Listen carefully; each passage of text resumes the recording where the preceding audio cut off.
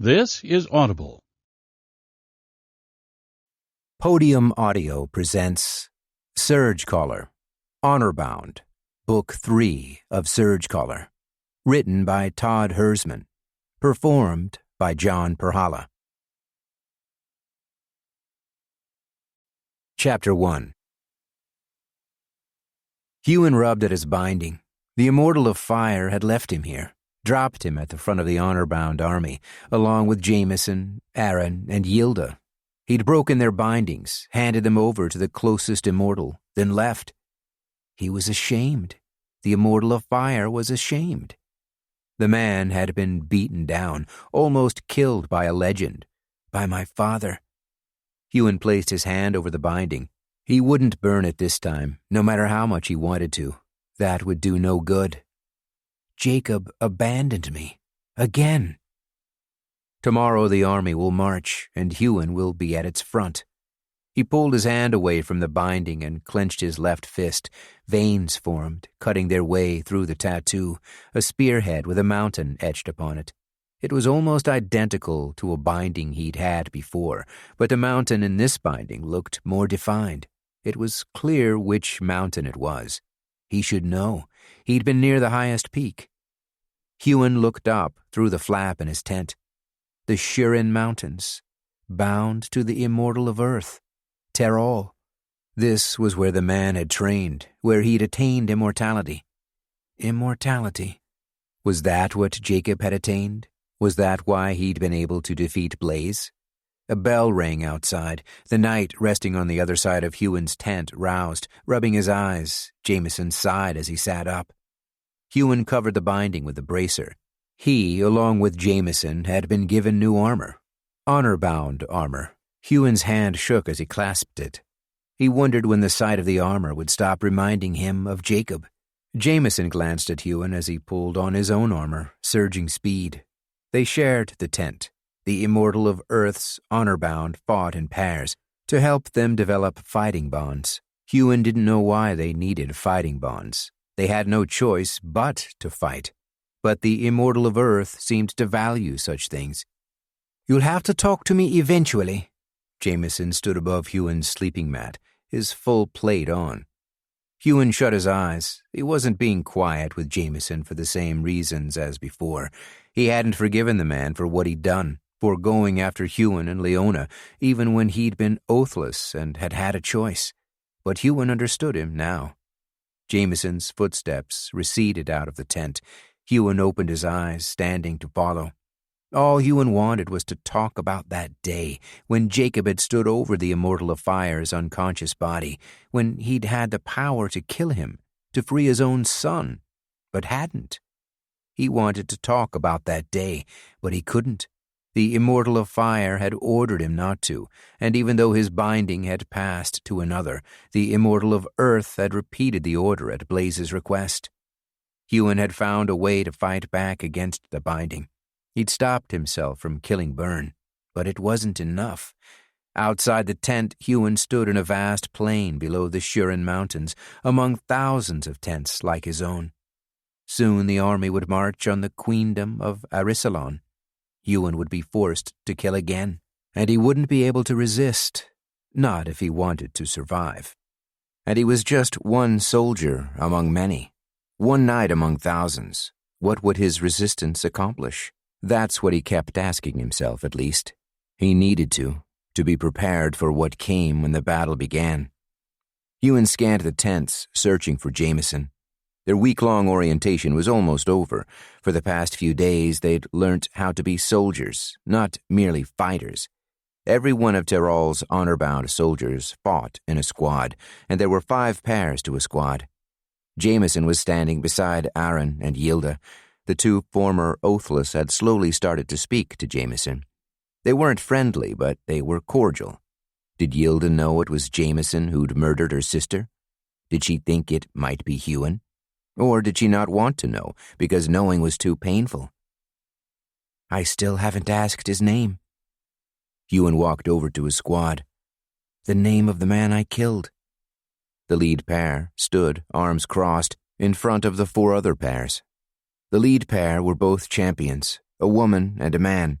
Huon was yet to see what the duo were capable of. Mostly they just gave orders. The Immortal of Earth had commanded the rest of the squads to follow the orders to the word of the lead pair. Huon had tested disobeying. It hurt the same as when disobeying an Oathmaster, and he could only resist for so long. "Knights!" Jessala, the woman of the lead pair, commanded. "Assemble!" Huon surged speed, striding forward to form a line with his squad mates. Jameson glanced at him as he arrived, then gazed straight ahead. Champion Jessala stood still, arms crossed, as her partner, Champion Ranil, paced in front of their line, inspecting the squad's armor.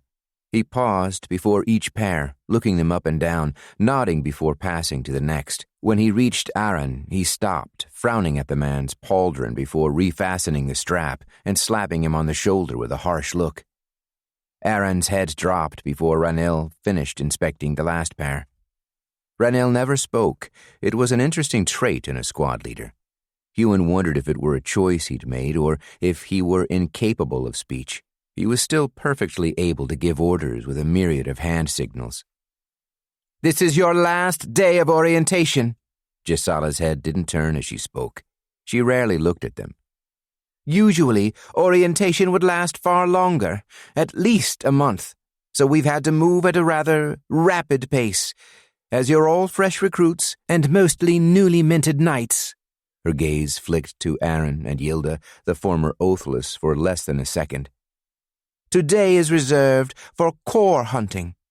There won't be much time to integrate new essence into your core, but the army marches tomorrow, and we cannot delay it. Understood?" "Yes, champion," the whole squad shouted. Huon pursed his lips after he spoke. He hated being so subservient. The past week, he'd learnt not just how to follow their orders, but to do it fast and without thought, without any form of resistance. He clenched his fists behind him. He needed to learn how to resist, how to call on that inner strength that had allowed him to fight the Immortal of Fire's commands, and so far all he'd done was the opposite. But he would be going into battle with these people. He didn't want to let any of them down. He may not believe in the war. He hoped the Everlasting King's army would be pushed back from the queendom of Arisalon. But he didn't wish to die because he failed to respond to an order fast enough, because of his own stubbornness. Besides, his thoughts weren't on resisting today. Core hunting. He'd never done that before. As a knight, he could cultivate any type of essence, as long as the essence he cultivated was at his level of advancement or lower. A page had access to all of the physical surges instantly, and a squire gained access to the 4 elemental surges. But to gain new surges as a knight, one had to cultivate essence from a beast's core. He'd barely contemplated doing it himself. He'd never hunted beasts. He'd hunted for food, fought beasts to survive, but this was different. Excitement thrilled within him. He didn't fancy the idea of killing beasts, not since he'd killed Shuri's mother. Briefly, his gaze flicked to the sky, wondering if he would ever see Shuri again. She'd been left at the Immortal of Fire's castle when they'd gone to Camhaloth. But after Camhaloth, they'd never returned to Glenhaven. Blaze had taken them straight here. Huon kept hoping the Sky Eagle would find him, kept hoping she'd appear overhead and fly down to him, but she hadn't yet. Yes, he didn't want to kill beasts, but he wanted to become stronger. He wanted to surge new essence. His squad headed out of the camp, surging speed. They were still within the Everlasting King's realm on this side of the Shurin Mountains, safe from any chance encounter with the enemy. With so many surgecallers nearby, they had to travel at speed for a couple of hours before they reached anywhere beasts would roam. As they ran, Huon contemplated what surges he could gain. Would he be able to surge darkness like the Midnight Bear? No. He hadn't heard of any other beasts possessing such a skill, and they were a long way from the deep wood. Perhaps he'd be able to surge illusion. He'd seen how useful that could be for Oathless in avoiding capture. Oathless. Would he ever become Oathless again? He knew there was a third way to break a binding, and he was sure that Jacob had done it before, but he didn't know what that way was. Maybe if I prove myself, he'll come for me. Jacob will finally set me free. Huon hated even thinking that thought. He didn't want his so-called father to set him free. That man was a monster. They entered a forest, and Huon pushed thoughts of escaping his binding out of his mind. He didn't know if the forest had a name, but he'd passed through it with Leona. The moment his squad stepped into the underbrush, they slowed. Hands went to pommels, stopping scabbards slapping leg armor, and boots were placed with care and precision. Huon didn't know what it was like in other squads, but their lead pair cared about stealth. Ranil most of all. He seemed to hear everything. He'd drilled them in different ways to walk in a forest for an entire day. Huon wondered why such stealth was necessary. He'd never been on a battlefield, but he imagined they weren't quiet. Maybe our squad won't be on the front lines. Ranil's hand rose in a fist. He pointed from one pair to the next, sending each in different directions. They had 8 hours to venture through the forest before returning to the war camps. 8 hours of hunting beasts. Huon gripped the hilt of his sword, following Jameson deep into the forest. Chapter 2.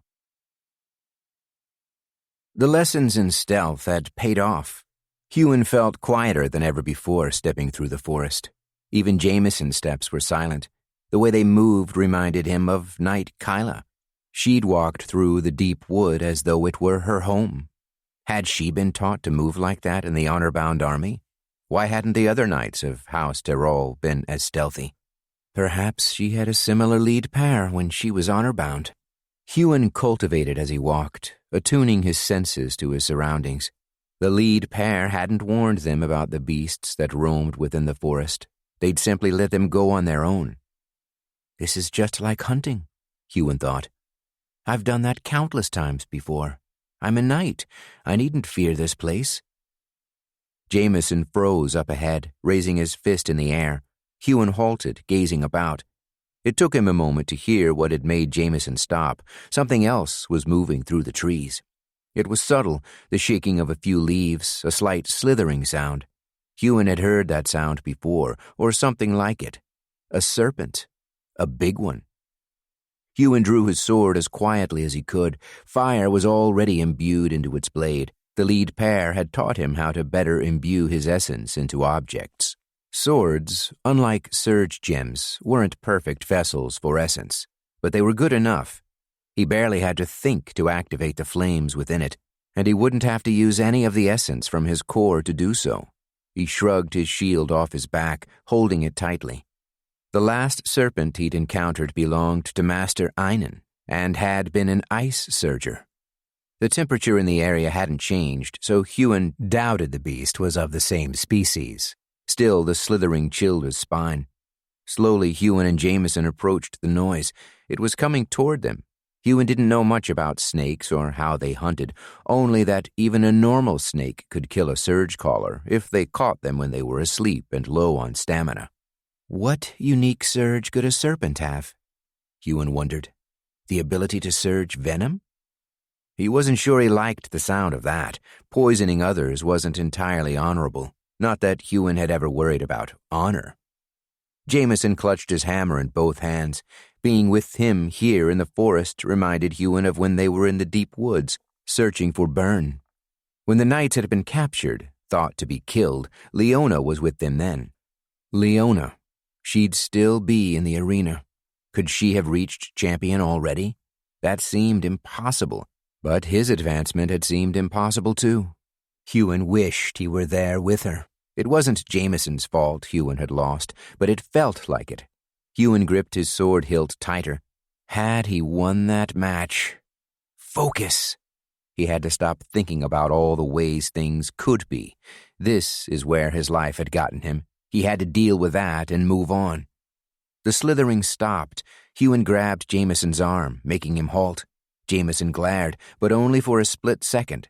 They may not be friends yet, but they were a fighting pair. Jameson would trust he wasn't making him stop for no reason. Huon raised a finger to his lips, narrowing his hearing to a point. The serpent had been close when the noise stopped. The beast is stalking us back. A hiss sounded from behind them. Huon whirled, sword slashing out at the beast, its long fangs dripping a dark green liquid.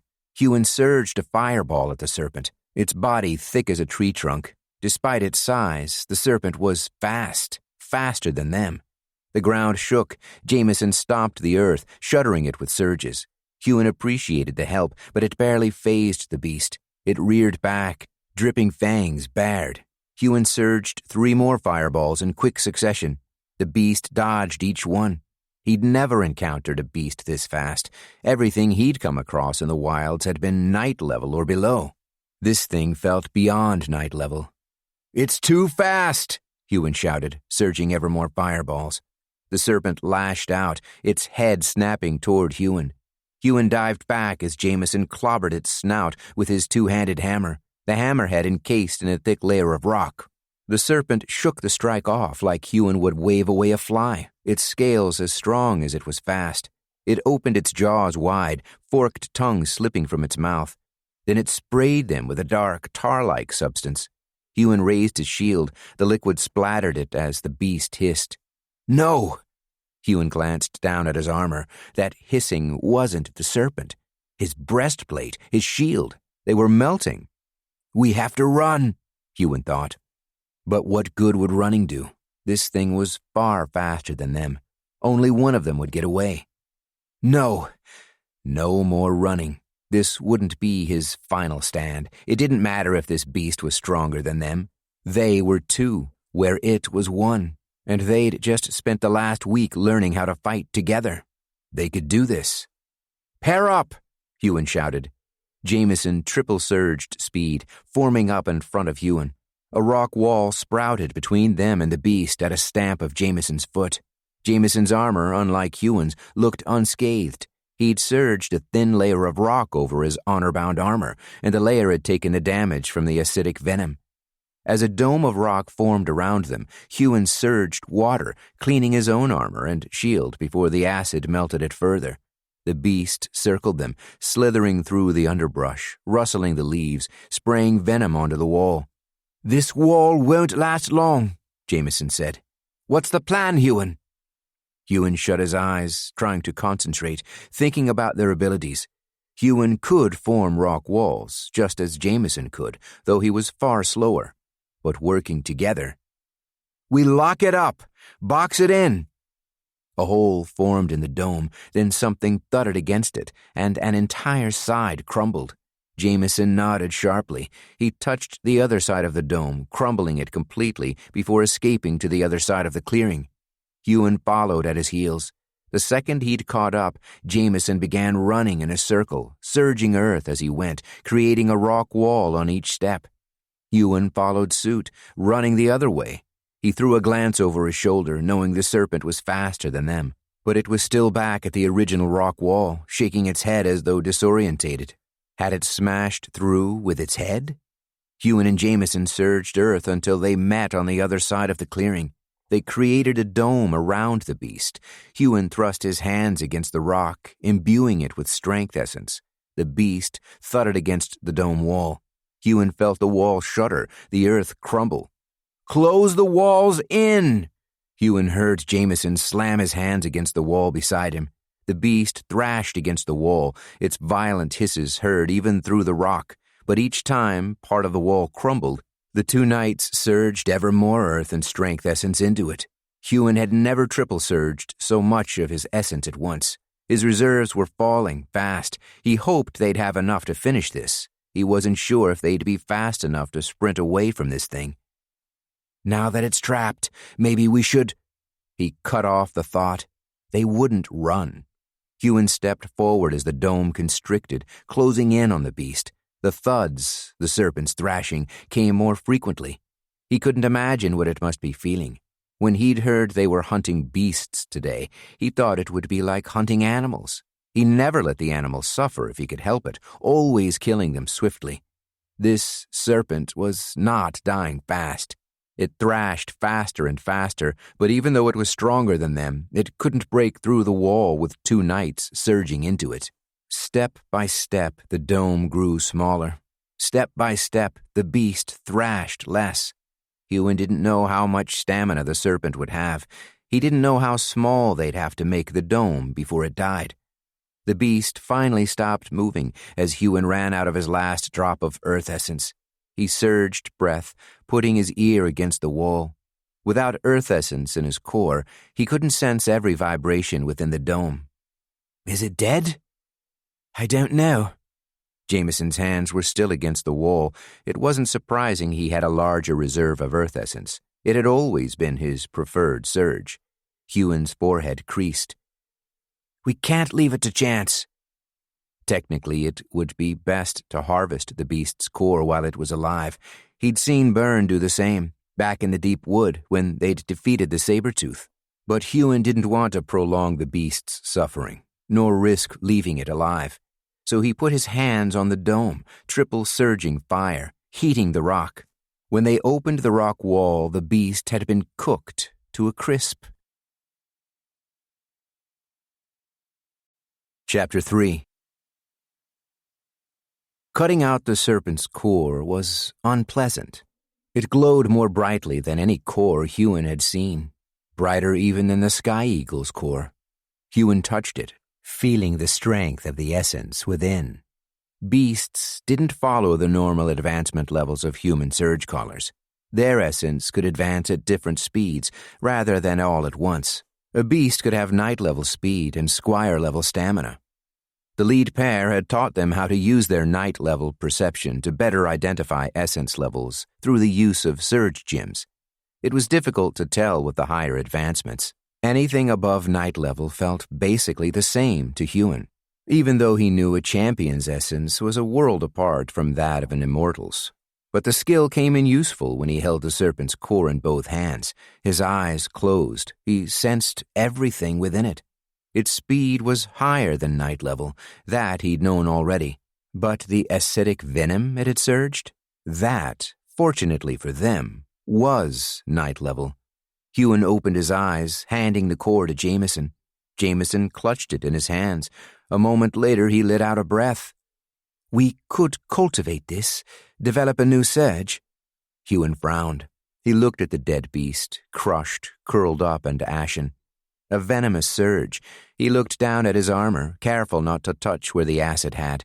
He hadn't even noticed in the heat of the fight, but it had eaten right through, all the way to his skin. His body had instinctively surged stamina to heal the wounds the acid wrought. I never imagined developing a surge like this. How would we cultivate more of it? I'm not sure. I don't know how that works. Jameson looked at the sky. We still have more time to hunt. Huon nodded. They'd been given 8 hours. Barely 2 had passed since then. Huon wasn't aware of any limit to the amount of surges someone could hold in their core. Theoretically, a surgecaller could have hundreds of different surges. The reason they tended to specialize in one of the 8 natural surges was because most natural surges were far easier to cultivate. Jameson stashed the beast's core in his pack. The essence would hold inside it for a while, dissipating slowly over time. As the reserves within it were knight level and above, it could probably retain the essence for months before needing to be cultivated. The 2 knights ventured deeper into the forest, but they never encountered any beasts as powerful as the serpent they'd fought. Despite how stealthily they walked, the beasts seemed to avoid them. Both their cores were veiled, so the beasts wouldn't be able to identify their strength. Humans are the most dangerous beasts of all, Huon thought. With the amount of surgecallers who went core hunting, many beasts had surely learnt to avoid humans by now. Over the day, they harvested 5 more cores. None had essence higher than knight level, most only as strong as squire. Huon wondered where they might find more powerful beasts. The wolves he'd faced back in the queendom of Arisalon, he was sure they had been as strong as champions. Champions. That was something he tried not to think about. The surgecallers in his realm were far weaker than those in Arisalon. He'd experienced that firsthand when he'd met a 13-year-old knight and 16-year-old champions. How would the Honourbound army stand a chance? But what Jacob said came back to him. Honourbound are enhanced.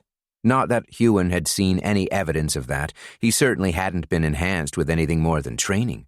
Perhaps he'd find out soon.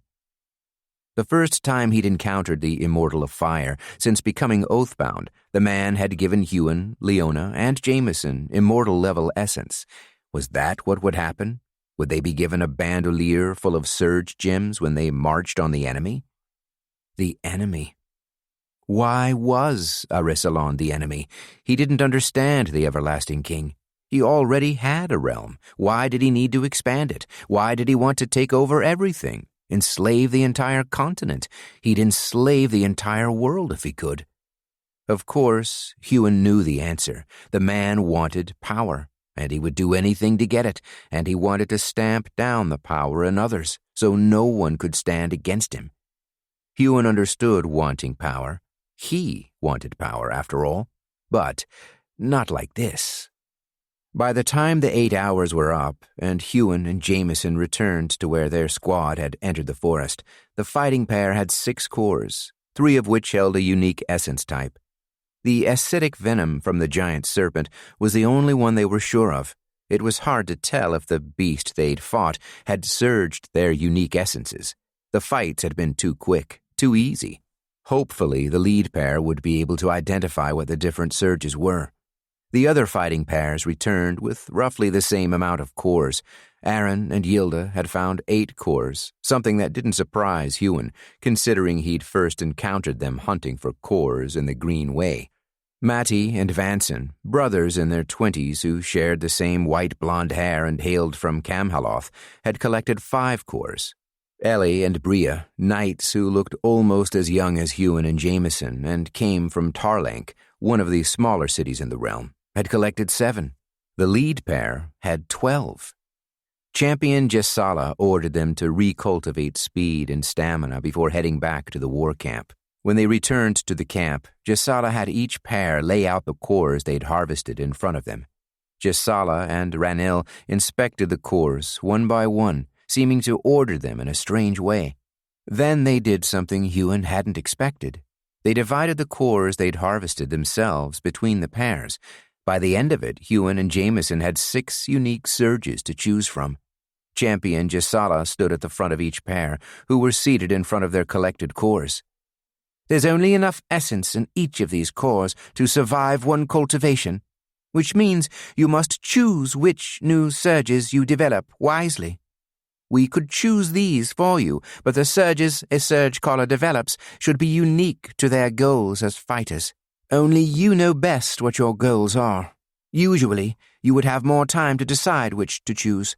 But again, we are working on a limited timeline here. Huon stared at the 6 cores in front of them, wondering which he would choose. Jessala had identified each of them. The first, the one they'd harvested from the giant serpent, was perhaps the hardest of the 6 to cultivate after it was developed, as it would be difficult to find the same essence type. Acidic venom, she'd called it. The second was perhaps the easiest to cultivate, acute sight. That one Huon would find incredibly useful. A knight's sight was already strong, but to be able to enhance it further? He wondered how it worked. Did he have to look at things to cultivate sight? He shook his head, peering at the next core. This had come from a beast with the sharpest talons Huon had ever seen. It was a cat-like beast, similar to the saber-tooth, but considerably smaller. It had only been squire level, yet its scratch had pierced the outer layer of Jameson's rock armor. Sharpness. It wasn't an active surge, only able to imbue essence into other things. The third was one of the stranger ones, though he could see how it would be useful. According to Jessala, it worked in a similar way to illusion essence, except it didn't project an image that everyone could see. It projected specific images directly at others, and only of their fears. The lead pair had taken down the beast that held the surge. Apparently the beast had looked different to Jessala and Ranil. To Jessala, it had looked like a giant spider. Huon wasn't sure what it looked like to Ranil. He simply shook his head when he was asked, taking on a dark look. When the champions had defeated the beast, the images it had projected on their minds disappeared.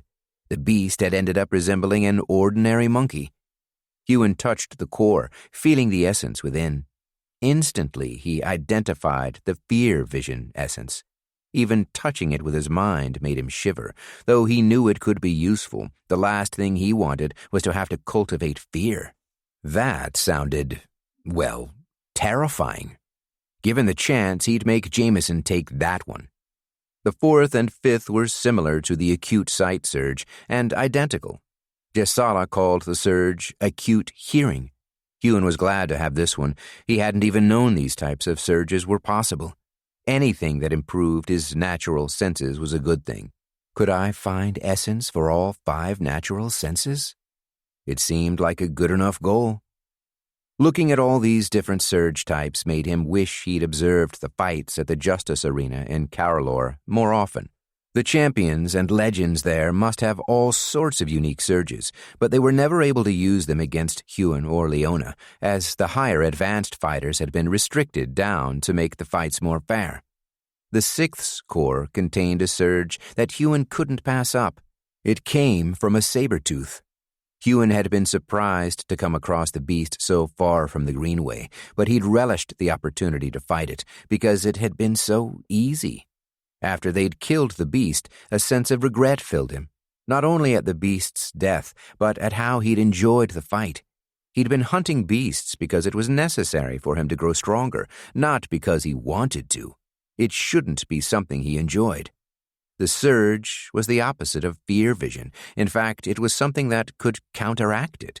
Huon's hand hovered over the core, shaking slightly. How had he not known something like this existed? Fearlessness. The surge could take away one's fear. It's what made the saber-tooths such ferocious creatures. It's what had kept the saber-tooth, who'd been squire level, fighting 2 knights, even after it realized it was outmatched. With that essence in his core, would it really be as easy as surging stamina or strength to take away his fear? I need this, if I'm to do what I need to do. That would be dangerous, Jameson said. Huon pulled his hand back and glanced at his partner. Partner? That's the first time I've thought of him that way. They'd trained together for the entire week, and he'd grown more familiar with being around Jameson again. But hunting beasts alone in the forest, facing that giant serpent and having to work together lest they lose their lives, maybe having someone he could trust to have his back in battle wasn't such a bad thing, even if he were fighting in a war he didn't believe in. What do you mean? Huon asked. Jameson shook his head. Our fear helps us know what we should and shouldn't do. It helps us not get killed. Huon clenched a fist, old anger rising up. Of course Jameson would say that. He'd been too afraid to escape with Huon and Leona, so afraid he'd come after them. Fear shouldn't stop us from doing the right thing. You can have that one. Huon stopped himself from snatching the core from the dirt. His anger dissipated slightly as he thought about Jameson's words. There was some wisdom in them. Being fearless hadn't done much for the saber-tooth after all. But Huon was smarter than a saber-tooth. He could use such a surge wisely, couldn't he? What if it made me attack an immortal before I was ready? What if it made me blind to the dangers in this world because I no longer feared them? He let out a breath. Did he really fear not being afraid? The more he thought on it, the more he wondered if he even needed the surge. Being fearless as a boy would have gotten him killed. I could have it, and only use it when completely necessary. Huon picked it up and placed it close to him. They each took one of the cores containing the acute hearing. Then there was just acidic venom, sharpness, and acute sight. Huon looked at Jameson. You wield a hammer. He bit the inside of his cheek. He didn't want to be too obvious, but Huon wanted that sharpness surge. Surging venom was not what he wanted to do. Could you imagine if my hammer was blunt and sharp? Jameson wrapped his fingers around the hilt of his hammer, which sat beside him. With a surge of strength, he hefted it from the ground. I could smash and slash through enemy armor with a single strike. Huon touched the pommel of his sword. You could, but shouldn't we work to our strengths? Jameson smirked. Perhaps. He glanced down at the core, then looked at Huon. Dinner was an hour away, and they were expected to cultivate the essence from each of the cores before then. The other pairs had already finished dividing their cores. If the two of you cannot decide, Champion Jessala said, appearing out of nowhere in front of them, then you're welcome to spar for the privilege. Her face was mostly blank, but there was a hint of a smile on the side of her lips, something uncharacteristic for Gisala, at least in the week Huon had known her. Huon swallowed. The last time he'd fought Jameson, he'd lost. More than just a fight, he'd lost a possible future. He'd been taken by the Immortal of Fire, forced to murder someone. Losing to Jameson was the whole reason he was here. The core still glowed brightly. There was a slight green tinge to it. Huon was more than happy to fight for that surge. Chapter 4. Huon looked at the crowd. More than just Huon's squad had gathered for the sparring match. Hundreds of Honourbound surrounded them, creating a makeshift fighting pit in the middle of the war camp. The war was the next morning. Huon couldn't see into their minds, but he imagined they were glad for a distraction. Champion Gisala presided over the match, and though they could use their weapons and heal any damage done later, she'd made it an unarmed fight. The two knights wore only their martial arts robes, and since she didn't fancy them doing any damage to the war camp, she'd restricted them to physical surges. A thrill ran through Huon, one he was surprised at. This felt different to any match he'd ever been in before.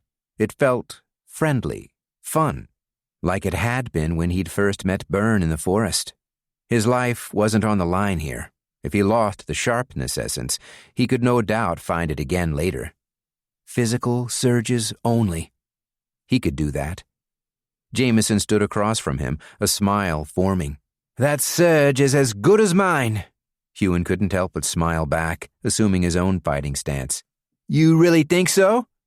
Jameson sprinted forward, a great big grin on his face. Huon stood his ground. The other knight only took a moment to reach him. Huon blocked a punch to his head, countering with an elbow, but Jameson was just as fast. They both triple-surged speed and strength, and they'd advanced tonight at exactly the same time. Their elemental surges might be at different skill levels, with Jameson having trained in earth far longer than Huon had trained in fire, but their physical surges, they seemed evenly matched. But there was one thing Huon hadn't been able to catch up on, one thing he never might. Pure hours spent training and fighting. Jameson had far more time sparring other surgecallers than Huon. It's not about how much you train, it's about how smart you train. Huon strode back a step, then dropped down, sending a sweeping kick at Jameson's legs. Jameson leapt into the air, smoothly dodging the sweep. He leapt high, his triple surge taking him above Huon's head. Perfect. Jameson couldn't maneuver in the air. Up there, he was far slower than Huon was on the ground. When Huon had sent that kick, he'd been hoping the man would jump. A grin formed on Huon's face as, surging speed, he wrapped a hand around Jameson's ankle as the man was in the air. Then he slammed Jameson straight into the ground. Jameson's back crashed into the dirt. The strength of the impact formed a crater in the makeshift fighting pit, one that almost looked like it had been made with earth essence. Something cracked in Jameson's back.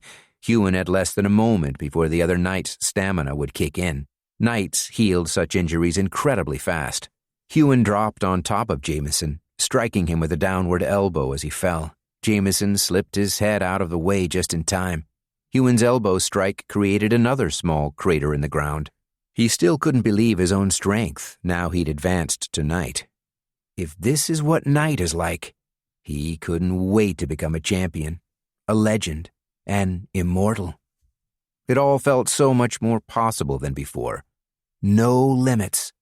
Those words had stuck in his mind since Knight Kyla had told them to him. And even though her belief that she had no limits hadn't helped her avoid being captured by Jacob, it helped Huon. He oscillated between believing it and not believing it every day, but right now, in this fight, he believed. Jameson kicked Huon right in the gut, sending him flying into the air. Huon somersaulted backward, landing on his feet. He wasn't winded. He'd been surging breath since the fight began. He couldn't be winded, though he did feel a couple of ribs break from the strike. Surging stamina, the ribs healed as he ran. The pain was intense, but he was used to pain. His tolerance had only grown over the past few months, and this knight-level body took a beating far better than his squire-level one ever had. I could have beat Byrne, Huon thought. I can beat Jameson this time. Jameson had regained his feet only a moment before Huon tackled him back to the ground, and the fight swiftly turned into a wrestling match. Huon hadn't spent much time wrestling, but he knew how to get Jameson into a headlock and wrap his legs around the man. He held him there, triple surging strength, muscles tensing. Jameson struggled, but wasn't able to gain enough leverage to get out of the hold. Then Jameson slapped the ground twice, and Huon let go. Standing, Huon brushed the dirt from his martial arts robes and helped a frowning Jameson to his feet. "That was fun," Huon said, holding Jameson's forearm in a surgecaller greeting. Jameson stared down at their hands. It was the first time Huon had given Jameson a surgecaller greeting since he'd escaped the House of Tyrol. Jameson nodded, the smirk from before returning. "It was." He let go, shrugging. "I suppose I don't need to make my hammer sharp." The core, right. With all the fun he'd been having, Huon had almost forgotten why they were fighting in the first place. He glanced at the pile of cores near the edge of the crowd of honor-bound soldiers, a crowd slowly dispersing now the match was over. "I suppose we should start cultivating those." Huon had never done such a thing, but he'd been told it was as easy as using a surge gym. He could no longer see Champion Gisala or Ranil. They must have disappeared as Huon won the fight. Why couldn't I have beaten Jameson back in the arena? Huon thought. But the thought wasn't as strong as it could have been. That bond the Immortal of Earth seemed to want to create between his soldiers by making them fight in pairs and squads. It was beginning to work. Huon felt guilty just realizing that. He didn't want to be a part of this army. He didn't want to march on the queendom of Arisilon. He still didn't even know why they were the enemy. There were good people over there, even if they hadn't all treated him well. Sir Galen wanted to help Leona and me. He just wasn't able to. But there was something strange about the queendom. How was it there were no surgeless there? What had happened to them? Another country has them as slaves. Maybe that's why the Everlasting King wants to expand his empire, so he can free surgeless in the whole continent. Not that liberating surgeless only to make surgecallers slaves was a good reason. Huon wanted to liberate the surgecallers in the Everlasting King's realm. That didn't mean he would make slaves of the surgeless afterward. He tried to shake those thoughts away. He needed to focus. Cultivating new essence types, developing new surges. It would make him stronger now, and that's what he needed to continue advancing. He didn't know what a surgecaller had to do to advance to champion, but he knew he needed to keep getting stronger.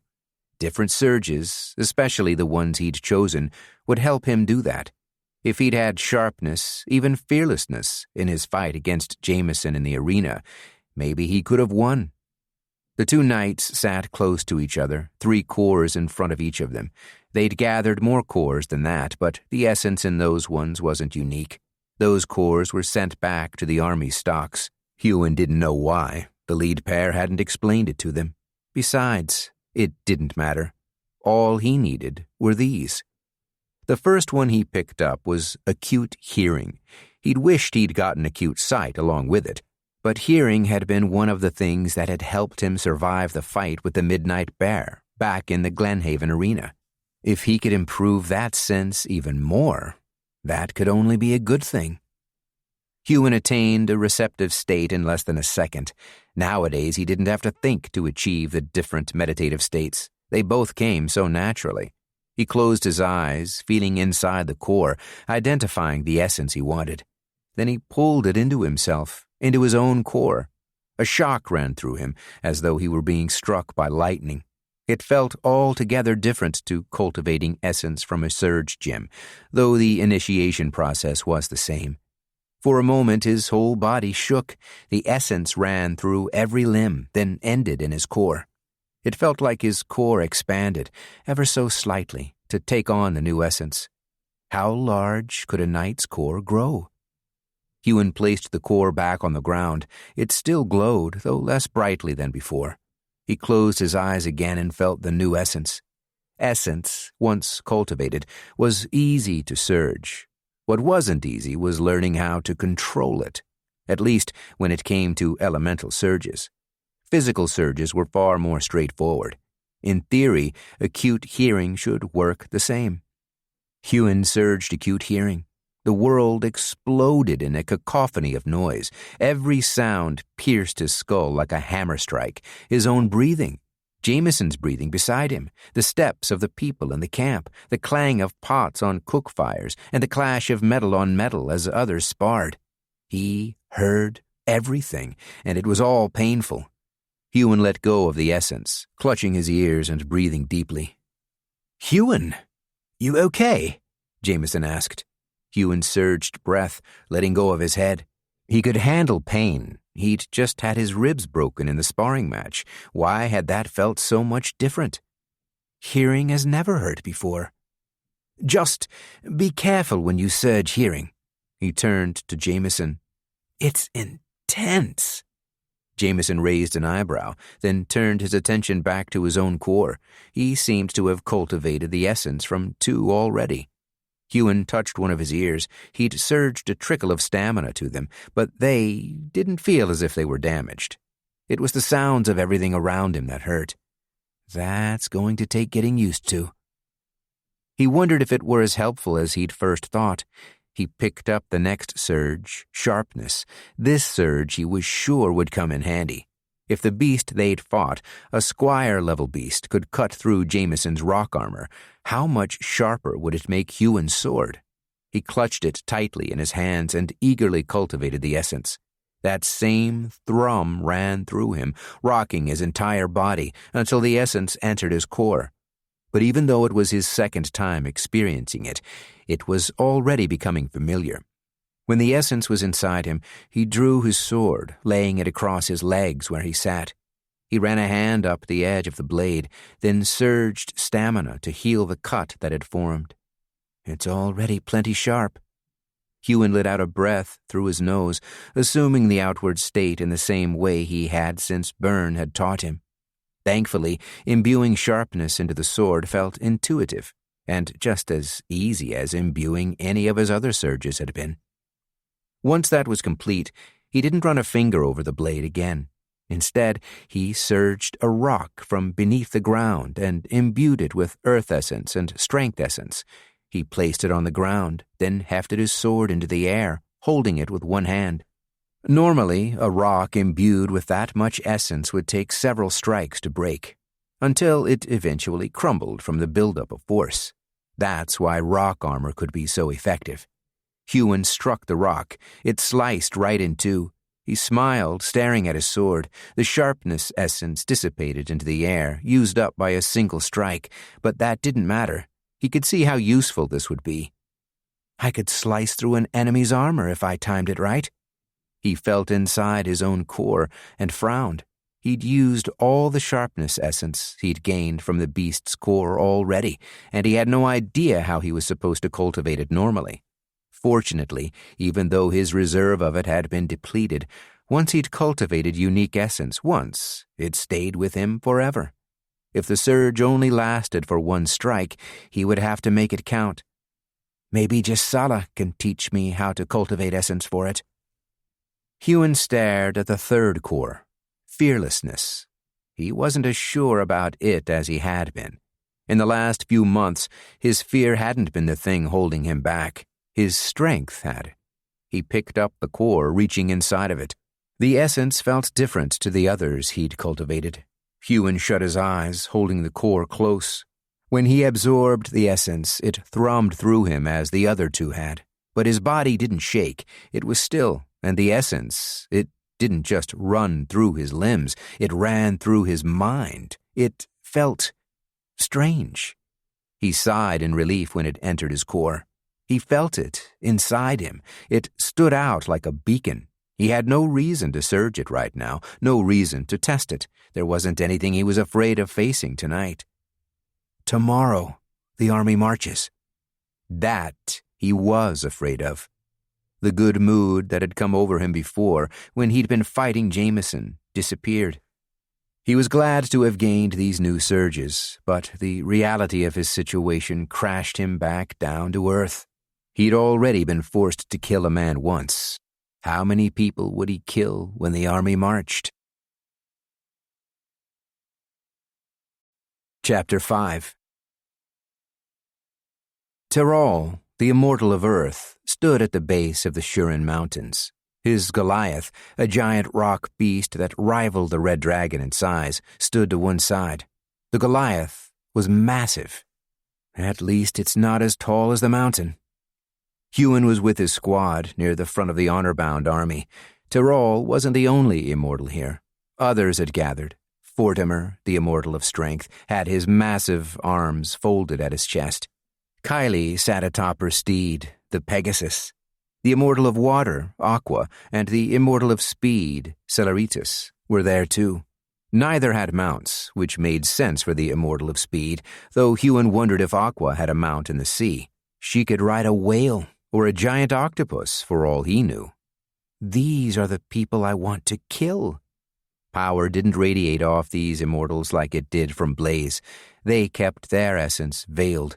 It wouldn't be good to announce their presence to the queendom, after all. Huon wasn't sure where the rest of the immortals were. Blaze, to Huon's relief, was nowhere to be seen. Neither was the everlasting king. You'd think he'd be here, considering this army is marching for him. You still want to do it, don't you? Huon blinked, looking at the knight beside him. Jameson, his fighting partner, peered intently at him, then looked at the immortals. Huon looked at the ground, but didn't reply. You really are determined, aren't you? Huon gritted his teeth. Not determined enough. The immortal of Earth raised his arms. The ground shook. A tunnel formed at the base of the mountain, one tall enough to permit the entrance of Tyrrell's Goliath. Why hadn't Huon been fighting every one of his lead pair's commands over the past week like he'd fought the immortal of Fire's command back in Jacob's stronghold? Why had he gone along with all this so easily, without a fight? He'd become one of the team. Gods, he'd befriended Jameson again, after all the man had done to him. He was supposed to be strengthening his will, learning how to cultivate it, surge it. He needed to break his binding like Jacob had broken his. I'm one of them now. Just another Surgecaller slave, an honor-bound soldier, here to obey every command told to me. Huon clenched his fist around his sword hilt as the army marched through the tunnel. Leona, Huon thought as he stepped toward the tunnel. I will get free. I'll find you, and we'll advance together. Leona was the only true friend he'd ever made, the only one who'd stood by him. She'd escaped the house of Tyrrell with him. She'd volunteered to go to the arena with him. They'd faced so much together, and now they were apart. She was in the queendom of Aresalon, and he was marching toward it, to conquer it. Huon swallowed, feeling within his core, identifying the fearlessness essence. It felt altogether too tempting to surge right now. But he couldn't do that every time he was afraid.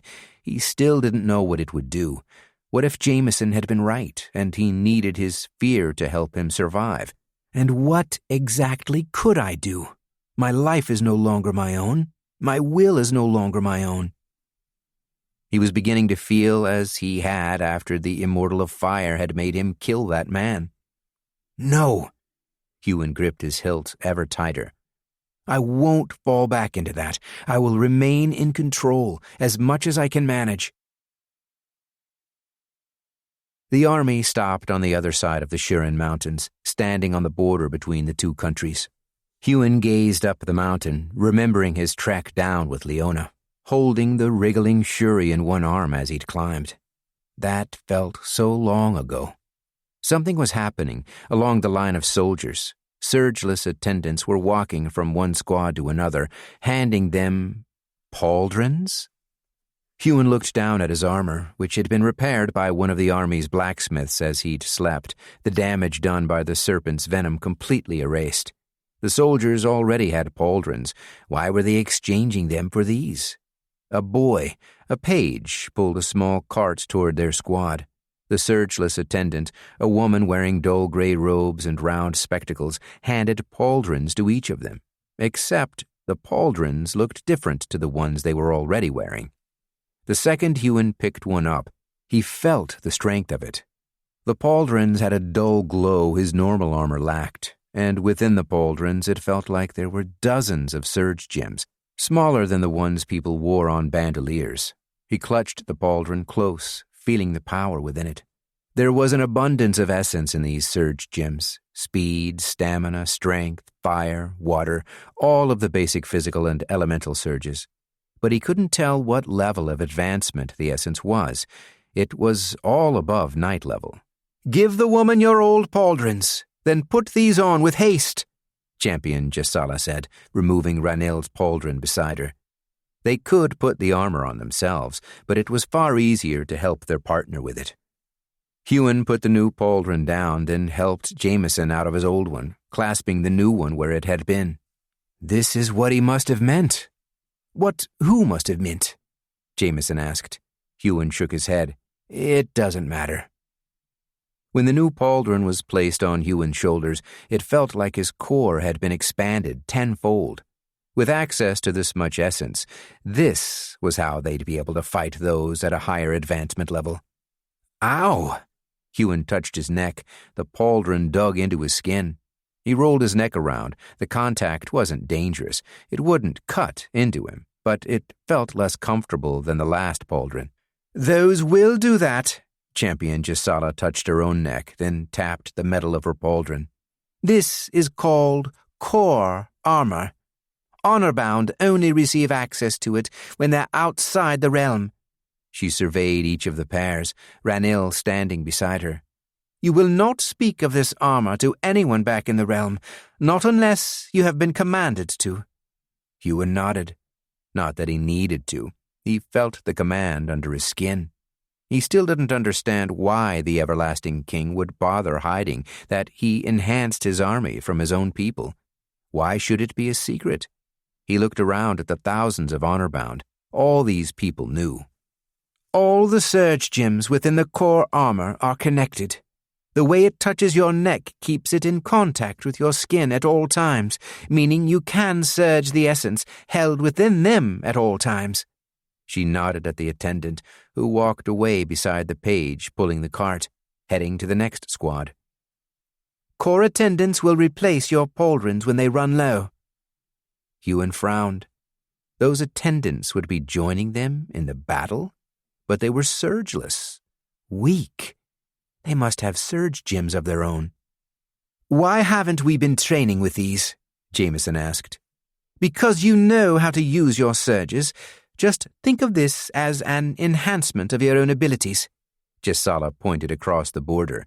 Many of the other lead pairs across the lines of Honourbound were giving similar speeches. The people in that realm are stronger than we are without these. She tapped her armor with her opposite fist. But with this, we even the playing field. With this, we can win this war. Huon looked down at his core armor. Science. That's what the Immortal of Fire had spoken of. The Everlasting King had been a scientist. He'd invented the surge gems. He must have made this armor, too. Huon had never seen anything like it before. No surgeless he'd seen had core armor. Only bandoliers filled with surge gems. He doesn't want anyone becoming as powerful as him. As Huon felt the essence within all the surge gems, ideas formed in his mind. This was power. This was how the Everlasting King had defeated the Immortal Seven and bound them to his will in the first place. He'd created powerful objects, used those to defeat and bind surgecallers, then conquered 5 realms before he was finally stopped. Was this how his father, how Jacob was so strong? Was that how he'd been able to defeat the Immortal of Fire? He still wore his Honourbound armor, but what if it wasn't normal Honourbound armor, like Huon had thought? What if it was core armor, like this? He looked around, noticing something he hadn't before. It wasn't only pauldrons that were being handed out. The lead pairs, mostly champions, were being handed gauntlets and greaves. For all Huon knew, there could be some in this army who were outfitted entirely in core armor. If I managed to escape with a full set, I might not need to advance all the way to immortality. I could defeat them sooner. He looked over at the Immortal of Earth, who sat atop his Goliath. The man wore armor, but it didn't appear to be core armor. The everlasting king didn't seem to bother outfitting his immortals with such things. Only the honor-bound soldiers. The immortals are powerful enough without it.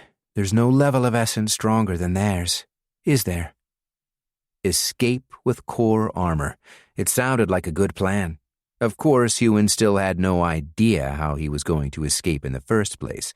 That was what he needed a plan for. He needed to figure out how Jacob had escaped before he was made to kill someone again. When the army of honor-bound soldiers had been outfitted in their individual allotments of core armor, it was finally time to set foot in the queendom of Arisalon. Huon looked ahead. They were close to where he and Leona had encountered Sir Galen, the forest city of Landor. Would that be the first place this army attacked? As far as Huon knew, the city only had one immortal, and he didn't even know that much. The masters of all the schools were legends. He knew that for certain. Master Yalnara had been a legend of the Third Order, something he still didn't know the meaning of. But Lady Helene had to be an immortal. Huon hadn't thought so at the time, but it made sense. How else would she rule over a city full of so many legends? She would have to be the strongest. Huon had counted 5 of the Immortal 7 among the army's ranks, 5 immortals and thousands of enhanced honor-bound. Huon couldn't see the forest city, but he knew it wasn't far, especially if the immortals ordered them to surge march. Are we just going to march right up to the city? Then what? Kill anyone who refuses to be bound? Huon swallowed, once again searching for one of his new unique surges, fearlessness. Just observing it within his core brought some manner of comfort, though not much. What if I'm forced to kill Sir Galen? Huon looked at the underside of his left wrist as he marched. He couldn't see the binding beneath his bracer. He clenched his fist. Escape. I must escape. Surge march! A soldier at the head of their line shouted, his voice strong and powerful, reaching down the countless ranks of honor-bound. Huon jogged, single-surging stamina and speed as he'd been taught by his lead pair. Jameson and the rest of his squad ran beside him. He looked over at champion Gisala. He wasn't one to ask questions. Denasia back at the Justice Arena had trained that out of him, but he couldn't help himself. Champion Gisala, where are we going? That's not something for us to know, Knight, Gisala snapped. Do not speak unless necessary. Huon shut his mouth. Orders. He gritted his teeth. One day I won't have to obey everyone's damned orders. As he gained a sense of where they were, he realized he knew where they were headed. The forest city of Landor. I'm sorry, Sir Galen. Chapter 6. The army was divided into separate battalions. Apparently, there had been a reason Huon's squad had focused so heavily on stealth tactics. Different squads were given different focuses as part of the wider army. Huon's squad, along with 4 others, were being headed by a champion pair. They looked like they'd been through far more fights than most surgecallers, which was quite a feat. Champion Harland and Kircha both had graying hair and a myriad of scars over their faces. They led the 5 squads away from the main army, then laid a map on the ground. Huon peered at the map, along with the other honor-bound gathered. His night-level perception let him see it clearly from 10 feet away. The map detailed the entire forest city, and all 5 of its schools. One of those schools was marked with a red X, the school of Druina, Master Einen's school. Master Einen had been horrible to him and Leona. He'd set them an impossible task, one that had almost gotten them killed if not for Sir Galen. But that didn't mean Huon wanted to see the man die. Huon looked at the battalion leaders. Champion Harlan and Kercha wore more items of core armor than anyone Huon had seen yet. It wasn't just their pauldrons and gauntlets. They had core armor greaves, too. Enhanced like that, they should be more than strong enough to take down a legend, shouldn't they? Huon swallowed, remembering the giant ice serpent, Sasalani, that the master had bonded. He didn't fancy fighting that thing. The champions delivered their instructions. The 5 squads were to surround the school as quietly as possible. Champion Harlan handed a map to each of the lead pairs, then addressed the squads all at once. "Our orders are clear. We are here to conquer, not kill.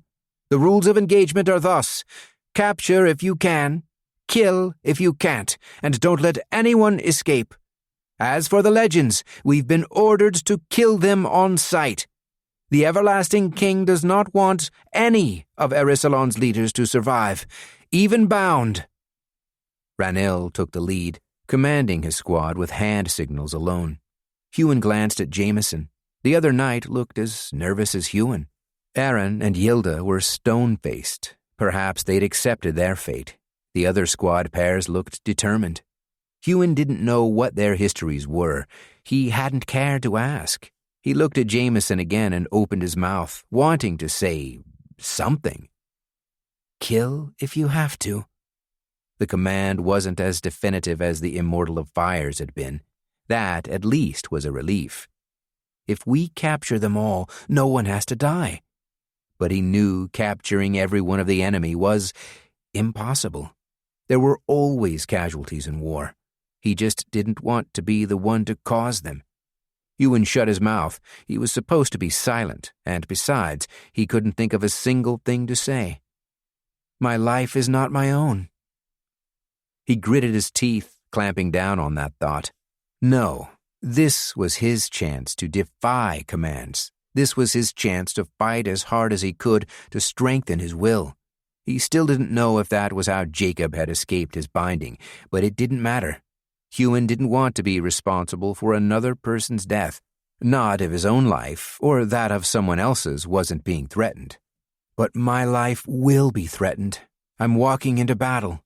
Those we fight may not deserve to die, but they will try to kill me in return." Maybe he should just let them.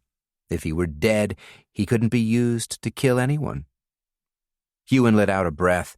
Jameson frowned at him. They weren't supposed to be breathing naturally, not while being stealthy. But Huon couldn't help it. Too many things swirled through his mind. Too many decisions. Too much thought. Control.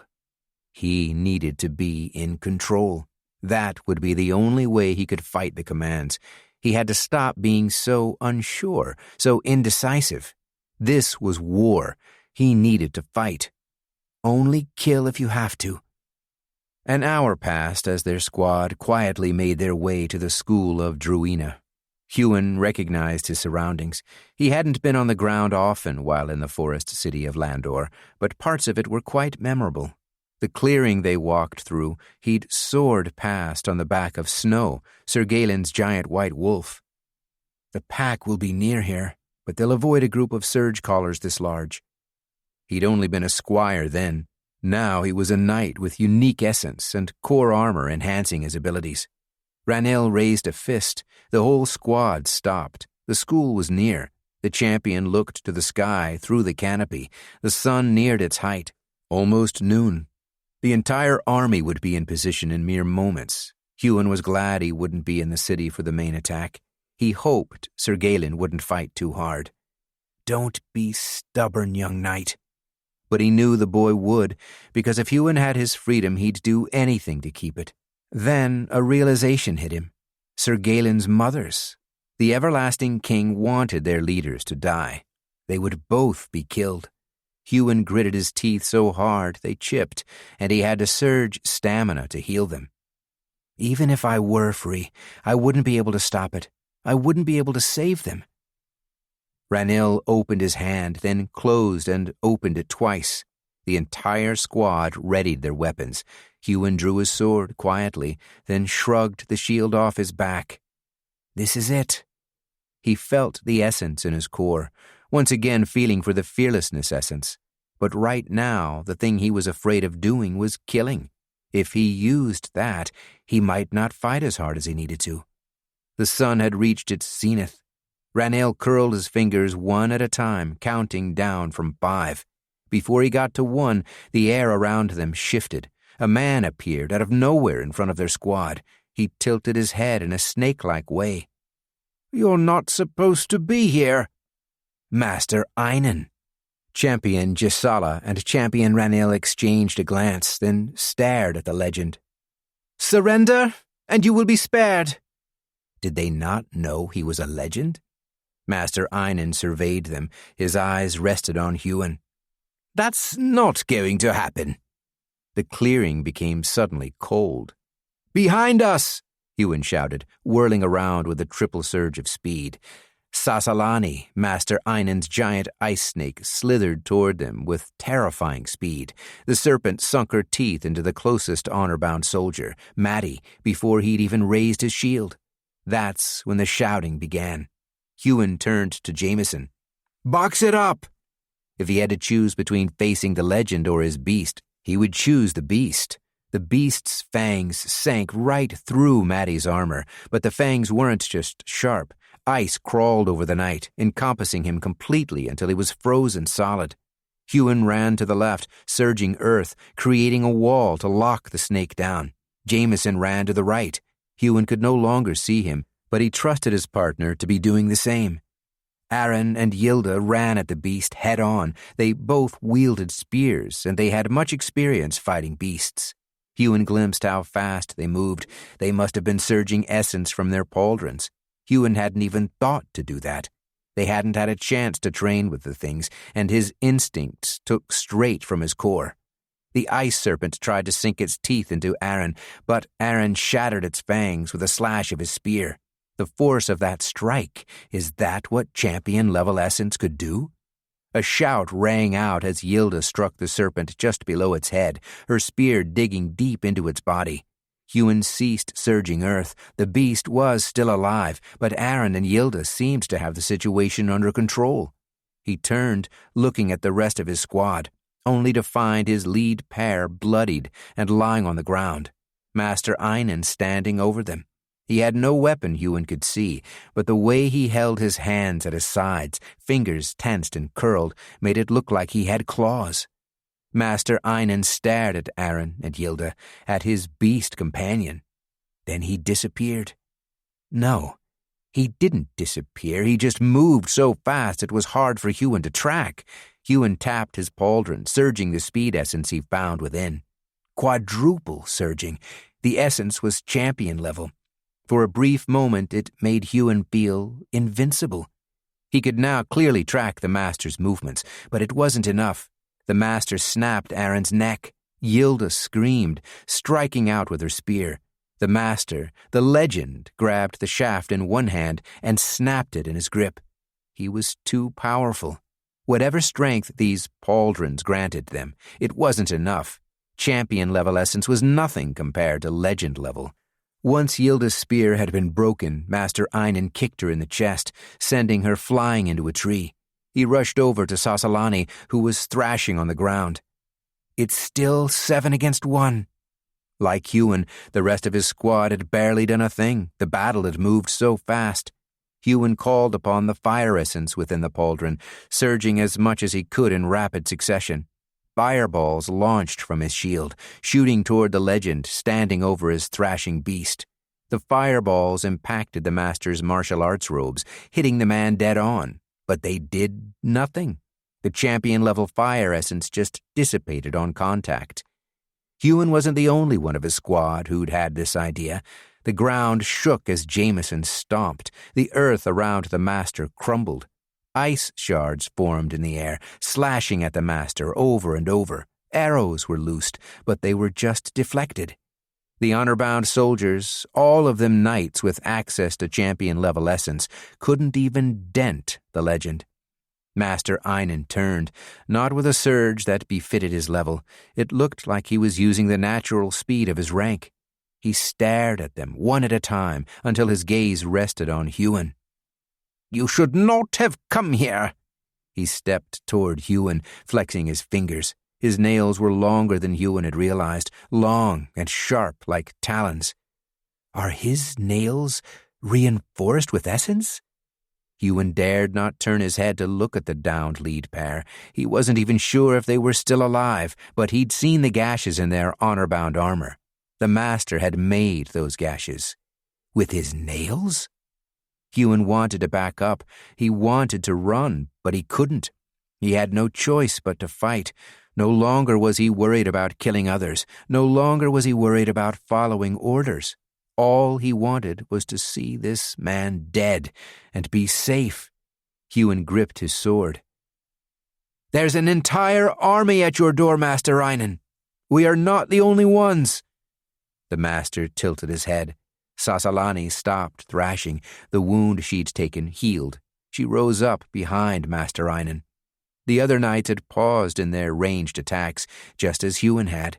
They were readying their weapons, hesitating just as much as Huon was. They knew they couldn't take this man. They knew running to meet him would mean their death, but they had no choice, like Huon had no choice. Master Einan's eyes pierced into Huon. "I should have killed you myself instead of letting you escape from the wolves." The master stepped toward Huon. "You're all children. You came to a land you don't understand, with people far more powerful than yourselves. I don't care what enhancements your army has. I don't care if I die today, if Landor falls. I don't care if you're here against your own will. Know this. By the end of this war, you will all be dead. You will not take the queendom of Arisalon." The master walked toward him almost casually. The other knights ran at Einan, attacking him with spears and swords and axes, but the master only had eyes for Huon. He seemed to blame him for the army being here, simply because they'd met before. He slapped away the other knights' strikes, pushing them back so hard they flew through the air. The ice serpent was in the fight again, freezing the thrown knights one by one. Huon swallowed, holding his sword in a shuddering grip. Control! He couldn't win this. He couldn't defeat a legend, even with the core armor. They should have packed it with stronger essence. But if he were to die today, he wouldn't die with his hand shaking his sword. He'd die with dignity. As Master Einan was 2 steps from striking distance, Huon reached into his core, finding the unique essence within, and surged fearlessness. Chapter 7. Huon's mind cleared. The fearlessness essence flowed through him. Every emotion holding him back dimmed almost to nothing, shoved down so far he barely felt them anymore. Every worried thought disappeared.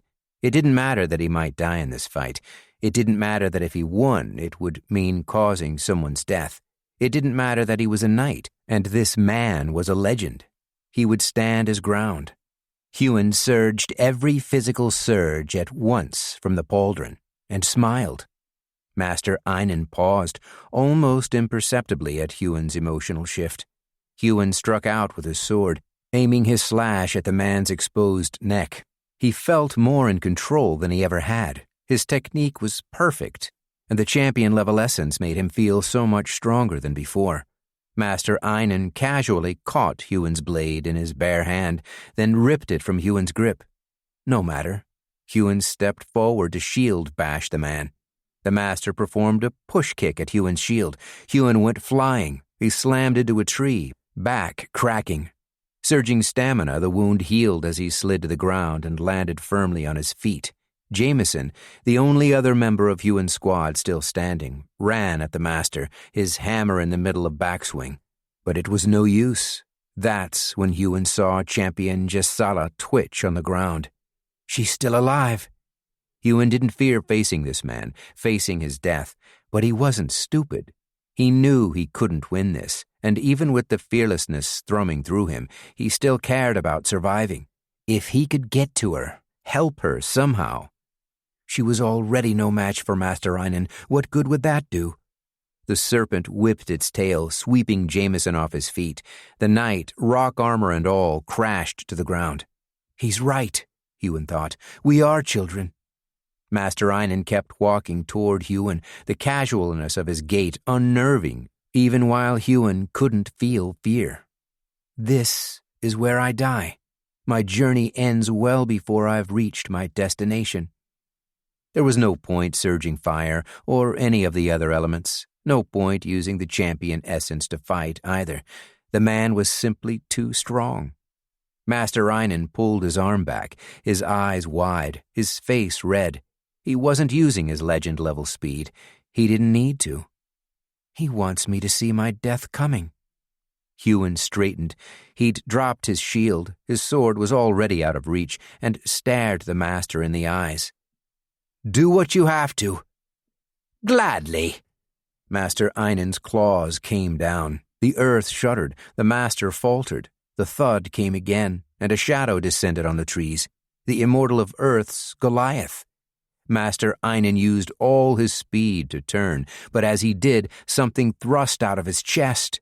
A sword, made from rock. The light drained from the master's eyes. Terral, who'd appeared as if from nowhere behind the legend, pulled his rock sword free. Master Einan slumped to the ground. The immortal nudged the legend with his boot. Surgecallers, especially in the higher ranks, could heal even fatal wounds, but some wounds were too severe even for a legend's stamina. The master did not move. Sasalani struck forward, as fast as Huon had ever seen her move, right at the immortal. But before the ice serpent reached the man, a solid rock spike shot from the ground and ran straight through its head. Before Huon could thank Terral, something he thought he'd never do, the immortal disappeared. The fearlessness drained away. Huon almost fell to his knees. Jameson stood a little ways away, face pale. Aaron's neck was at an impossible angle, Yilda frozen solid close by. Huon walked around the body of Master Einan toward his closest squad mate, Ellie. He looked at the other frozen bodies, Yilda, Bria, Matty, and Vanson. Are they dead? Jameson knelt by Yilda, touching a hand to the ice that covered her. He closed his eyes. Was he trying to sense her core? A moment passed, then his eyes flashed open.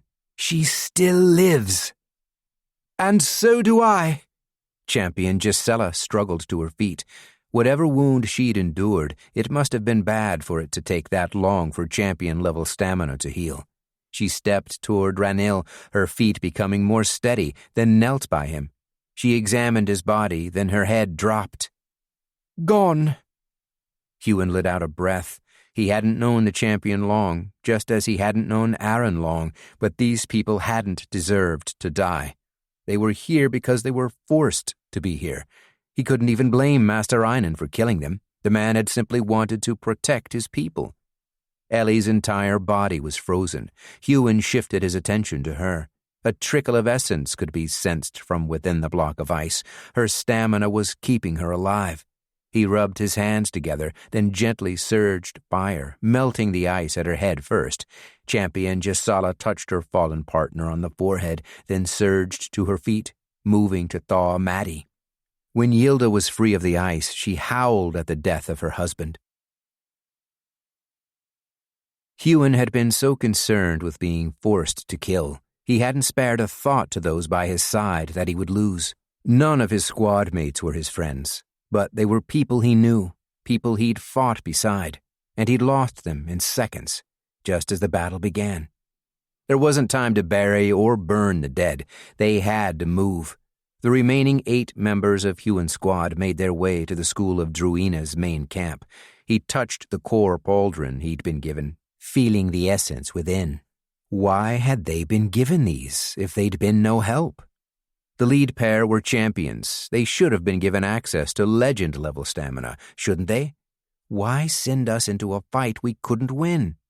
Why not just send the immortals through first? The immortal of Earth had made quick work of Master Einan. Surely the foot soldiers weren't even needed. There are only so many immortals.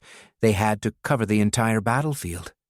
Not to mention, they'd probably be fighting other immortals. Huon wondered what a fight like that would look like. Maybe some of the Immortal Seven would lose their lives along the way in this war, making his job easier down the line. Huon entered the clearing where the school of Druina's main camp resided. The entire place had been devastated. The tents were nothing more than ash on the ground. Beasts lay dead, scattered about the camp. Surgecallers, too, some younger than Huon. Champions Kertja and Harlan stood by a line of enemy surgecallers, kneeling in the dirt.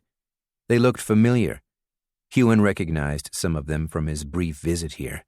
A young girl, no older than 9, clutched what looked like a normal cat in her arms as it growled, hissed, and slashed out with its claws. We weren't ordered to spare their companions. Huon shuddered at the thought of Shuri being murdered and felt for these people. They may have been bonded to their beasts for years.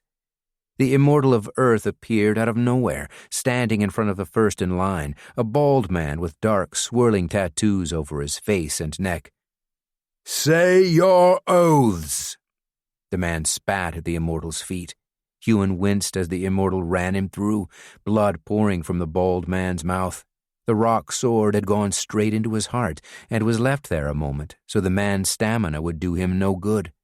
Huon blinked, stumbling back. Tyrrell moved to the next surgecaller, telling her to say her oaths, again running her through when she refused. Huon gaped. The next surgecaller was a man in his 20s who stared up at the Immortal with a burning hatred. The Immortal of Earth tilted his head to the side. "Say your oaths." "No." Tyrrell sighed and moved to thrust his sword. Huon stepped forward, without thinking, without meaning to. "Can't you have mercy?" Every head in the clearing turned to him. The Immortal of Earth's rock sword froze mid-thrust. He faced Huon. "Mercy is not something I have the ability to grant." Tyrrell was stone-faced as he spoke. Huon had heard those exact words before. From Blaze. Why had he spoken? The last thing he needed was to be singled out by another of the Immortal Seven. "I'm sorry, Lord Silence! Huon's mouth clamped shut. The Immortal of Earth approached, looming over Huon as he kept his head down. "You are one of Blaze's cast-offs. He mentioned your lack of devotion." Tyrrell faced the kneeling surgecaller. "I gave this man as much mercy as I can afford. He could have lived on under my service as Honourbound. He refused." Tyrrell looked at the dead prisoners in line before the man. "He knows what refusing means." The Immortal drew Huon's sword and placed it in his hand. "Why don't you give him a second chance?" Huon gripped the sword, surging breath, trying not to let the Immortal see his hand shake. The words the Immortal had said had been a question, not a command. Huon steeled himself, wishing he had more of that fearlessness essence in his core. He stared up at Tyrrell and didn't move. The Immortal of Earth leant close to him. He didn't smile, like Blaze might have smiled. He just got so close their faces were almost touching. "Consider that a command." Huon swallowed. His binding stung. This was the very thing he'd been worried about. This was what he'd been afraid of, going off to war, killing innocent people. And this would be far worse than last time. Huon faced the prisoner. The man was unarmed, hands tied behind his back. Gods, from the look of it, he didn't have any essence in his core. Huon wouldn't be surprised if the lead pairs were given soul thieves to deal with the enemies. The binding burned, up his arms, through his neck, right to his head. The pressure was intense. He remembered this pressure from the last time he'd refused an Immortal Oathmaster's command. It felt like he was on fire, and at the same time deep underwater. He couldn't hold himself there long. He didn't know how much time had passed. 5 seconds? A minute? In the current state of his mind, it was hard to keep track. Huon stood before the prisoner. The man looked up at him, then stared at his binding. Did he recognize Huon from the last time he'd been at the school of Druina? from when he'd been refused sponsorship by Master Einen. The man must have been a champion. He was in his mid-20s, his dark hair reminding Huon of Byrne. Huon swallowed. His mouth opened without him wanting it to. He gritted his teeth, but he couldn't keep the words from coming. "Will you—" He scrunched his eyes shut. "Will you say the oaths?" "Please." He wanted to beg the man to do it, but he couldn't. He couldn't make this man choose a life of slavery. He had to make that choice on his own. Anger returned to the man's eyes. "I will never swear the oaths, no matter how many times you ask, no matter how many of us you kill." He looked at the immortal. "Your everlasting king has no idea what he started. This is not right. Your realm cannot win a war with us. I will die today, but at least I'll do it with the knowledge that you and your entire realm won't be far behind." The immortal of Earth tilted his head up. "Kill him." "No." Huon's hand shook, the sword practically vibrating in the air. "Surge will. Break the bond. Don't let yourself become a murderer. Not again. Never again." "Kill him!" Huon felt the command in his bones. Every ounce of his strength disappeared in a flash. Huon thrust his sword through the man's neck. Blood flooded out, pouring down the blade, wetting Huon's armor. He pulled the sword out, letting it fall to the ground as he stumbled back. "We do not have the ability to give mercy. You are oathbound, honor-bound. It is something you must come to accept. Clean yourself up, knight. I shall deal with the rest of them." The next person he faced was the little girl with the black cat clutched in her arms. Huon only just stopped himself from collapsing to the ground. "I killed a man. Again." Maybe it would have been better if Master Einen had killed him. "No, I cannot give up." He knew this would happen, as much as he wished it wouldn't. He'd expected this. He was not the one killing. He was being forced to. That's why his goal was so important in the first place. That's why he fought so hard, so he could be free, so he could kill every one of the Immortal Seven, so he could kill the Everlasting King. And he would. He would do it. Huon looked down at his hands, covered in the dead man's blood. "I'll kill every Oathmaster in the realm if I have to." Chapter 8. The forest city of Landor fell in one day. Once the city had fallen, the enemy surgecallers began to admit defeat.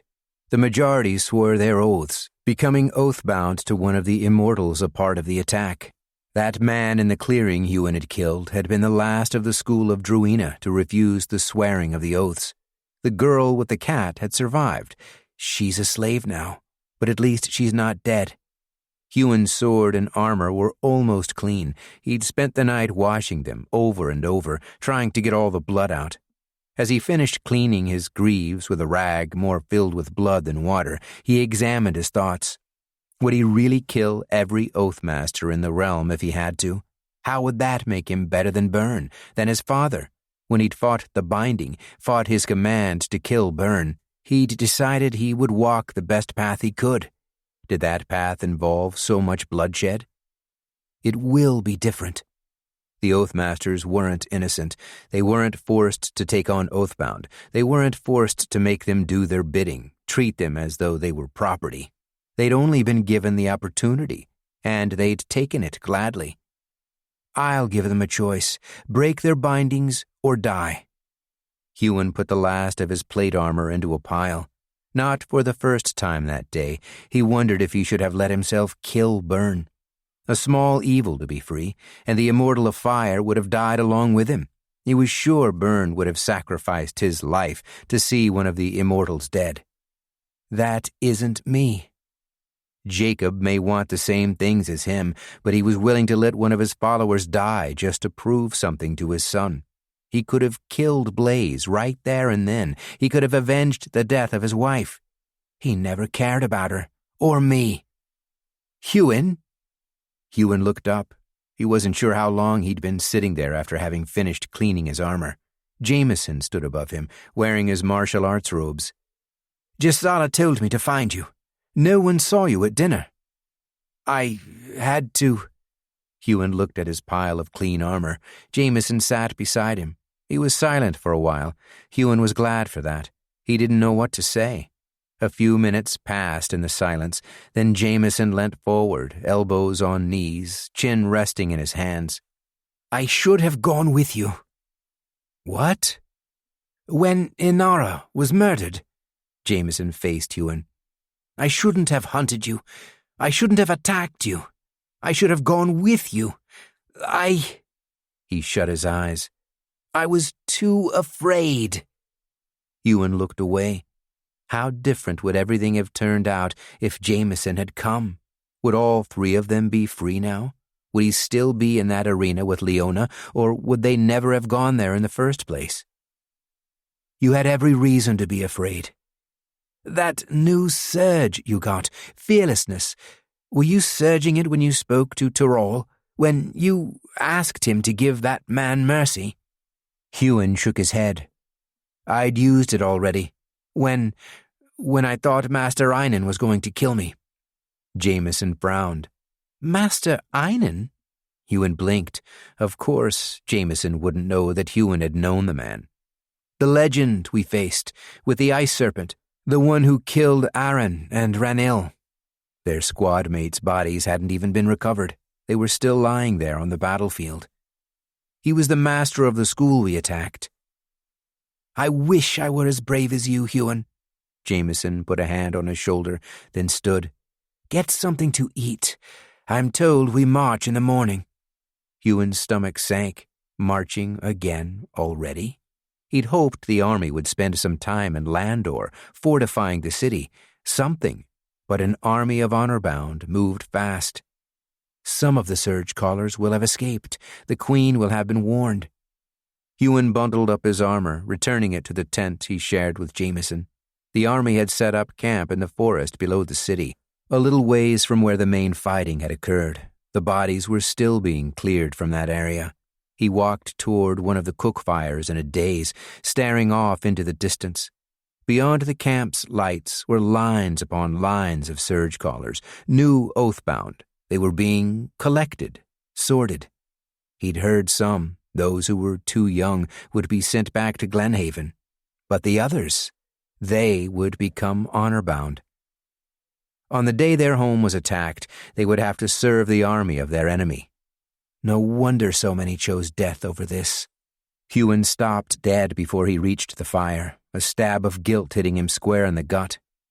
Sir Galen's parents will be dead. Even if the boy had surrendered, his parents, they had been the leaders of this place. Maybe they escaped. Maybe their whole family escaped. Huon sat by the fire. Someone shoved a metal bowl full of salted meat into his hand.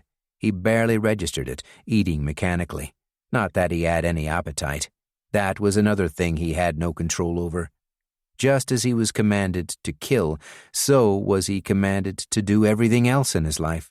And oathbound couldn't refuse to eat in protest. Jameson's confession barely broke into his thoughts. It should have meant something to him. It should have furthered their bond, made him angry. Something. But it didn't do a thing. We march again in the morning. An army marches on its essence. That's what Champion Gisala said every morning. Every morning, but today. The squad cultivated in silence. Yilda's eyes were red. Not once did she look at the other squad members. She already had a new partner, taken from one of the other squads, a woman she didn't say a single word to. Huon had barely spoken to Aaron, yet he felt responsible. Neither Aaron nor Yilda would have encountered the Immortal of Fire if not for Huon getting taken by him, if not for Blaze going after Jacob. It's not my fault, just as that man's death last night wasn't my fault. But thinking that, knowing that, wasn't enough to be rid of the pit in his stomach. Yilda wasn't the only one with a new partner. Champion Gisala had been assigned someone too. Huon had frozen when he'd seen the man. He wore honour-bound armour, but he wasn't from the everlasting king's realm. He was one of the surgecallers captured from the city. Huon had known they would be making them fight, so it shouldn't come as a surprise, but that didn't make it any less terrible. The man didn't look angry. He looked vacant, as though he were still in shock. He's retreated into his mind. Huon understood that impulse. He'd done it himself. Huon found a clear spot in which to cultivate.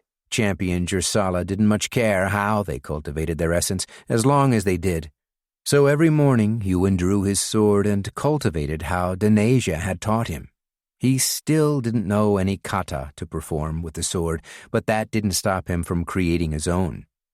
Control. Pushing everything from his mind wasn't easy. He still felt numb from the events of the day before, from killing the man in cold blood. But training, cultivating, it was always something he was going to have to do, whether he was oathbound or not. The physical surges came easily, as they always did. He was no stranger to pushing his body as hard as it could go. He'd come a long way since learning how to do handstand push-ups in the deep wood with Byrne. Once he felt the reassuring weight of a core full of physical essence, he moved on to the elemental surges.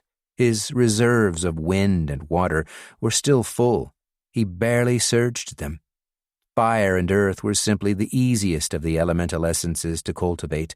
Earth was all around them, and fire essence could be created or leached from any campfire around. It was when Huon reached the 3 new unique essences he'd developed that he stopped short, not having any idea where to start. Acute hearing seemed simple enough. He sat and meditated, assuming a receptive state, and listened. The noises of the war camp had become familiar since he'd been thrown into the honor-bound army. Heavy footfalls as other soldiers cultivated their speed and stamina, the clash of steel on steel as they sparred, the shouted orders, the echoing laughter. Except it felt much quieter today, more subdued. Perhaps he wasn't the only one feeling guilty for what he'd just done. The other surgecallers had lived a life of enslavement since the moment they became pages, yet this war would be different to anything they'd faced before. As he concentrated on every sound he heard, a trickle of essence entered his core. This surge, once he'd become more familiar with how it was cultivated, he'd be able to cultivate it all the time, as he did breathe. Though using the surge was another story. The last time he had, it had been overwhelming and painful, but now wasn't the time to practice new surges. He wondered when would be. Once hearing was full, he moved to the next. Fearlessness was the surge he wished to cultivate most. He hadn't had enough of it during the battle. If he'd been able to use it while facing the immortal or killing that man, nothing would have changed.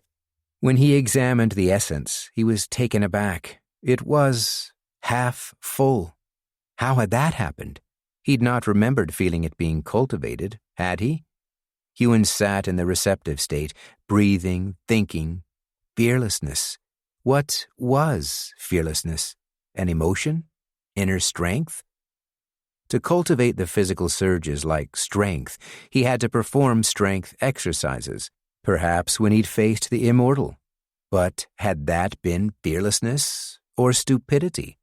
He didn't have an answer to that, but perhaps it didn't matter for the purpose of cultivation. His core couldn't tell the difference. Huon's brow furrowed as he thought about it. When he'd been given the order to give that man a second chance, he'd fought it. He'd tried to stand his ground and failed to do so for more than a second. What had been different this time to when he'd managed to withstand the Immortal of Fire's commands back in Jacob's stronghold? Was there something more to it than strength of will? If it truly was surging will, why couldn't he feel will essence? To advance tonight, I had to project my intentions into the universe. That had required attaining a different state of mind, similar to the outward state. Perhaps surging will, and he would think of it that way until he had a better explanation for it.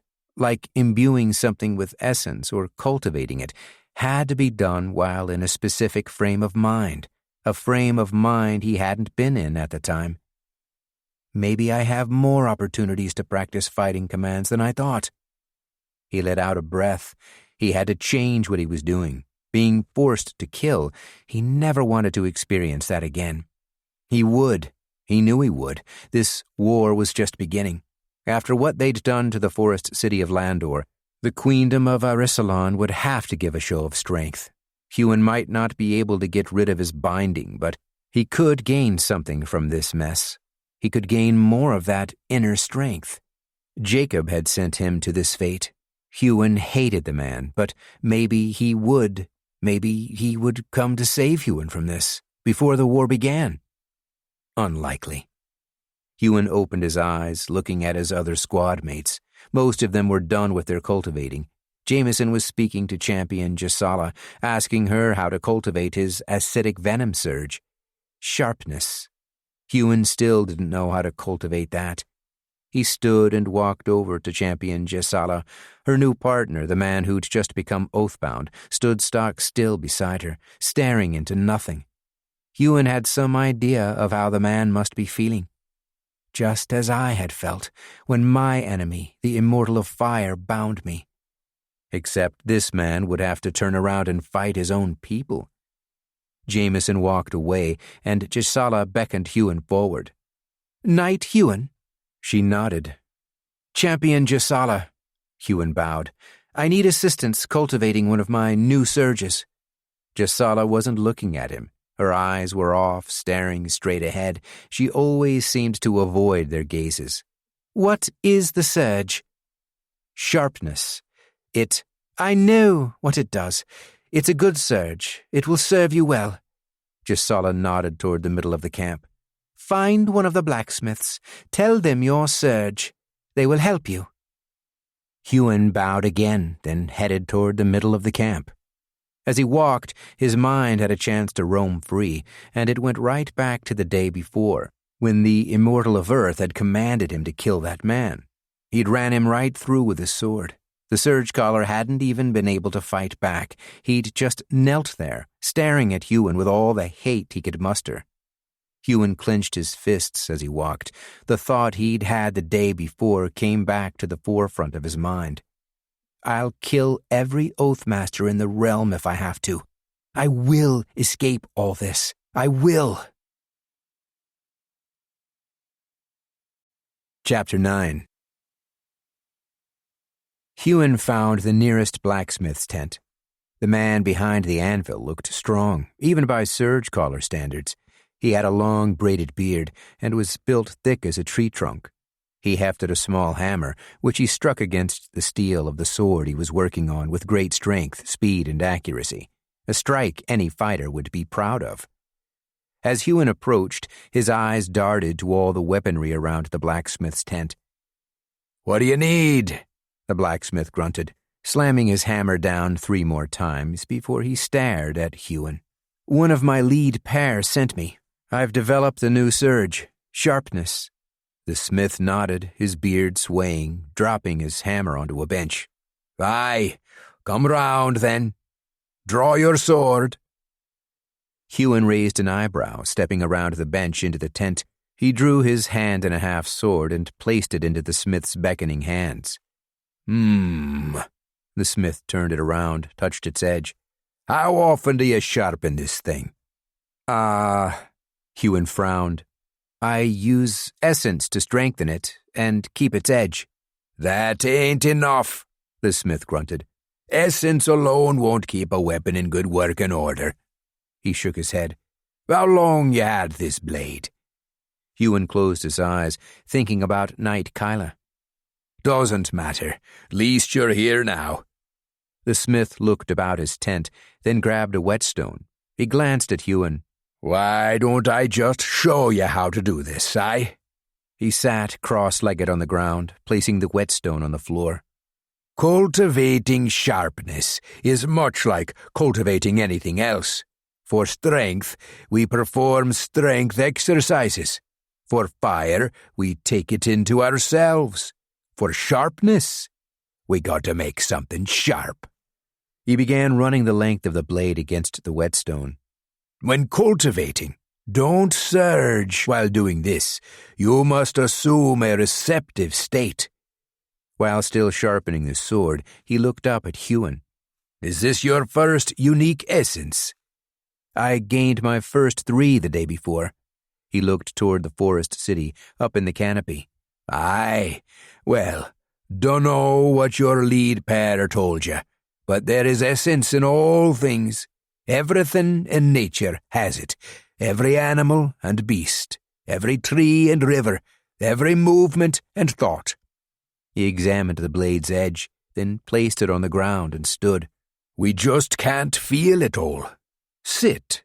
Do as I did. Huon did as instructed. Sitting in front of the whetstone, he hefted his sword and frowned. He'd sharpened blades in the past, spearheads and knives, but he'd thought the strength imbued in his sword would make such work unnecessary.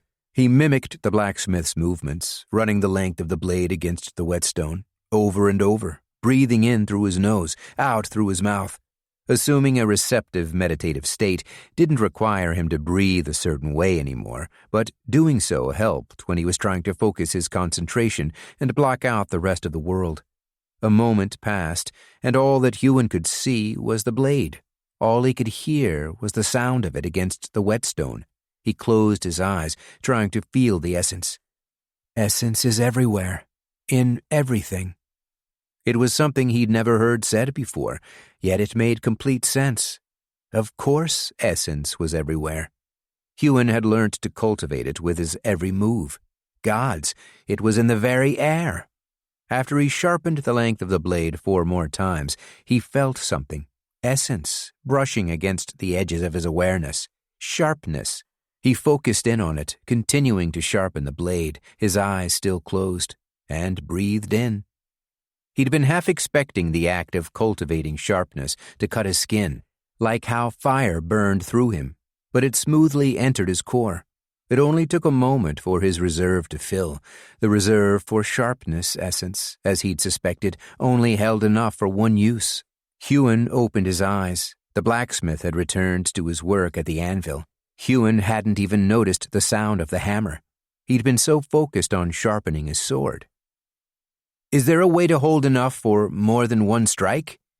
Not unless you're a champion. I'd recommend you imbue that sword with it now. If your blade has been sharpened enough, it should hold the essence for at least a week. That way, you can cultivate it again, then be able to use it for 2 strikes, the second more calculated. The sharper the blade, the better it holds the essence? It made an odd sort of sense. Jameson should be glad Huon won in that case. Huon couldn't imagine the man's hammer would hold the essence for long. Huon did as the blacksmith advised, imbuing his blade with the essence, then sharpening it some more. When he closed his eyes and put the sword against the whetstone, the blacksmith grunted. Huon stopped, opening his eyes again. Sheathe that sword before you cut my whetstone in half. Sharpen whatever else you have on you. Huon looked at his sword, where he'd almost touched the whetstone again, feeling foolish. Of course the essence wouldn't be able to differentiate between this and a strike. When Huon left the smith's tent, his sword and dagger both had sharpness essence imbued into their blades, and he held a full surge within his core. The only thing that wasn't full was fearlessness, but that wasn't something he could cultivate every day. Unless I walk up to the immortal of Earth right now and tell him what I really think. The very thought made him shudder. The man had already singled him out. No reason to make that worse. Huon walked through the camp. Now that he'd cultivated as much as he could, he was supposed to stop for breakfast. That's what his commands were, unless otherwise instructed, and Huon found himself walking to the nearest cook fire. Then he stopped. No. This was the perfect opportunity to disobey his orders, the perfect opportunity to practice surging his will. He'd done it before. He'd stopped himself from killing Byrne. He'd stopped himself from moving when the Immortal of Fire had commanded it. At least he'd stopped himself for a little while. The more he practiced, the better he would become. Then maybe, just maybe, he could break his bond. Huon turned and walked in the other direction. He took one step before his binding burned. Huon almost surged stamina, but his stamina would do nothing for the pain caused by a binding. Control. I am in control. He stood there for a long while. Other Honourbound walked by him, some glancing with upraised eyebrows, most ignoring him.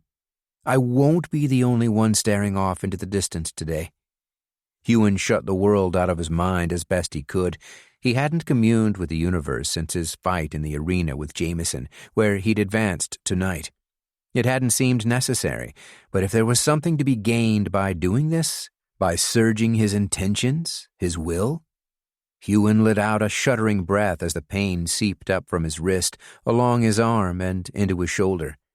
In his mind, he could see the stars. It was an odd sensation, like he was floating among the darkness of the night sky. It was also a familiar feeling. This is how it had been when he'd advanced to night.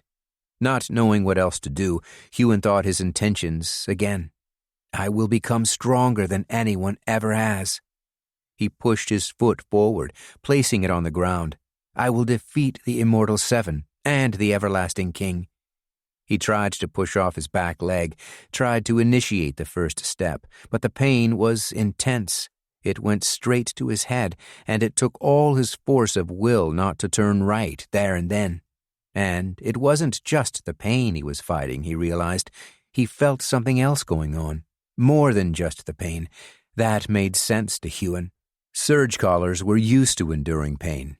There must be more than pain that was controlling them. I will liberate the Surgecallers from the Surgeless rule. I will free them all, and I will kill any Oathmaster who gets in my way. That final intention hadn't been there last time, but it had been true, even then, hadn't it? As much as he abhorred killing, death, as much as he didn't wish to perpetuate violence, there was no other way. Be ruthless. Huon took another step. The pain bit into every inch of his body, but somehow he was able to face it. Huon took a third step, a fourth, until he walked at a steady pace away from where he'd been commanded. As he did, he examined that other thing he was feeling, beyond the pain. He narrowed his focus, trying to identify it. Then he halted. Not from the pain, not from the command, but from the feeling of that other thing. It was essence, a kind he didn't recognize, but essence all the same. Whatever controlled the binding, it was powered by essence. Essence is everywhere, in everything. Huon looked at where he knew his binding was, beneath his armor. He touched the underside of his left bracer. Of course it was essence. What else would it be? But that made him wonder. If there was essence in his binding, essence forcing him to follow commands, did that mean an oath binding was some kind of surge? Huon walked toward the nearest cookfire and picked up a bowl of food. He contemplated his discovery. If it were true, how would it help him escape? As he moved his spoon, about to take a bite, he stared at the food. When had he walked to the cookfire? He hadn't meant to. He'd lost focus. But I did it. I fought a command, at least for a little while. Huon smiled as he ate. It was a small victory, but a victory nonetheless. Maybe he could do this. Maybe he could escape. Chapter 10. The army was on the march again. Huon jogged next to Jameson down a familiar path, one he'd taken with Jacob. They were heading toward the queendom of Arisalon's capital, Caralor. Leona will be there. Would she still be in the arena? Huon couldn't imagine they would leave so many Surgecallers locked up, forced to fight each other when an army marched through their country. She'll be fighting on the other side. Huon looked at the other Honourbound in his squad, at Jameson beside him. As much as he wanted to escape, as much as he believed it might be possible, it wasn't going to happen today. And it wasn't going to happen before his next fight. He must accept that. He must accept that he might be forced to kill again. This is war. It didn't matter if it was a just war or not. It didn't matter if it was his war. He was a soldier, and he would have to fight. Huon looked at Jameson as they ran. Talking while marching wasn't prohibited, but anyone around them could hear what they said. "Did you mean what you said last night?" Huon asked. Jameson glanced at him as he jogged, then stared forward. It took him a moment to reply. "I did, but it doesn't much matter now." Huon bit the insides of his cheeks. He didn't have a way out of this, out of his binding. What would telling Jameson about the surging of his will do to help either of their situations? Someone else would hear. He might be singled out again. Huon licked his lips. "Remember what I asked you before Inara died, when I went to your room?" "Of course." "What would you say if I asked you that question again?" Jameson's forehead creased. "Do you know something?" "It's just a question. What would you say?"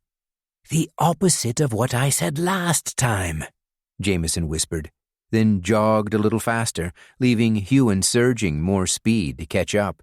They didn't speak for the remainder of the march. The army ran for an entire week with no rest. By the time the sun dipped on the 7th day, they'd left the forest. The army set up camp again on a large, open plain. But this time was different. Earth surgers were at the front, setting up fortifications around the camp. Towers were constructed from stone, with fire surgers and bowmen standing watch behind the walls. "The enemy is marching," Champion Gisala told their squad once they'd had their tents set up. "This is not going to be like any fight you've experienced. This is going to be far, far worse." Huon looked at Champion Gisala's new partner. The man still hadn't said a word. "I didn't think it would come this fast." But why wouldn't it? The enemy probably marched far faster than the Honourbound could. The Honourbound may have core armor, but the citizens of Arissalon were all far more naturally advanced. Huon had only been in one fight since the war began, the fight with Master Einan. The core armor hadn't done anything for him, nor for his champion lead pair. Was it really strong enough to make a difference? Master Einan was a legend. Huon looked at his pauldron. "Maybe I'll be able to take a champion with this." Champion Gisala turned and walked away. Ellie spoke. "Don't we have any orders, Champion?" Gisala stopped, turned, and faced her. "Orders?" Ellie looked at her squad. "Shouldn't we be training or something?" She tapped her pauldron. "Shouldn't we be learning how to better use this?" Gisala sighed. "What difference would it make?" She turned back around. At least she tried to. Something stopped her. Gisala winced, then held her wrist. "Fine. We'll train." She's given up? Huon forced his mouth to stay closed, else he'd be gaping at Gisala. The woman had always seemed so confident, in charge. This can't just be from the death of her partner, can it? Then he felt like an idiot. He looked at Gisala's new partner, staring into nothing. He looked at Jameson, at Yilda. These people he knew didn't want to be here. But that's because they'd either told him or it was obvious. But the rest of his squad? The rest of the Honourbound army? They were all slaves. "Form in your pairs. If I'd been given the choice, you would have received the core armor the second you were given to my squad. But rules are rules." Champion Gisala walked their lines. She didn't bother inspecting their armor like Ranil did. She didn't seem to care about their appearance. Perhaps that was something she wasn't ordered to do. "Tomorrow, an army marches on ours. I don't know much about our enemy, but I know this. We are not the only ones with immortals. The battlefield will be full of them. If you see them coming, whoever's side they are on, hide. That is a command." Huon glanced at Jameson. Hide. It wasn't a command he'd expected. "Now," she tapped her pauldron. This armor is your best friend. It's the only thing that will give you even a slim chance of surviving this war. I saw the lot of you when that legend attacked us, when—" She shook her head. "You acted like a bunch of squires. It was like you'd forgotten you had access to an entire pool of champion-level essence." Huon shut his eyes, examining the pauldron's essence. The army was supposed to be enhanced. Why would they be given access only to champion level, when the enemy were already champions? That didn't put the fight in their favor even a little. It only leveled the playing field. Except, Huon knew even that wasn't true. A champion's natural body was far stronger and more resilient than that of a knight's. Huon gritted his teeth. "Is that all the advantage we're given?" The others of his squad looked at him. Champion Gisala stood directly in front of Huon, tilting her head to the side. It was rare she met anyone's eye. "Do you have something to say, Knight Huon?" Huon bit the inside of his cheek. "I've been here before, to this queendom. Anyone 16 and over is already a champion. How is this core armor going to help us defeat them?" Champion Gisala leant back. "Of course, you have been here, haven't you? The Immortal of Earth spoke to me before he assigned you to this squad, a most unusual occurrence." She stepped back, then addressed the rest of her squad. "The core armor is not our advantage. Our advantage is our devotion to our king and our numbers. The Everlasting King holds the largest army of any country on this continent. He has been waiting for this for a very long time, and he would not march his precious Honourbound into another country if he wasn't sure he would win." Huon suppressed a sigh.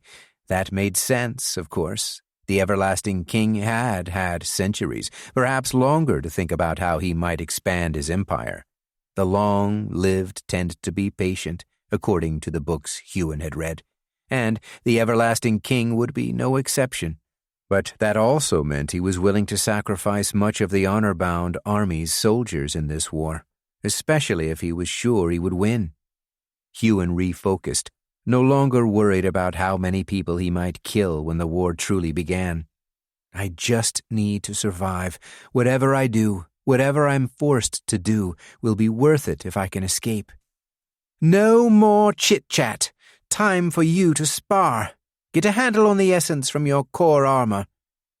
Champion Gisala walked back to stand beside her new partner. She glanced at the man, then stared straight ahead, her hands folded behind her back. "I think we should spar unarmed," Jameson said. Huon looked across at his partner. Unarmed. It was the wise choice, considering neither were proficient in the next level essence. But just because it was wise didn't mean it was efficient. "We won't be fighting with our hands when we engage the enemy. We're training for a real fight." The enemy. Now he was thinking of them that way. Jameson nodded. "As you wish." He took up his two-handed hammer, resting the head on his shoulder. "Draw your sword." Huon nodded, drawing his sword and shrugging the shield from off his shoulder. He felt the essence within the pauldron. It felt different to when he accessed his core. It was like having a second core, except this one was less familiar. His mind didn't know its way around it as intuitively as it did his own. This fight would be an interesting one. He stepped forward, waving his sword at Jameson. "Come on, then." He identified the strength and speed essences within his secondary core, which seemed the best way to think about the pauldron, then surged them as Jameson ran forward. Jameson moved faster than ever before, but Huon moved just as quickly. He blocked Jameson's hammer strike with his shield and thrust his sword toward the man's middle. Jameson slipped out of the way, but Huon re-angled the attack, going for his leg. A second before his sword met Jameson's armor, a thin pillar of rock sprouted from the ground, knocking his strike to the side. "What? Didn't expect me to use elemental essence? You said yourself, we're training for a real fight." Huon backed up a step. He looked around them, at the other squad members sparring, their movements considerably faster than the day before. "A real fight?" Huon smirked. "We're going to need more room." Jameson nodded, a smirk sliding onto his face, too. They passed their lead pair, who barely glanced at them, and headed to a more open area of the camp. There were walls all around the place now, and a circle of towers surrounding the entire army, but there was still plenty of room despite the thousands upon thousands of Honourbound. Whenever Huon looked about the camp, he was still surprised there were so many knights within the realm. There aren't any now. That thought almost stopped him in his tracks. Was it true? Had the everlasting king left his own realm defenseless to wage this war? Who would attack us? He didn't know. He knew little about the world outside of the everlasting king's realm. Arisalon was the only other country he'd visited. He'd heard of other places, like the Empire of Solitude, but he didn't know anything about them. They found a nice open space. Jameson placed a hand on the ground and created a small earthen barrier around it. A few nearby soldiers glanced at them, but they didn't form a crowd as they had when Huon and Jameson had fought for the unique essence. It was still strange facing Jameson again, even in a sparring match. He'd sparred the man many times before, when they'd both been squires on their journey to the deep wood with their knights. It was beginning to feel like that again. Even with the war looming and the fact that this sparring session was predominantly for training, it felt fun. Maybe it was because of what Jameson had confessed. If he could change his choice, if he could go back to the time just after Inara died, he would have joined Huon and Leona. It was too late for that, of course, but if Huon found a way, if they managed to escape, they could escape together this time. We may grow to be friends again. Jameson finished creating the barrier, then stood across from Huon. Huon surged fire, imbuing it into his sword. He used champion-level essence from the secondary core, and he could feel the difference. It burned brighter, hotter. He flashed back to the last time they'd fought armed. Jameson had beat him. It hadn't been long since then, but it already felt like a different life. "Ready?" Huon asked. Jameson nodded. "I'm always ready to face you." They ran at each other. Huon threw 3 fireballs in the brief moments before their weapons clashed.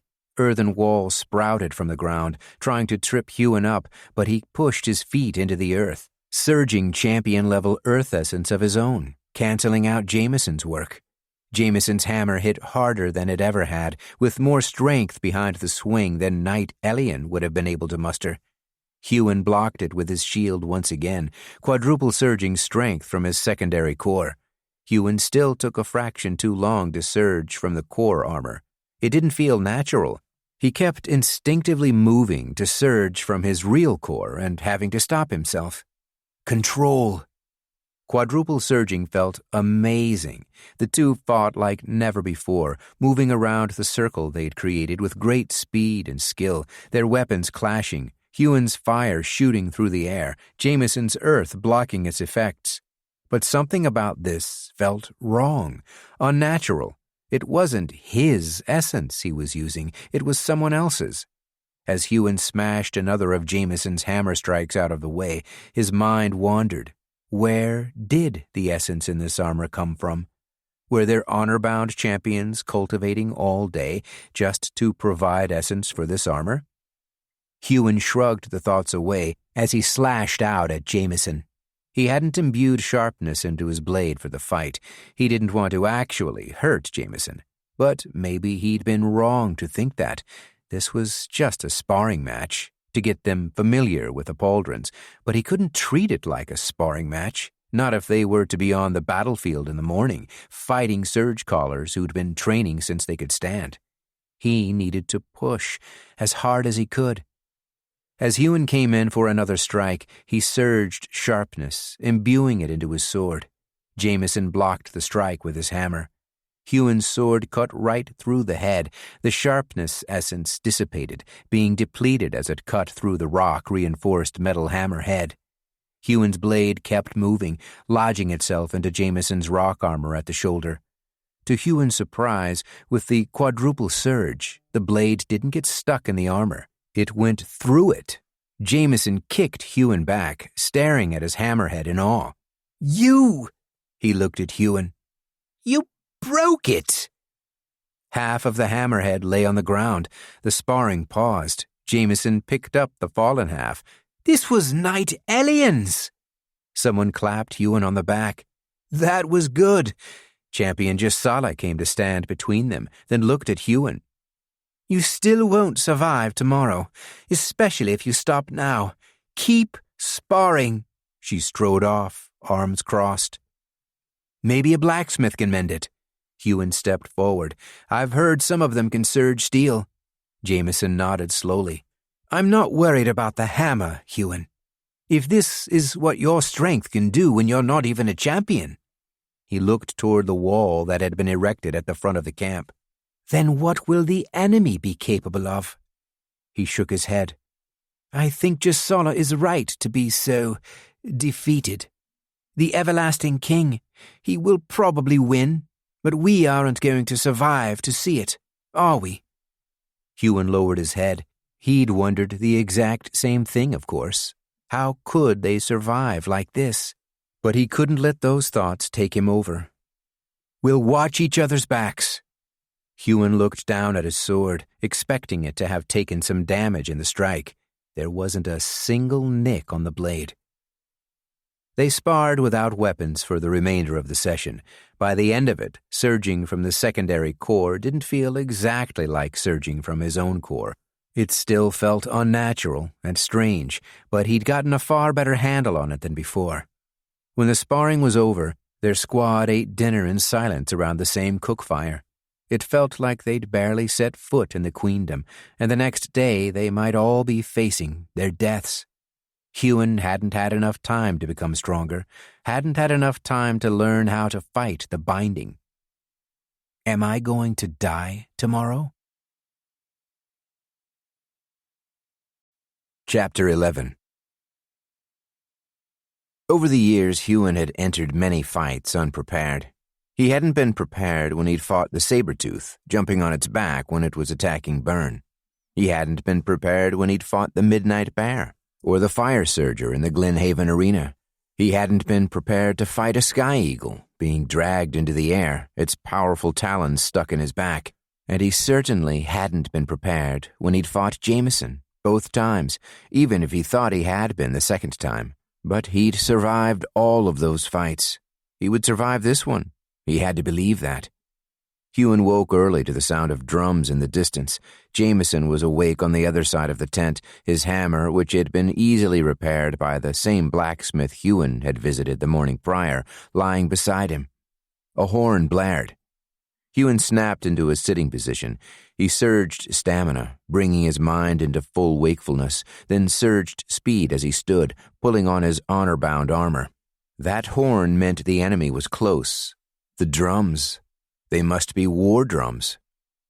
It was all happening too fast. It barely felt like they'd been in the queendom of Erisalon for long, and now the bulk of the two armies were about to clash.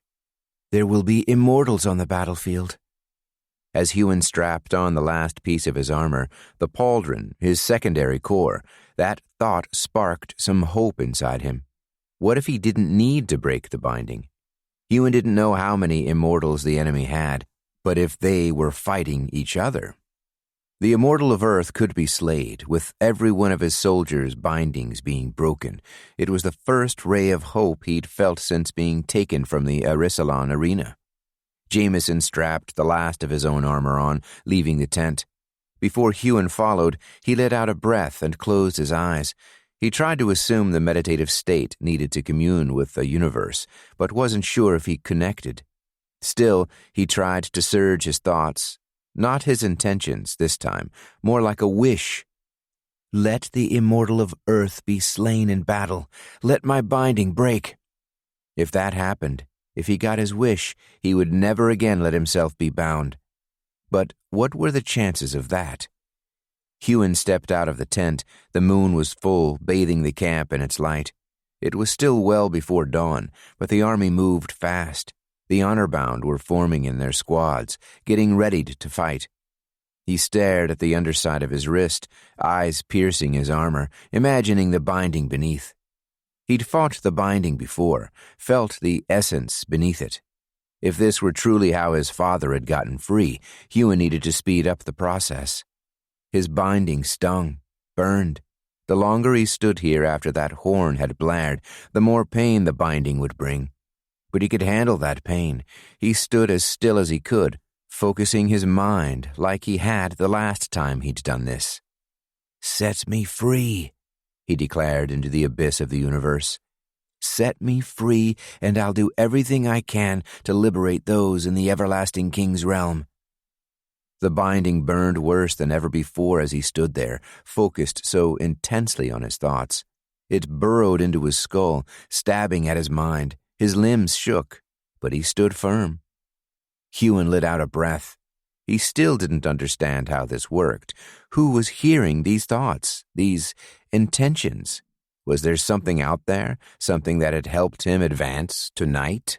The ways were different in the everlasting king's realm. No one there advanced to Knight this way.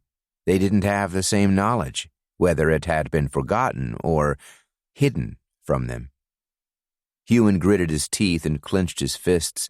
He still had a small amount of fearlessness essence in his core, from when he'd stood up to the immortal of Earth. If he surged it now, he wouldn't be able to surge it in battle. But he needed to fight this binding. This all might be for nothing. Who knows how Jacobs truly broke free of his binding? But something about this felt right. There was something out there, something that could hear him. There had to be. Huon surged fearlessness and shut his eyes, pushing his will into the universe, hoping he was right. "If you set me free, I swear to pay any price."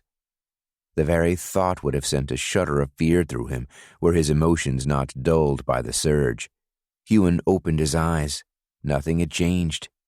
Of course, nothing changed. The pain blurred his vision. This was the longest he'd ever fought the binding. He could feel its essence now, the binding's essence. It grew stronger the longer he resisted.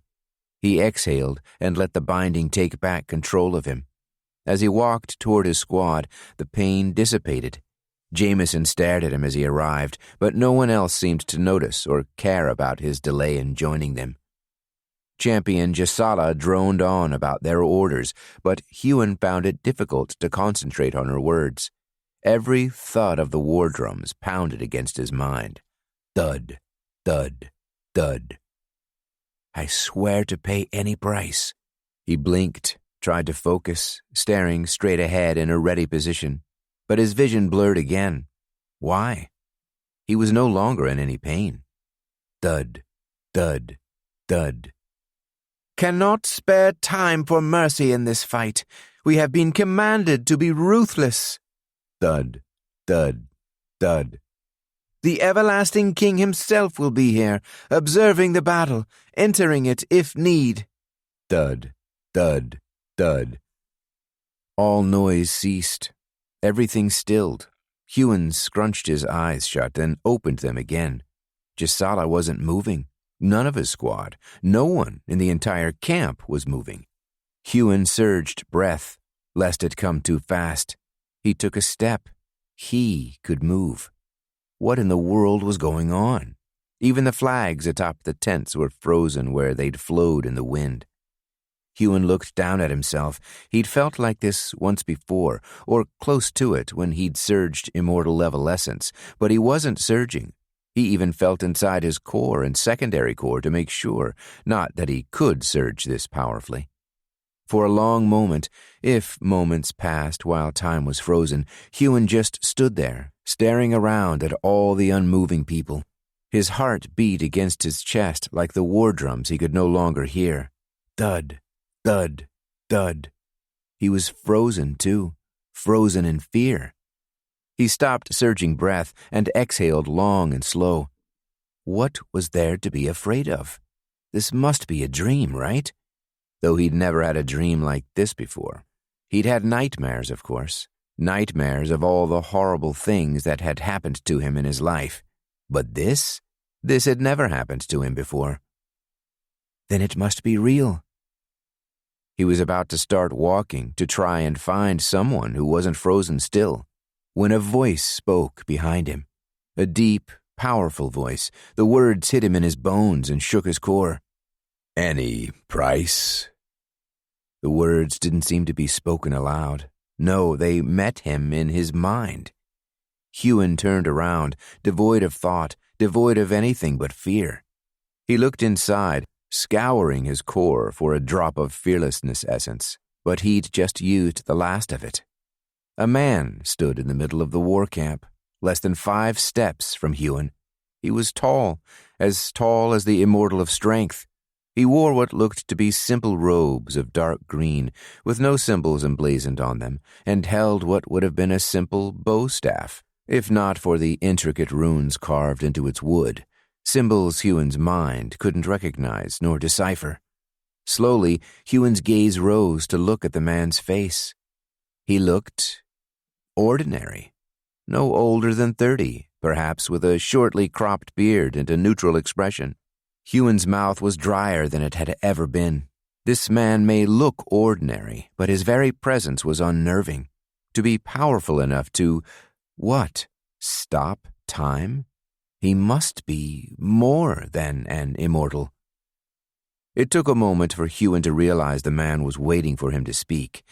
That's right, he'd asked a question. Huon swallowed, then opened his mouth. Thoughts came back to his mind as he did. Any price to be free. "Yes," he finally said, the word rasping out of his throat. The man tilted his head back. There was a hint of a smile on the side of his lips. "Interesting."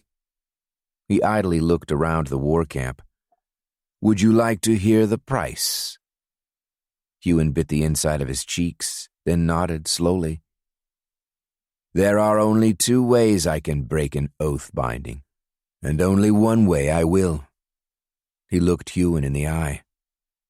"I sense much potential in you, despite your many weaknesses." He tilted his head to the side. "Tell me, have you ever heard of a soul binding?" Huon shook his head. Soul binding? What had he gotten himself into? "It is a tool used only by those who have achieved a rank higher than that of an immortal." He looked about the camp again, this time with a sour expression. "Bindings are supposed to be voluntary, but here they have been corrupted, used for the wrong purposes. My kind are not supposed to directly interfere with such matters in primitive places such as these. Your problems are your own. That is part of life. However, as with all aspects of life, there are exceptions. Loopholes." He smiled, and it felt strange. It didn't quite meet the man's eyes. "Soul bindings." Huon's mouth fell open, and words came out unbidden. "You want my soul?" A deep chuckle reverberated through Huon's mind. "No, a soul binding is no deviled bargain. A soul binding is a mutually beneficial situation, and, more importantly, a soul binding cancels out an oath binding." He pointed to Huon's wrist. "You will once again have free will." Huon's forehead creased. Freedom. It sounded like an impossibility, too good to be true. Huon's eyes widened briefly. "Did you set my father free?" For the first time since Huon had seen the man, he looked slightly taken aback, though he composed himself in less than a second's time. "I have not been to this side of your little world in over 1,000 years. He looked into the distance. There are other celestials at work. That may complicate matters for you." Your little world.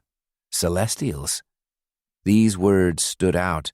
Huon should be curious about them, should ask more, but that was not what was on his mind. "Will I become strong? Will the binding make me better?" "All will become clear once you agree." All I have to do is say yes? This felt far too easy. Celestials. Was that the man's rank? It must be. Huon looked at his binding. Any price.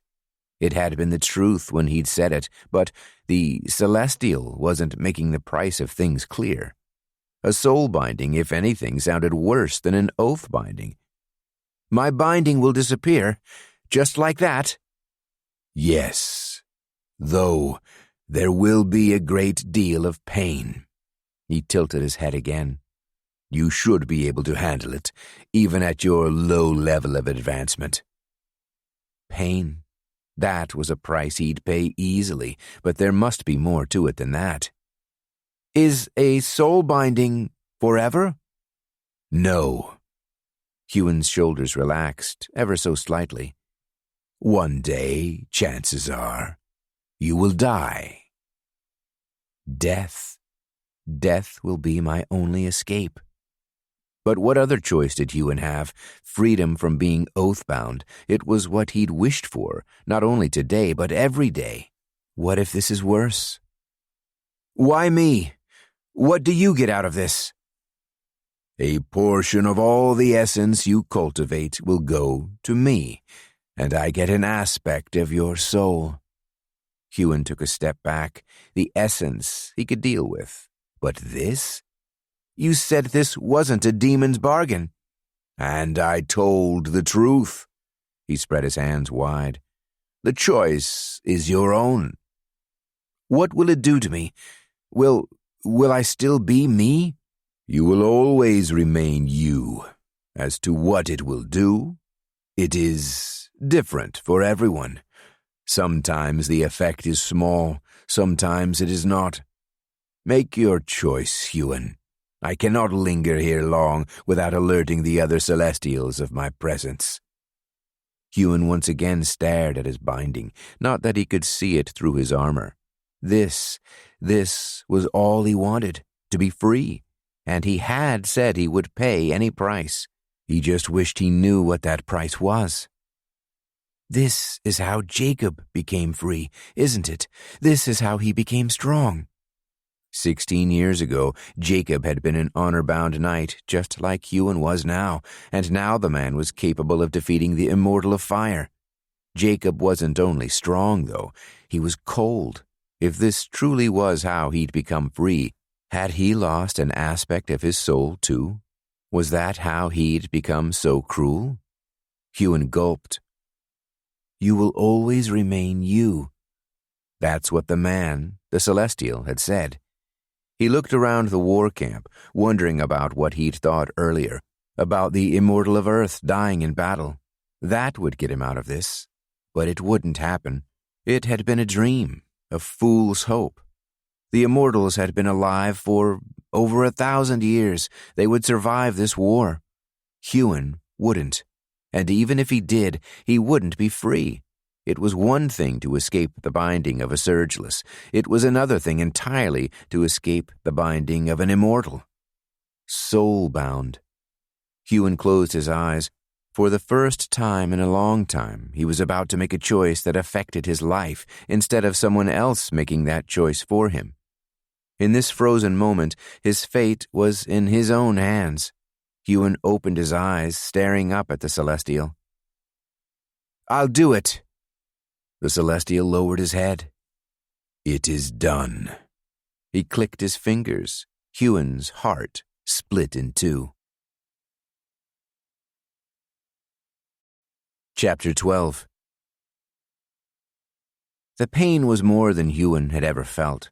He doubled over, knees smashing into the ground. He triple-surged stamina, even quadruple-surged it from his secondary core, but nothing he did eased the pain. Huon strained his neck to look up at the man, the Celestial, who had done this to him. But the man was gone, and the camp was moving again. The pain spread from his heart to his wrist, to his left wrist, toward the binding. Then the pain continued. Huon! Jameson rushed to him. He knelt on the ground and put a hand on Huon's shoulder. Huon, are you okay? What's happened to him? Champion Gisela said, a frown evident in her voice. Huon's vision blurred, as much as it had when he'd been fighting the binding. He tried to look at Jameson, but he could no longer make the man out. He felt his binding disappearing. No, not here. Would the Immortal of Earth feel this? Huon concentrated as hard as he could, squeezing his eyes shut. He surged his thoughts, his will, into the ether, imagining an image of the Celestial who'd done this to him. You have to get me out of here. I can't become oathless in this camp. You are not oathless, Huon. You are soul-bound. I have done all I can. The rest is up to you. This line of communication is temporary. You will not be able to contact me again. Not unless I will it. And you are nowhere near strong enough for me to will it. Good luck, Huon. You can't leave me here. Huon surged his thoughts as hard as he could, but no further reply came. He was on his own. Huon! Someone was shaking his shoulders, trying to get his attention. On your feet, soldier! A command. Huon surged strength and speed. The pain was still there, working itself around his body. Pain had become familiar, something he could handle, something he could cope with. It had to be, but this was different. This was worse. A soul binding. This is pain in my soul. Huon opened his eyes and got to his feet, trying not to make it look like he was struggling any longer. Champion Gisela was staring at him, concern in her eyes. He'd never seen the woman look like that. What happened to you? Huon shook his head. I don't know. Battle shock, Jameson said. The champion looked at him. He shrugged. It must be. He patted Huon on the shoulder. I'll take care of him. Champion Gisela sighed, then nodded. You'll have to. She gave Huon one last look, then walked away. When she was out of earshot, Jameson grabbed his arm and whispered to him. What in the world was that? Huon opened his mouth and almost let it slip. Somehow their friendship had been coming back these last few days. Jameson seemed to truly regret his actions. He would escape with me if he could. But he couldn't. The pain eased, though much of it lingered. Huon had to surge stamina just to stay alert enough to understand what was happening around him. The soul binding, the breaking of the oath binding, they were affecting his very core. I'm just... Huon trailed off, trying to think of something to say. He didn't want to lie to Jameson. But Jameson was oathbound, honor-bound. He'd have no choice but to confess that Huon was free. Gods, he'd probably have to attack him. Then they'd just be back where they started. Huon looked around. He had an awful feeling. The binding was now broken. When this had happened to Jacob, Huon's mother had been informed that he'd died during his service. Was that what it felt like? For the Immortal of Earth? Like Huon was dead? Would he wonder why one of his soldiers just dropped dead in the middle of the war camp before the fight had even begun? Huon had no idea. He didn't even know if Oathmasters could sense anything through their oath bindings. The Immortal of Earth was nowhere to be seen. Huon, Jameson said. Huon nodded. I'm fine. Just... He looked at the ground. We might die today. Jameson nodded. I know. He looked back at their lead pair. Gisela has no hope for us, for any of us. Huon nodded numbly. His thoughts were somewhere else, still worried about the Immortal of Earth, but also worried about what he'd just done.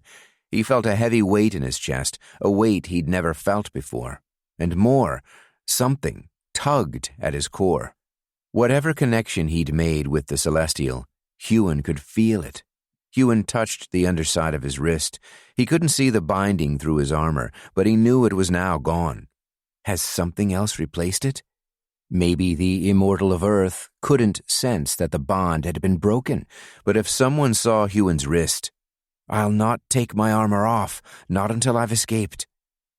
Form your lines, a loud voice yelled from somewhere beyond their squad. The army was about to move. The thud of the war drums came back to Huon's conscious mind. Nothing had changed. He may no longer be bound, but how was he to escape, with thousands of Honourbound around him? How was he to escape when two armies were about to clash? He had the freedom to walk away, but he wouldn't make it far. Huon followed Jameson to the rest of their squad, who were now on the move, weapons drawn. He drew his own sword, feeling inside of it. Before he slept, he'd cultivated more sharpness essence with a whetstone the blacksmith had given him. The sword had one strike imbued inside, and was full to the brim with strength essence. I can strike anyone with this now. Then he wondered, would there be any way for him to get a soul thief? He'd seen what they could do, drain a surgecaller's essence in one shot. Was that how Jacob drained the Immortal of Fire? He'd used a soul thief on Walker. He must have done the same to Blaze. Maybe Huon didn't need to escape on his own. Maybe he could escape with Jameson. Maybe he could free Jameson. If the Immortal of Earth still thought Huon was bound, he wouldn't suspect the lowly knight to try and assassinate him. But that plan, it was too crazy, too hard to pull off. He didn't have access to a soul thief, and asking for one would only be suspicious. He looked over at Jameson, still bound, and felt an immense sense of guilt. The man would escape with him, this time. He should have escaped last time. It's not my fault he's bound. It wasn't his fault, but the thought brought no comfort. To escape, he would have to abandon Jameson, probably to his death. Huon didn't want to fight in this war, didn't want to die in it. As he surge marched with his squad, sword in hand, he felt inside the secondary core. He'd surged some of its stamina, even a little of its speed when he'd gotten up, pretending to adhere to Jasala's command, but it was still mostly full. He could escape with it and use the champion-level speed to do so. But how? How would he escape this massive army? They would notice someone simply walking off from its ranks, wouldn't they? They would think I was being commanded to do so. Were I still oathbound, they wouldn't think I was lying if I said the Immortal of Earth himself commanded me to leave. Perhaps I could run a message somewhere. That plan had some merit, but not enough. First, he would have to get away from his squad. They, at least, would know he hadn't been commanded to do such a thing. Perhaps he would have to wait for the chaos of the battle before escaping. He wouldn't have to wait very long. Though the camp was fortified, the honor-bound army weren't remaining behind its walls. They were marching through the massive stone gates that had been constructed at the camp's front. Why build a fortification if we aren't going to use it? Huon looked around as he ran, seeing many honor-bound squads still left behind. They weren't sending the whole army. Only frontline soldiers, probably the newest additions to the honor-bound's ranks. The everlasting king didn't care how many people he lost. All he cared was that he won. He'd throw as many of his people at the enemy as he needed. Huon let out a breath. Escaping when the battle had begun, that seemed like the worst of his ideas. He might get slaughtered before he left the field, but it was too late to do anything else. He'd taken too long to decide. His squad were already leaving through the gate. Huon faltered as he looked ahead, toward the other army. Thousands upon thousands of enemy surgecallers were marching toward the honor-bound. It wasn't just humans among their ranks either. There were countless beasts, too. Battle beasts in bonded pairs, Huon thought. The honor-bound army had very few beasts within it. He hadn't seen a single knight with a beast. Only those of legend level or above seemed to have bonded them. A roar split the sky. Huon's gaze snapped up. He knew that roar. He'd heard it far too many times in his life. But what he found wasn't what he'd expected. The Immortal of Fire wasn't here. Another dragon rider was. A blue dragon, as large, if not larger, than the red dragon, swept through the sky above the enemy army. From this far away, even with his night-level sight, Huon couldn't see the figure riding it. But it had to be an immortal. Champion Jasala's words entered his mind then. We are not the only ones with immortals. The battlefield will be full of them. If you see them coming, whoever's side they are on, hide. That is a command. It was good advice he would heed if he could. But his squad didn't stop running. "Surge sprint!" Someone ahead of them yelled, in a voice that could only be a legend's. Huon responded instantly, though he no longer had to listen to the man's commands, or anyone's commands. He'd learnt to respond to them over the past few weeks, and besides, if he didn't, someone would know something was wrong, wouldn't they? So Huon sprinted toward the enemy. He was in this battle now. If he wanted to escape, to enjoy the freedom the soul binding offered him, he would have to survive. Chapter 13. Huon clutched his sword tighter than he ever had. Screams rang out across the open plain, screams that were often abruptly cut off. The blue dragon swept down, bathing the Honourbound army with its flames. Huon glimpsed its rider briefly, though he couldn't see their face. They were clad in shining golden armor and carried the longest lance Huon had ever seen. The battle was chaos, pure and utter chaos. There were no neat ranks of soldiers marching to reach the enemy, like in the fictions he'd read. This was a mash of surgecallers of all different ranks, surging elements all over the place. The earth rocked, water was called from the air, ice shards cutting down from above, flames burst forth this way and that, the scent of burning hair and skin wafted through the mess of men and women fighting. Tornadoes whisked soldiers off the ground, throwing them 10, 20, 30 feet from where they'd stood, to land on friend or foe. Huon didn't know where to look. His night-level perception was going insane. He could barely tell enemy from ally. He'd lost sight of some of his squad, but Jameson was still fighting beside him. The other knight had more rock armor on him than he'd ever had. A thick layer had permanently formed over his Honourbound plate. Huon couldn't even see his face anymore, but he knew it was him from the way he moved.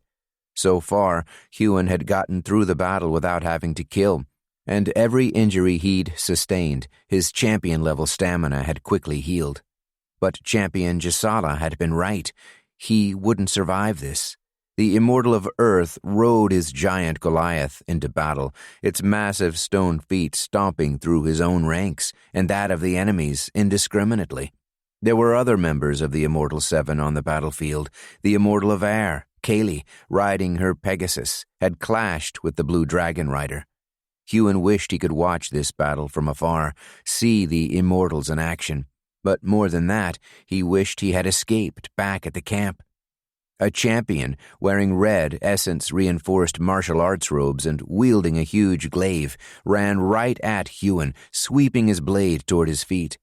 Huon surged strength and speed from his pauldron. He'd already used up the sharpness essence imbued in his sword, and the essence he'd had in his core, and he was running dangerously low on stamina. Huon slapped the enemy's strike away with his shield and thrust out with his sword, surging fire in a great burst to try and blind his opponent. The man was a champion and would no doubt beat Huon in a straight fight. But Huon wasn't fighting alone. Jameson smashed into the glaive-wielding champion, his massive rock-reinforced bulk forcing the man to fall to the ground. Jameson moved to stomp on the enemy's helmet, but the man rolled away and they were soon fighting someone else. Run, Huon thought. I have to run. But how? How would he get out of this massive fighting? And how could he abandon Jameson? I'm already going to abandon him. I'm free of my oath, and he isn't. All this indecision kept running through his mind over and over as he fought. It all became a blur. A small part of his mind was wondering if his body felt any different, if his essence felt any different. While he fought, he cultivated, like Denasia had taught him, and he felt that tug on his core, a portion of his essence leaving him, disappearing into nothing. Not into nothing, it's going into him, the Celestial. Huon had bound his soul to the man, and he still didn't know his name. There were supposed to be other benefits to being soul-bound, benefits that the Celestial had said would reveal themselves. Thus far, Huon hadn't noticed any, but he was too frantic to. At least I'm still alive, he thought, probably for the 100th time, as he avoided a strike from a red-haired woman wielding 2 flaming swords. How was he still alive? He'd faced dozens of enemy champions, and not one of them had cut him down. Jameson is alive too. They'd saved each other from what might have been killing blows a half-dozen times now, though Huon was losing count. As the red-haired woman ran off to engage someone else, Huon frantically looked about for Jameson. The man was no longer within view, and he was easy to spot, clad as much as he was in rock. The other knight was nowhere to be seen. None of Huon's squad were visible on the battlefield. There was too much chaos, too many enemies, or were they allies? Gods, he couldn't tell anymore. He breathed hard. He hadn't even noticed he wasn't surging breath anymore. He shouldn't be breathing. He checked his core, but he was completely tapped out of breath. That hadn't happened to him since he was a page. Was he surging more than he normally would, or had he simply forgotten to recultivate it as he fought? His mind wasn't clear. Nothing was. I have to run, he thought. I have to run now. So he did. He quadruple surged speed from his core armor and sprinted back through the honor-bound ranks. He searched the people's faces as he flew past them. People barely noticed him. They were all too engaged in the battle, and their perceptions must not have deemed him a threat. He couldn't see Jameson, couldn't see Gisala, Ellie, Maddie, Yilda, none of his squad. What does that matter? Huon thought. I'm leaving anyway. That pit of guilt, the pit he'd had when he'd been back in the justice arena, feeling sorry for himself for getting Leona into that mess, reformed. He hadn't known the rest of his squad long, and had only just become friendly with Jameson again, but they had been his squad. They'd formed a bond in that brief time, and he was throwing it away. A scream rang out, one among many, but this one stopped Huon short. He recognized that scream. He'd caused it before when he'd broken the man's leg. Jameson. He was still alive back there, still alive and by the sounds of it, in imminent danger. Huon looked over his shoulder toward where he'd just run from. His body surged acute hearing without him even thinking to. He'd barely used it before, but something felt right about surging it. Natural. He didn't fear using it, as he should have. The last time he'd used the surge, it had overwhelmed his senses completely, and that had been in a relatively subdued war camp. Now he was surging it in the middle of a war zone. But the surge didn't catapult Huon with every noise around him. It cut through all of it, focusing sharply on the one voice he wanted to hear, as if he'd been practicing with the surge for weeks instead of only having used it once. Strange, Huon thought, but he had no time to dwell on it. Acute hearing helped him identify exactly where Jameson was when he screamed again. Still alive. He's still alive. Huon made a choice then, though it didn't feel like one. His body was moving on its own, surging the pauldron's essence. He sprinted toward where the scream came from, gripping his shield and sword tight. He didn't want to be in this battle. Didn't want to fight this war. He had no obligation to Jameson, no obligation to the others in his squad. But leaving like this? It didn't feel right. Huon sprinted toward the fight. Chapter 14. Huon's gaze scraped over the bodies of his squad. Champion Gisala, Yilda, Mattie, Vanson, Ellie, Bria. Even the new members, the champion from the forest city of Landor who'd been bound, forced to fight his own people, and the honor-bound woman who'd replaced Aaron, lay dead. Huon had seen plenty of death that day. But this was different. He'd known these people, if only briefly. "Jameson!" Huon yelled. His squad partner was barely on his feet. There were massive cuts in his rock armor, and where it had been covered in blood already, now Huon was sure some of that blood was Jameson's. Huon sprinted toward the fight.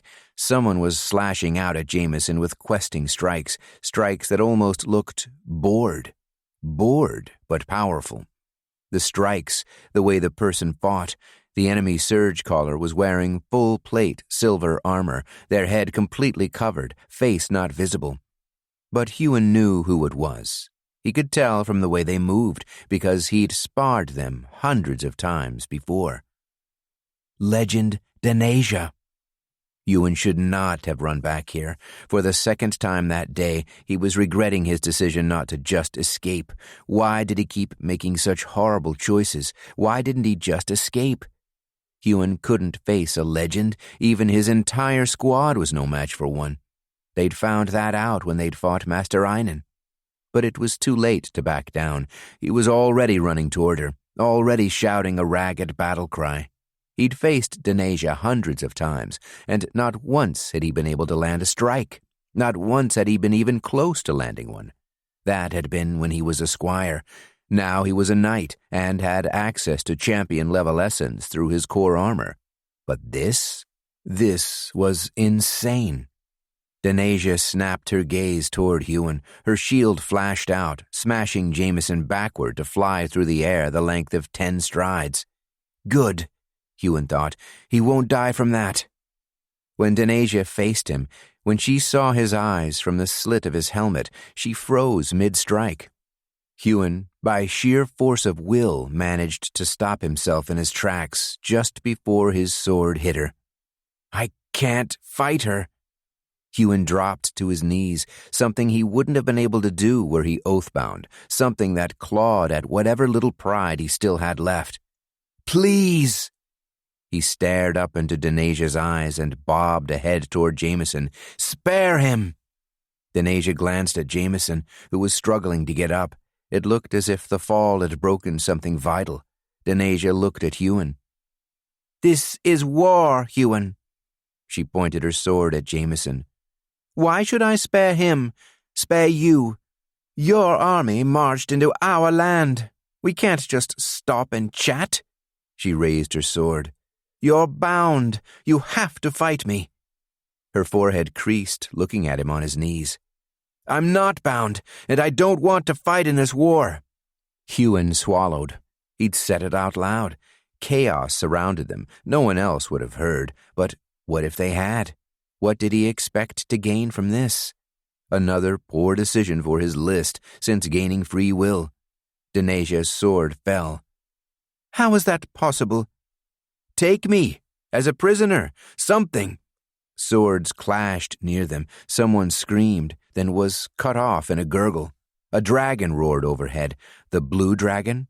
Huon didn't look up, didn't move from this spot. The longer they stayed there, the more likely it would be for them both to get attacked. But Denasia hadn't struck him yet. I can't do that.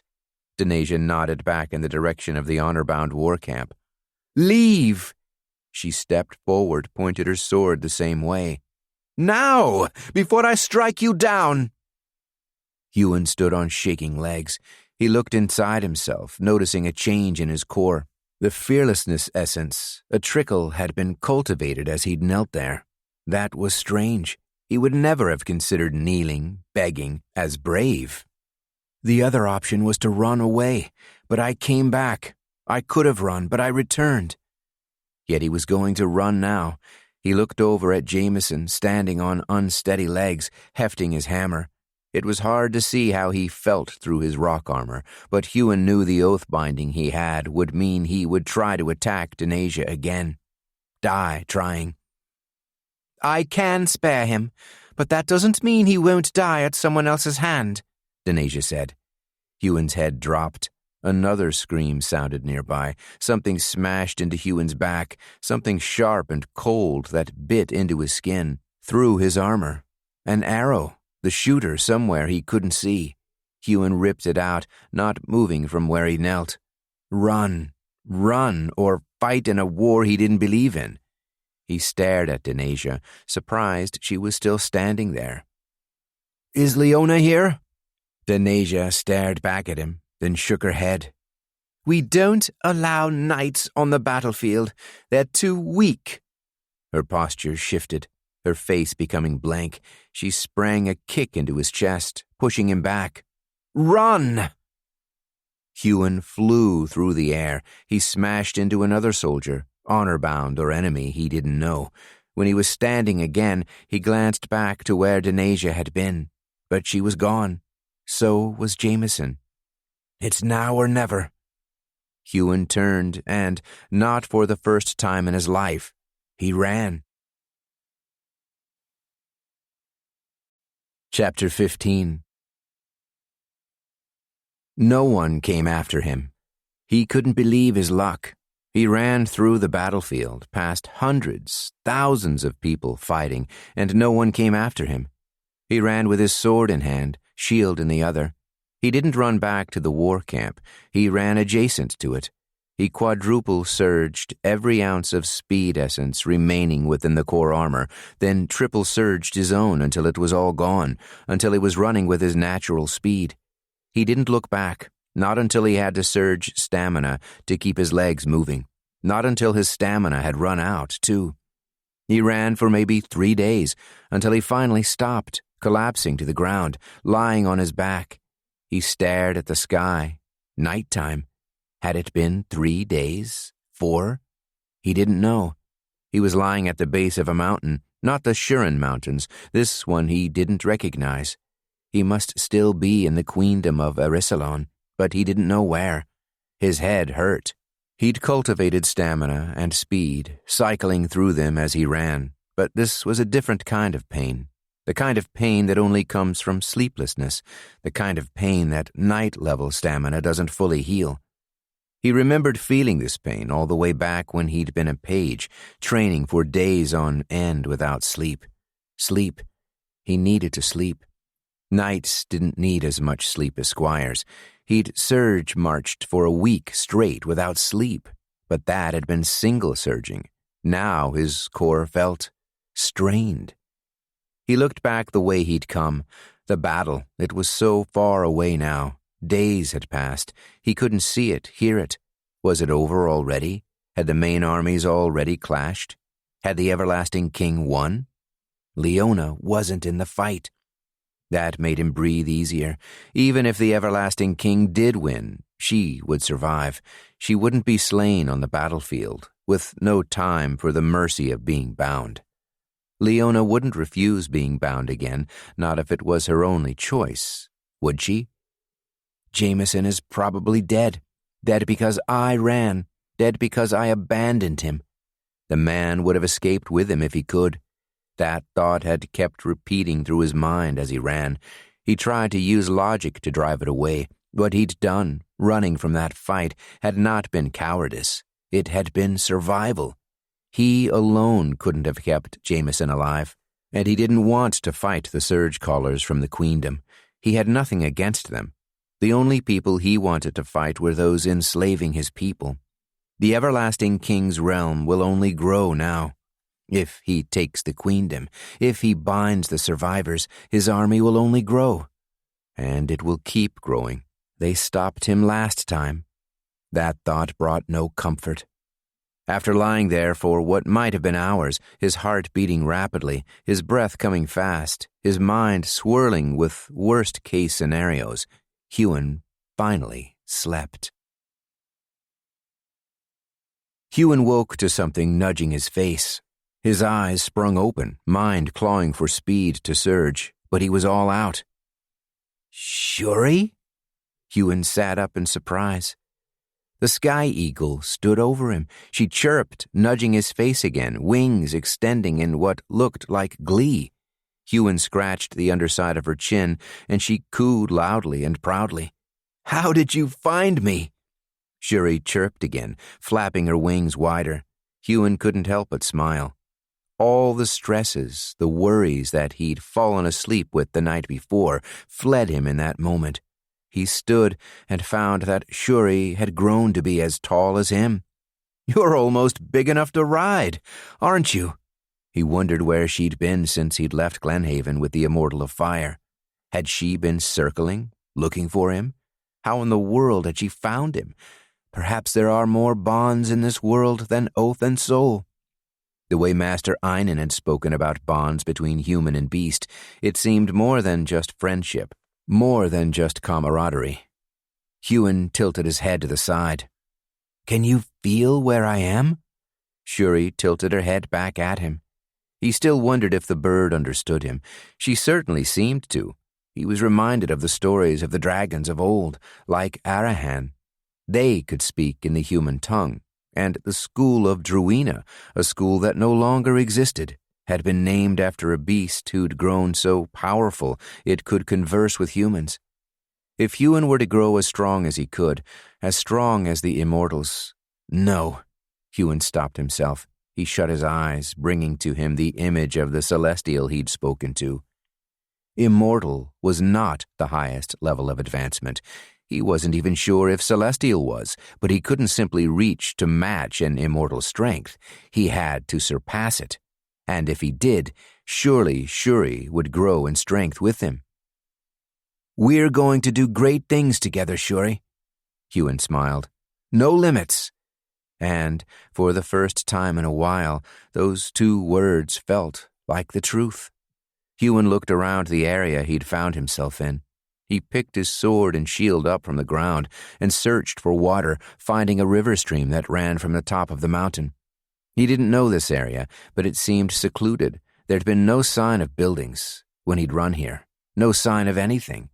He'd been in plenty of places like this before in his life, in his time in the wilds. He'd been alone a lot, too. For years. He looked over at Shuri as he knelt by the water, cleaning his weapons. He wasn't as alone as before, but there were still people missing. Leona. She was alive. Somewhere in the queendom of Arisalon, she was alive. As he cleaned his sword and shield of blood, then stripped down and cleaned his honor-bound plate one by one, he wondered what he was going to do next. Habits formed over the years came to him. Find water, food, shelter.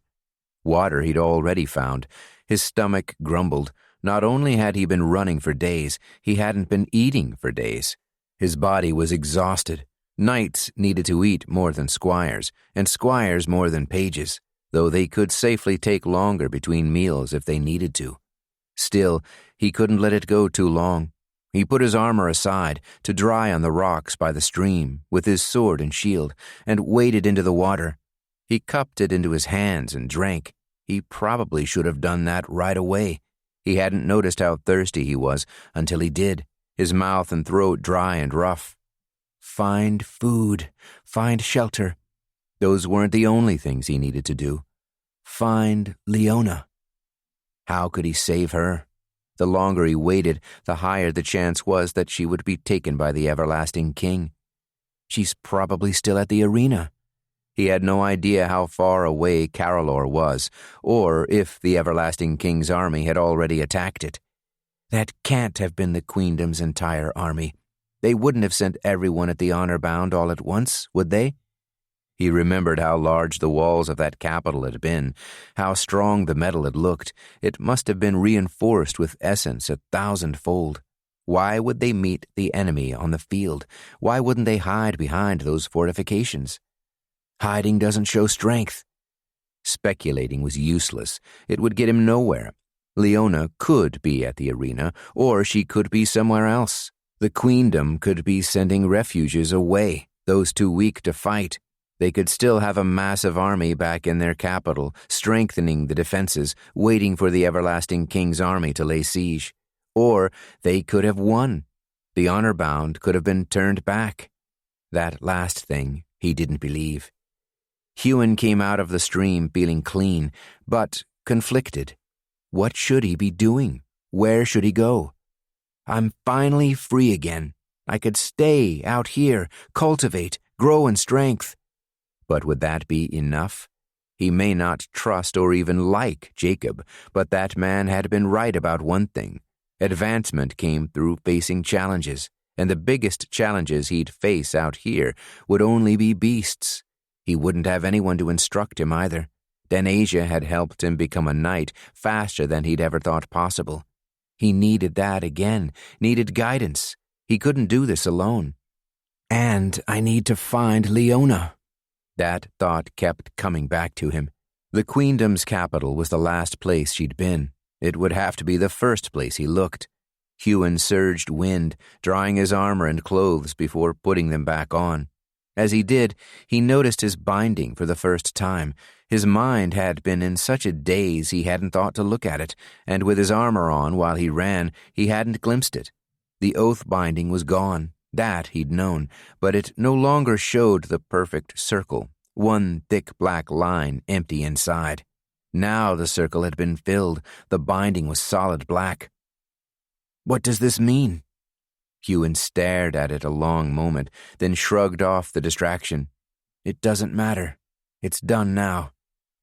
He let his left arm drop, his mind returning to what he needed to do next. Patting Shuri on the head, Huon sighed and started on his search for food. Whatever decision he made, he still needed to eat. He didn't have much physical essence left in his core, but he wasn't hunting for beasts. He could fell any animal he found, even a bear with his elemental essence or his natural strength. Before he recultivated, he needed food. Huon set off, really taking in his new surroundings. He'd traveled around plenty of mountainous areas before, the Shurin Mountains only being the most recent. He raised his chin, staring up at the mountain's heights. This mountain wasn't as tall as the Shurin Mountains had been, but it was close.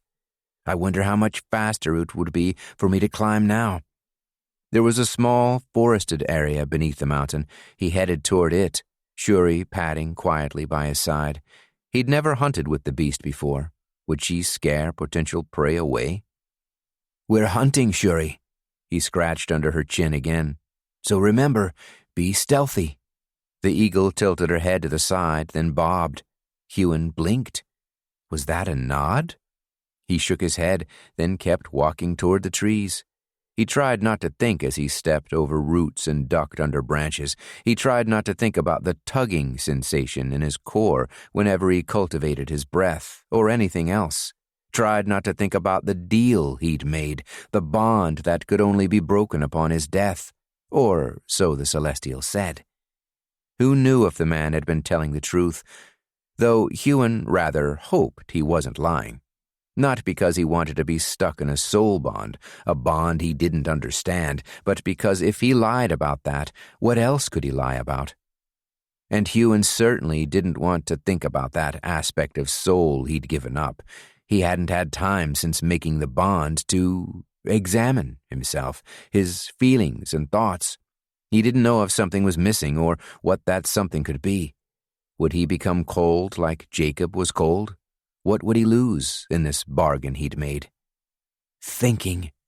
He had to stop thinking. Instead of thinking, he surged his hearing. It was still a new surge, but somehow, during the battle, he'd grown to control it more than he'd imagined he could. The sounds of the forest threatened to overwhelm him the moment he surged, but he didn't let them. He searched the sounds, found something to focus on. It didn't matter what he hunted, he just needed something. He heard the scritch of claws tapping against stone and focused in on it. The acute hearing surge didn't just give him the ability to hear, it seemed to tell him how far away the thing he was hearing was. Huon walked quietly toward it. He learned to be even more stealthy since being taken by the Honourbound, and could only hear his own footsteps because of his night-level perception coupled with the hearing surge. Whatever animal he'd heard, and he hoped it was an animal, not a beast, wouldn't stand a chance. Shuri was still beside him, her steps quieter than he'd expected. The eagle understood what was going on. It would have instincts for hunting, just like any other beast of prey, though she would have probably preferred to be in the air. It only took a few moments for Huon to reach his quarry, a wolf by a rocky outcrop near the base of the mountain. A normal wolf, not like the giant white wolves he'd seen back in the forest below Landor. Huon paused briefly when he saw it. Hunting didn't seem fair. Not anymore. The poor thing stood no chance against a champion. But Huon needed to eat. He surged a fireball, felling the wolf before it had even noticed he was there. Then he threw the thing over his shoulder and looked for somewhere to make camp. Before he'd turned away, he noticed a small cave. He surged his hearing again, wondering if the rest of the wolf's pack were inside, but it was quiet. Nothing stirred within. No animals, no beasts. Huon ducked under the entrance. As he walked through the narrow tunnel, it expanded into a larger cavern. He surged fire and looked around. It reminded him of many places he'd been before. The cave he'd stayed in the day he'd met Byrne, and the cave he'd been in with Leona. Leona. She was one of the things he'd been trying not to think about. Before he lay the wolf on the ground, he surged earth, covering the entrance with a door. Much easier than moving a giant boulder into place. He'd come so far since being there. Why did it feel like he was starting over? I escaped. I'm oathbound no more. I'm a knight. He dropped the wolf onto the ground, then pulled the dagger from his belt, dressing the poor animal in the quiet of the cave. Chapter 16. Huon ate, trained, slept, then ate again. He still didn't know what to do, but he'd wasted an entire day here in the mountains. His core was full again. He'd even found a way to cultivate his sharpness essence. He didn't have a whetstone, but he found another rock about the mountain that looked good enough to sharpen his sword, and earth surged it into a rectangular shape. Shuri went hunting on her own, coming back with rabbits, foxes, even a deer once. Huon didn't understand how beasts advanced, but he imagined Shuri was at least at the level of Squire. I got lucky when I defeated her mother. The Sky Eagle had never been trying to kill them, had it? It had just wanted its egg back. The longer he stayed here, the more the pit of guilt inside him grew. He wanted time to be free, to make his own decisions, to think. Cultivating essence felt different now. The more he did it, the more he felt that tug on his core. There were other things too. It wasn't just the cultivating that had changed, it was his surges. He hadn't noticed it before, because there had been too many things going on, and too many things in his head. During the battle, when he'd surged acute hearing to find Jameson, everything had clicked into place. He'd instantly known how to use the surge, even though he hadn't trained with it before, and had only used it once. It had seemed strange at the time, but now he'd been able to think about it. It was more than just strange. There were some essences, like sharpness, that were inherently easy to use, but hearing? That hadn't felt like one of those. And it wasn't just acute hearing that came more easily. When he'd been at the river cleaning weapons and armor, he'd surged water to help him do it. Water had never been a surge he'd spent much time on, and he'd been in a daze. But it had felt easy. He'd barely needed to think about it. Since then, he'd tried surging water and wind, both. Using them felt not only easy, but natural, like using fire and earth had become. He couldn't do what Leona could with wind and water, not without more training, but that baseline level of proficiency he'd yet to gain, he had it now, with no effort. And it had to be because of the soul binding. Was that what the Celestial had meant when he said the benefits of the bond would become clear? Or was Huon still not thinking clearly, and all of this meant nothing? There was one way to test it. Huon stepped out of the cave on the morning of the second day since he'd arrived here, the fifth day since he'd escaped being oathbound, with a plan. He would go after Leona. But he wanted to discover if what he thought was true actually was. Had the bond made it possible for him to gain proficiency with new surges in an instant? Or was he imagining things? There was only one way to find out. He had to hunt for another unique surge. You should stay in the cave today, Shuri. Huon nodded toward the entrance. I wouldn't want you coming into danger. Shuri chirped and flapped her wings. Huon nodded toward the cave again. The eagle gave a final flap and another chirp, one that somehow sounded sad to Huon's ears, then returned to the cave. Huon watched her disappear into it, a thought occurring, something he hadn't realized before. Shuri had grown. Again. He knew because when he'd first reunited with her, only 2 days ago, she'd been exactly his height. Now she was taller. The more she eats, the more she grows? He frowned, wondering if that were true.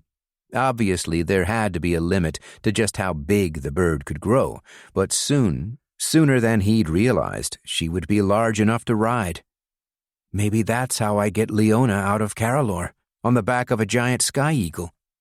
The thought made him smile, and he hadn't smiled much. Huon let the thought drift from his mind as he stalked through the woods. There were beasts around this mountain. He hadn't ventured outside the cave except to hunt, but he'd heard them. He hadn't had reason to fight a beast. Now he did. With his acute hearing surged, he ran through the forest, pinpointing the closest beast he could hear. It was roaring and sounded like it was fighting something. Was it hunting, too? He should probably be stealthy, quiet, like he'd been when hunting animals, but he didn't want to wait. Every moment spent lingering here was a moment he wasn't going after Leona. Maybe he didn't need to do this. Maybe he should go after her now. No. I need to understand what's happened to me. He'd tried, in the darkness of the cave, before he'd fallen asleep the night before, to contact the Celestial. He'd surged his thoughts into the universe, as he had before, but there'd been no answer. He had to figure this out on his own. It didn't take him long to come across the beast, a tiger, a big one. It looked similar to a saber-tooth, but had different markings. It was fighting one of its kin. The two tigers clashed in the middle of a clearing, claws slashing at each other. Huon observed from the trees. His night-level perception couldn't pierce their veils, but from the speed at which they moved, they looked to be champion level. Huon swallowed. He shouldn't have been running so fast. He'd gotten lucky. He'd been foolish rushing this. If the beasts hadn't been fighting each other, they would have heard him, come after him. Champion level. Huon still wore his honor-bound armor, still wore the pauldron, the core armor. He looked inside it. He'd used much of the essence it contained in the battle, and all the speed essence when he'd run away from the battle. But there was still some left, and he'd fought champions before. He could do it again. Surging breath, he watched as the tigers fought, trying to identify what their unique surge or surges might be. It was hard, tracking their movements. Another reason fighting them might be a bad idea. Perhaps he could look for another beast. He didn't have to fight one of these. No, he had to start fighting battles he didn't think he could win, and he had to start doing that by his own choice. Because that's what his life was, a battle he thought he couldn't win. Advancing to immortal, to celestial, was an impossible task, but Huon had no limits. He believed that now. The longer the two tigers fought, the weaker they'd become. He could see one of them flagging, a hitch in its back leg. It was the bigger of the two, but that didn't seem to be making a difference. They roared, swiping at each other's faces. Then the smaller one backed up a step, its back arching up, hair standing on end. It roared once more, far louder than it had before. The sound pierced Huon's ears, right into his mind. The world went white. It was as though he were surging acute hearing again for the first time. The noise was just too much. Huon surged essence, but it did no good. The noise overwhelmed every part of him. Then it passed. Huon's vision, hearing, everything returned. He stared at the two tigers. One was on the ground, dead. The other, the tiger that had roared, stood over its victim. Huon took a split second to check his core. He hadn't been surging hearing. He knew he hadn't been. But that roar. It's a unique surge, Huon thought. It was like some sort of sonic disorientation blast. It distracted one's opponent, even for a moment. Huon was frozen, staring at the tiger. There was a chance he could beat it, a chance he could win the fight. But if the tiger's speed was champion level, the unique surge might be too. It would be useless until he advanced. He really hadn't thought this through. Huon grasped his sword. For some reason he felt compelled to fight this tiger, even if it didn't make sense. There was so much in this world that wasn't in his control, and even now, oathless, it didn't feel as if enough had changed. It didn't feel as if him being free would make a difference. I can't stop the army. I can't fight the Immortal Seven, the Everlasting King. Not like this. Not yet. He had to feel like he could do something. He'd run from the battlefield, left Jameson behind to die. He could rationalize it all he wanted, even if it had been the right thing to do, the only choice. It hadn't been brave. If he were truly to defeat the Everlasting King, he had to be brave, and he didn't need his fearlessness surge to do it. Huon burst through the trees. He surged champion-level fire from his secondary core, surged earth at the same time, instinctively. A wall rose up from the ground as fireballs shot at the tiger. The tiger, caught by surprise, was momentarily disorientated. It turned and faced Huon. But it wasn't confused for long. It opened its giant mouth, sharp teeth glinting in the sunlight. It's about to roar, Huon thought.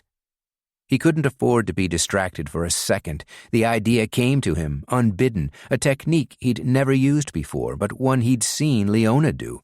He surged wind. The wind essence he had in his secondary core was still full. He'd never had cause to use it during the battle. The wind pooled around his head, then whirled around him, covering his ears, blocking out all chance for noise to get in. He stared at the tiger as it roared. Huon couldn't hear it at all. The wall he'd been forming with his earth surge kept rising, making a barrier between them. Huon shot fireball after fireball. The beast took the hits well, wounds healing in moments. It sprang forth, jumping over the wall, but Huon hadn't made the wall to contain the beast on the other side. He'd hoped the beast would jump over it. The moment the beast's leap took it above the rock wall, Huon surged. The rock wall rose, crashing into the beast. Huon couldn't hear, not with the wind still swirling around his head like a tornado, but he was sure the rock must have broken a few bones. Sure the cracks would have sounded through the clearing. The force of the rock wall hitting the beast sent its leap higher than it intended, and it soared over Huon's head. As Huon whirled around, a small part of him wondered how he was doing all of this, how he'd been able to surge the wind like that. How he'd been able to surge 3 elemental essences at the same time. That was unheard of for a knight, as far as Huon knew. He'd surged all 4 of his elemental essences at the same time only once, but he hadn't had any control over them. It had been one wild burst. This was different. A knight could surge one after the other easily enough. Even surging 2 was something he'd seen Leona do. But 3 simultaneously? Yet he was doing it with ease, something he thought only champions and above could manage. What else has this soul binding done to me? How has it made me so much stronger? Huon had wondered if it had been the Honourbound armor that had made his father so strong, but that hadn't made enough sense. Even if Jacob had escaped with a full set of core plate, how would he have gained access to immortal-level essence? Using a soul thief on the Immortal of Fire, that made sense to Huon, but it wasn't a simple thing, striking an immortal. And Jacob had not taken Blaze by surprise, like how Huon had wanted to take down the Immortal of Earth. This is what made him strong. Being soul-bound. The deal Huon had struck with the Celestial offered far more than just his freedom. It offered him strength. The tiger couldn't handle the barrage of fireballs. Huon could see it. Slowly but surely the tiger's wounds weren't healing half as quickly as before. Then they weren't healing at all. It took seconds, not minutes, for the beast to fall to the ground. When it did, Huon ceased all his surging.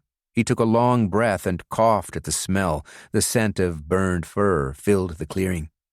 Huon stared at the beast, remembering when he'd killed Shuri's mother. He should feel regret at what he'd done. He hadn't had to fight this beast, just as he hadn't had to fight Shuri's mother. I didn't have a choice. I need this to become stronger. He needed as much unique essence as he could get his hands on. If that meant taking down beasts, then he would. Huon looked over at the other dead tiger and realized he didn't just have 1 core to harvest. He had 2. The harvesting was grim work. Chapter 17. Huon washed his hands at the river before returning to the cave. The core he'd harvested from the tiger he'd killed had contained only champion-level essence. It was useless to him. At least useless until he advanced, and he had no idea when that would be. The other core from the other dead tiger? That one, fortunately, had some Knight-level essence. Much of the essence inside it was champion level, like the first tiger, its speed, strength, and stamina, but the unique surge within was Knight level. Huon sat cross-legged in the middle of the cave. Shuri had ventured out to hunt. He was all alone in the darkness, the only light that of the glowing core, focused on the unique essence. He wasn't sure he even needed to test this anymore. It was clear the soul binding had gained him proficiency in his surges. It didn't make them stronger. He still had to train them, but it had made them easier for him to use, easier for him to juggle different ones at the same time. He knew when he cultivated this roar surge, he'd be able to use it right away. He struggled to imagine using such a surge. What would he do? Stop in the middle of a fight and yell at his enemy? But he'd seen, felt, how effective it was. Huon let out a breath, then cultivated the essence into his core. Like the last 3 times, the cultivation sent a shock wave through his body, one he felt in his bones. The essence lingered around his throat, stinging something fierce before it finally entered his core, and Huon felt the reassuring weight of a new surge within. Huon breathed again. He'd held his breath through the process, not surged it, just held it. He put the core aside. The other essences within were useless to him. There was no point hesitating. Huon licked his lips, then surged roar. The essence pooled around his throat as it had when he'd cultivated it. It enhanced his voice 4-fold. The sound echoed around the cave. He felt how loud it was, but it didn't hurt his own ears, didn't disorientate him. And using it, it felt natural. It instantly felt natural. The surge ran out with one yell, but that was okay. He knew how to cultivate more. How is this possible? Huon thought. The soul binding, it felt like he'd advanced to a new rank. But he hadn't. He was still a knight. He just felt like more than a knight. The downside the binding had brought him, of having part of his essence slip away, used by the Celestial, barely seemed like a downside at all when considering everything he'd gained. I've lost an aspect of my soul. That's a high price. Of course, he still didn't know what that meant, didn't know how it had affected him. He still felt like himself. Huon stood and paced around the cave, wondering how he could best utilize this new surge. He remembered a technique he'd used, without even knowing he could, back in the Justice Arena when he'd fought Jameson. He'd breathed fire. What if he could do that again? I can do that again, easily. What if he could do that again while surging roar? Disorientate an enemy while breathing flames at them? Huon smiled. The words, "I will become strong," ran through his mind, except now he was strong. He might not be a champion, legend, immortal, or celestial, but he had the potential to be. He'd unlocked something amazing by making that deal. And he was free. Leona. He clenched his fists. This was a waste of time indulging in his newfound strength. He should be out there, looking for her, not lingering here, testing his new abilities. He looked at the cave entrance. He'd left it open so Shuri could return. Was he as strong as he thought he was? If so, why hadn't he gone after Leona yet? What was stopping him? His heart raced. I'm afraid of getting captured again. The last time he'd left the mountains to walk toward society, it had not ended well. Leona wasn't in the war. She would be safe, wouldn't she? She probably escaped the queendom already, escaped the everlasting king's hold. More excuses. He was just finding reasons to stay here, finding reasons not to go after her. Huon relaxed his clenched fists, then walked out of the cave, surging his hearing as he did. A few moments later, he registered the sound of Shuri's wings, then went out to find the Sky Eagle. He'd stayed here too long. It was time to leave, time to go after Leona. I won't get captured again, and I will find you. Chapter 18. Huon's first thought had been to ride on the back of Shuri, but he didn't want to be spotted in the air. There would no doubt be scouts everywhere right now, their eyes searching for danger. He wasn't sure how far away the capital of the queendom was. He wasn't even sure how to get there. He'd traveled around the land for weeks with Jacob, but there was so much of it he hadn't seen. So he ran, Shuri flying low nearby. He didn't have any champion-level speed to surge, but that didn't matter. Triple surging speed made him plenty fast. He wasn't running back the way he came. He was running up the trail, to the top of the mountain. He remembered the massive metal spires and towers of Caralor. He may not be able to surge sight, but surely from the mountain's peak he'd be able to spot the shining city. It was better than wasting time running in the wrong direction for days on end. The mountain, as he suspected, was nowhere near as tall as the Shurin Mountains had been, and there was less terrain to climb. Besides, now he was a knight and not a squire. Making it up a mountain became far easier.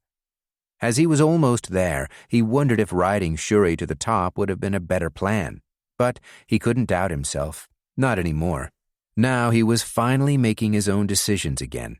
He had to be decisive, or he'd never be able to achieve his goals. Shuri wasn't ready to be ridden. He sensed that when he looked at her, and he sensed that when she was ready, she would let him know. Whatever bond they had between them, it only grew stronger by the day. It was dark by the time Huon reached the highest peak. He didn't let himself collapse onto the snow and rest. There wasn't time for that. He worried that when he'd gotten here, the darkness would stop him from seeing the city. But he spotted it right away. Caralor, the capital of the queendom of Arisalon, shone in the moonlight, its metallic structures glimmering. He couldn't tell much from this far away, couldn't tell if it had been attacked, if an army was amassing near it, but at least he knew where it was now. He patted Shuri on the head. "Had I not come here, I would have run off in the wrong direction." He looked down at the mountain and sighed. Climbing this thing might have saved him time, but it didn't feel like it. Now he had to get back down. Running to the capital of Arisalon had been an uneventful affair, something Huon was glad for. With his acute hearing surge, he'd managed to avoid bumping into any soldiers. He'd heard them on his way. Patrols wandering through the plains and forests. He didn't know what they were searching for, didn't know which side they were from, but it didn't matter. He couldn't bump into any of them. He looked at his wrist. He couldn't see the soul binding beneath his armor, the perfect black circle completely filled in, but it still worried him. If anyone saw it, they'd know something was different about him. Huon looked at the city from atop a hill, then looked at the army amassed in front of it. The battle Huon had run from. The everlasting king had won, and now he was about to lay siege to the capital. He's going to win this. From this high, Huon could see the metal arena. He sighed in relief. The siege hadn't begun yet. He'd worried the days he'd lost getting here would mean he was too late, but the walls of the city were intact, though that might not last long. Strange structures were being built outside of those walls, ones reminiscent of the massive ballistae atop the towers back in Glenhaven. Catapults. He didn't know what the catapults would launch, but knowing the everlasting king, he created surge gems, soul thieves, core armor. What else has he got in his bag of tricks? What other inventions brought him into power all those years ago? Huon scratched under Shuri's chin and stared at the city walls again. He may have made it here before the battle began, but that didn't mean he'd be able to get inside the city. As he scratched under Shuri's chin, he frowned, staring at her.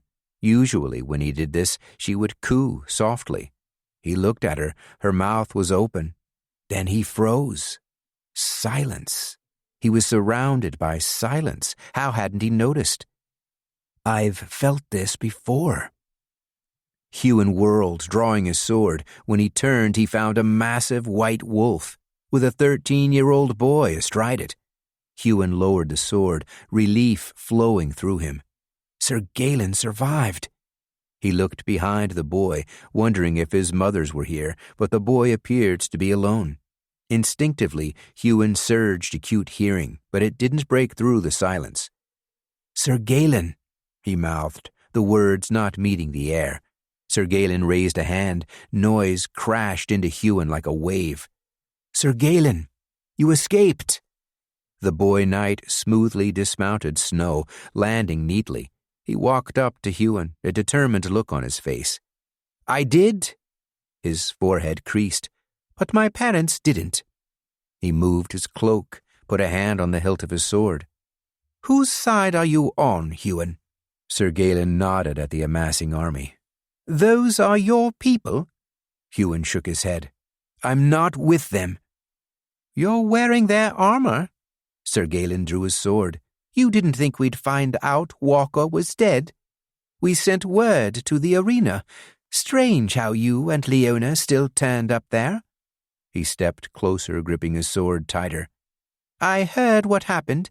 Your immortal of fire. The match." He pointed the sword at Huon's honor-bound breastplate. "You were taken back." Huon stopped himself from raising his own sword. "I escaped." "Were you part of the attack on Landor?" "Were you?" Huon hung his head. "I had no choice, Galen." "That's Sir Galen to you, outsider." "I was bound. I had no choice but to fight. I had no idea what happened to your parents. I promise." "Show me your wrist." Sir Galen waved the sword toward Huon's binding. "You may be a knight now, but that doesn't mean I can't defeat you." Snow padded forward, lowering her head in a snarl. Huon shut his eyes. He'd never imagined meeting the boy knight again. He tried to think, was there some way he could talk his way out of this?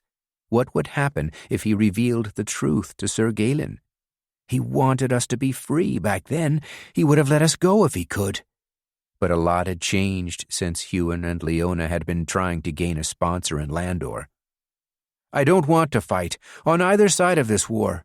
Those people, my people, they have no choice. I don't want to hurt them. And I don't want to hurt your people either. That's why I escaped. It's why I ran." Huon swallowed, then made a decision. He didn't know how Sir Galen would react. He didn't know how to explain this bond when he didn't fully understand it himself. But there was only one way to find out how this would go. Huon removed his bracer, let it fall to the ground, then rolled up his sleeve. He held his arm out, the underside of his wrist facing up. "What?" Sir Galen blinked. Then he took hold of Huon's arm with his left hand, his sword dropping. "It's filled in. What kind of binding is that?" Huon bit the inside of his cheek. "It's a soul binding. It's what helped me escape." Huon pulled his arm from the boy's grip. "It's why I'm free." "A soul binding?" Sir Galen frowned. "I don't understand." "I barely understand myself." Huon rubbed his wrist, then rolled the sleeve back down. He didn't feel safe having his new binding showing. Grabbing the bracer from the ground, he strapped it back into place. "Did you know there's a higher level of advancement than immortal?" Sir Galen stepped back. "That? I thought that was a myth." He stared at Huon. You met a celestial? You've heard of them?" Huon surged a step forward. "You know what they are?" "I've heard stories, but no one knows anything about them. Not anymore. If they're real. The stories say no one has seen one for over 1,000 years. Over 1,000 years, Huon thought, about as long as the everlasting king has had a hold over my realm. A soul binding. I don't know what that means, Huon. Sir Galen sighed. But I'm glad you're free. I remember how afraid you were of going back to your realm. The boy looked over at the city, at the army. Why are you here? Why haven't you run? Huon looked over his shoulder at the moonlit city. I need to find Leona. Ah! Sir Galen walked to stand beside Huon. I understand. I heard she won her match, that she stayed at the arena. Huon nodded, then he looked down at the boy who'd just lost his mother's, his city. Are you? He trailed off. Are you okay? Seemed like a terrible question to ask. Had Huon been okay when his mother had been killed by the Immortal of Fire? Was he okay now, whenever he thought of it? What are you doing out here, alone? I don't know. Snow padded up, nudging the boy on the shoulder. I don't know what to do. I ran, hid, survived. He shut his eyes. I should have stayed and fought, but they told me to run. They told me to run, and now they're dead. Huon bit the inside of his cheek again. He'd almost asked, "Do you know that for sure?" But it would have been foolish. The Everlasting King didn't want any of Arisalan's leaders to survive. They were killing all legends and above. Huon knew that. Sir Galen would know that too. There was no point giving the boy false hope. They took my mother too. They did? Huon nodded. When I was younger than you, she hid me away from being oathbound. Huon raised his left arm, touching his bracer. She didn't want me to be a slave, didn't want me to die in someone else's fight. Understandable. The Immortal of Fire killed her because of it. The boy lowered his head. I'm sorry. I'm sorry too. Sir Galen was clenching his fists, his white wolf standing beside him, staring at the boy with sad eyes. I want revenge. I want... He looked over at the amassing army. I want the Everlasting King to pay. Huon looked over at the army. He wanted the same thing. They won't even let me fight. Knights aren't deemed strong enough to go to war. Huon faced the young knight. I want revenge too. The boy's gaze flicked up to him. Yeah? I have a plan. Huon pursed his lips. He knew how this plan must sound to other people's ears. I want to advance past Immortal, rival the Everlasting King's strength, and defeat him. Sir Galen's forehead creased. What about his army? They're innocent. It's not their fault they have to fight. I want to free them all. Sir Galen looked at the army once more, then shut his eyes. My queendom, Arisalan isn't going to win this, is it? No, I don't think it will. And we wouldn't make a difference to this fight. Huon lowered his head. He didn't need to confirm that aloud. The boy knew. If I help you find Leona, can I come with you? Sir Galen didn't meet Huon's eyes. Huon blinked at the boy. You want to join me? The boy nodded. Huon let out a sigh. He hadn't imagined anyone would be crazy enough to come along with him on his quest, anyone but Leona, at least. Jameson had wished to escape with him, but that didn't mean he thought he'd be able to one day defeat the Everlasting King or liberate the rest of the Surgecallers. Huon raised his left arm, extending it to Sir Galen. I'd be honored to have you join me. Sir Galen looked at Huon's arm, then grabbed it in a Surgecaller greeting. Huon wondered if it were wise letting a 13-year-old join him on his quest, but the boy was of the same advancement level as him, and had, in fact, been a knight longer. Besides, this wasn't a short journey. By the time they were strong enough to make a real difference, Sir Galen wouldn't be a boy anymore. Huon let go of the boy's forearm, then gazed at Carolor. Now we just need to figure out a way to get in there. Oh, I can do that, Sir Galen said. But we're going to have to get you out of that armor. Chapter 19. Huon buried his honor-bound armor on the hilltop, along with the pauldron, the one piece of core armor he had. He didn't know if he'd ever be able to come back for it, and if he were honest, he wasn't sure if he needed it. He didn't know anyone of a higher advancement willing to lend him their essence, so what was the point of having the secondary core? He felt a little exposed, only wearing the gambeson underneath, but the gambeson at least was reinforced with almost as much essence as the armor had been. Some choose to fight in martial arts robes. I'll be fine in this. At least he no longer looked like the enemy to those from Arisalon. I'm still an outsider, Huon said to Sir Galen once he'd finished burying his armor. No one needs to know that. Sir Galen was astride snow. My mothers were the leaders of Caralor. Arisalon will let us in. An army is about to lay siege to their city. How are we going to get through the gates? The gates aren't the only way to enter. Sir Galen looked at Huon. Why do you think I came up here in the first place? Huon frowned. He remembered there were only 2 gates into Caralor, on either side of the city. The army had amassed troops at both of these, either so the citizens of Caralor wouldn't escape, or so they wouldn't get surprised if they sent an army out through the other gates. Huon wasn't sure. Either way, it didn't look easy to get inside. There's another way into Caralor, one only known to a few. As the son of a lady? Sir Galen's face fell. He closed his eyes and let out a breath. He's holding himself pretty well, considering. Huon remembered what he was like the days following his mother's death.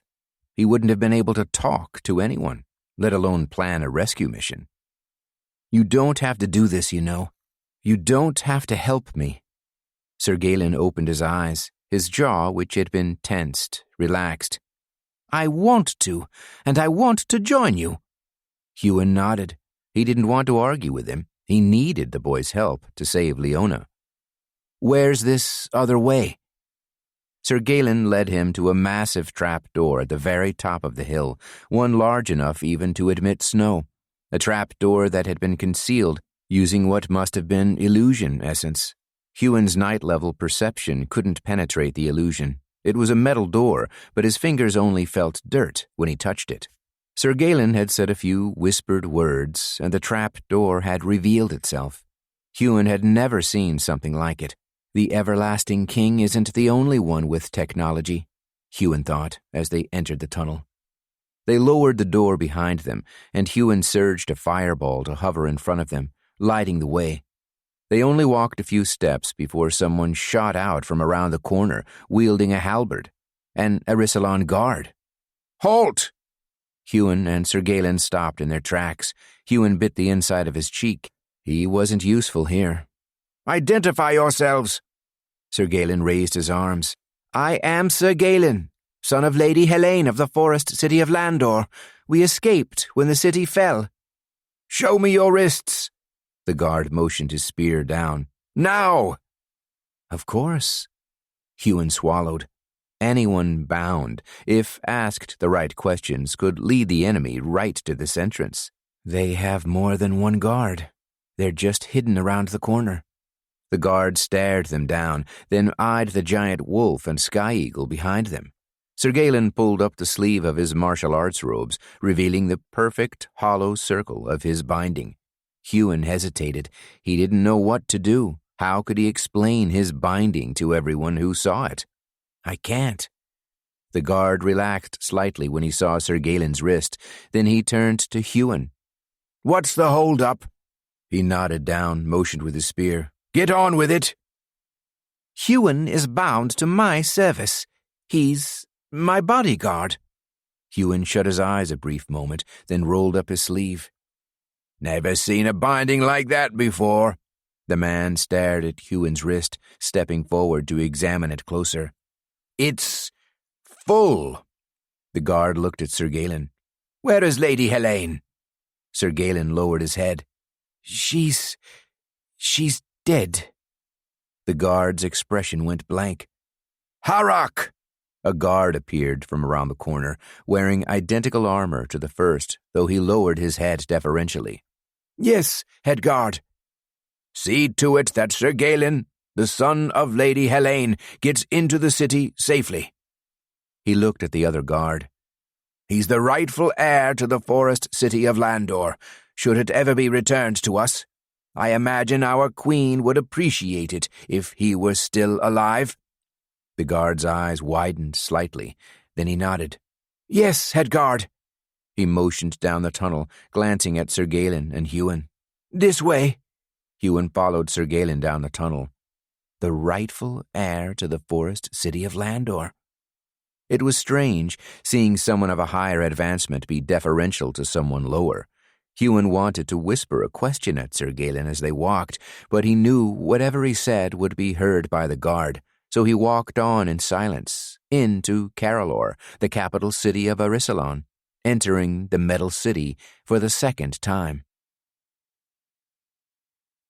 When they exited the tunnel, the guard pointed toward the palace. "The city has not been breached.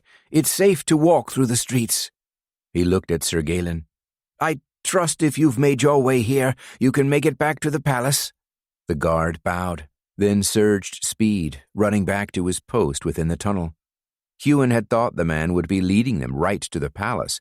The whole time they'd been walking, he'd been trying to figure out how to slip away from a champion. Huon took a moment to breathe. It was still before dawn. The everlasting king's army were yet to begin their siege. He'd never seen the city up close at night, the moonlight washing the metal with its glow. He'd seen it from afar, from atop that mountain. But looking up at the tall towers, he hoped the everlasting king didn't crumble the place to the ground. In a matter of days, this could all be gone. "Okay," Sir Galen said. "Where's the arena?" Huon pointed at one of the largest structures in the city, the Justice Arena. Like almost everything else in Caralor, it was made entirely of metal, a massive dome near the middle of the city, tall enough to be seen from almost anywhere. As Huon looked around, he noticed the streets were quiet. He'd only been through the streets of Caralor twice. He may have been in the arena for almost 2 months, but that didn't mean he saw anything outside of it. They'll all be fighting. Knights may be deemed too weak to fight, but there were very few knights in Arissalon. Anyone over the age of 16 was likely to be a champion. There were only a few stragglers on the street, some kids running about, a few elderly, those who must have grown too old to fight. Depending on one's advancement level, if they reached a certain age, the core began to deplete more easily. Huon knew very little about it, but he did know it didn't affect immortals. That's why they were called immortals, after all. "We have to move." Huon didn't know how long it would take for the walls to be breached, but the first rays of sunlight could be seen on the horizon. The siege was minutes away. Huon triple-surged speed, sprinting through the streets toward the Justice Arena. He still didn't know how they'd get inside, how they'd convince the warden to let one of their contenders go free, but he'd gotten this far without a plan. He had to believe he could go all the way. Will Warden Varennes even be there? Huon wondered. She was a legend herself, wasn't she? Chances were she'd be at the wall, readying herself to fight. Gods, she might have been in the battle Huon had run from, the battle he'd seen Denasia in. He kept thinking of the arena being the way he'd left it, but Leona had only been left behind because she was a knight. Everyone else there had been a champion and above. Had they just left her in a cell while the war happens? Huon pushed his body to run even faster. He heard Sir Galen behind him, astride his wolf, and wondered if that was a strange sight in a place like this, a young teenage boy flying down the street on a giant white wolf. It was probably not that out of the ordinary. When he reached the entrance to the Justice Arena, Huon halted. "What's wrong?" Sir Galen dismounted Snow. Huon clenched a fist. What if she isn't here? What if I came all this way for nothing? Why wouldn't she be here? You said you were told she wasn't in the war. And she's a knight. They wouldn't let her fight. He stepped up to Huon. What are you afraid of? Huon shook his head. I don't want to get captured again. He gripped his wrist, ringing where his binding was behind the sleeve. That binding meant no one could ever make him oathbound again. But it didn't mean he couldn't be captured. It didn't mean he couldn't lose his freedom. He surged breath as he noticed his heart racing. I didn't just lose my parents, Huon. I lost everyone. Everyone I've ever known. I don't know if any of them survived. I don't know if they were bound or killed. I'm not just following you because I want revenge. I'm following you because at least I know you. Leona's going to be here, and if she isn't, you'll find her. But trust me, as someone who's lost everything, you could run off, hide in the wilds if you're too afraid of being captured again, but you're not going to be happy out there alone. Huon looked at Surgecaller, really looked at him. How are you so calm? Again, he remembered what it had been like when he'd lost his mother. It had only been one person that he'd lost. He didn't know anyone else in the village, not really. They'd all died, but he'd been stuck at home for years, hidden away. He'd mourned his mother and lamented at all the death caused for no good reason. But he hadn't known the people of his village, not truly. But for Surgecaller, it must be 1,000 times worse. When Huon and Leona had first arrived in the city, they'd seen how many people had greeted the boy, seen the way the masters spoke to him. He was the son of their leader and seemed to get on well with the people, and now he'd lost all of that. Surgecaller shut his eyes. I'm not calm, Huon. The only thing keeping me together is my training. His fists weren't clenched. His body didn't shake. He certainly seemed calm, but Huon imagined it was a whole different story within the boy's mind. Is he still in shock? How could his training be helping him through this? Maybe he was surging will. Maybe it didn't only help with fighting bindings. Huon ceased surging breath and exhaled sharply. Okay then. We do this. He walked up to the Justice Arena's entrance, expecting to find a guard, but no one was at the door, and it was unlocked. He opened it and walked down the familiar metallic halls. He was starting to realize it wouldn't have mattered much if he'd won his match with Jameson, not if he'd gotten stuck here when the army invaded. The earth shook.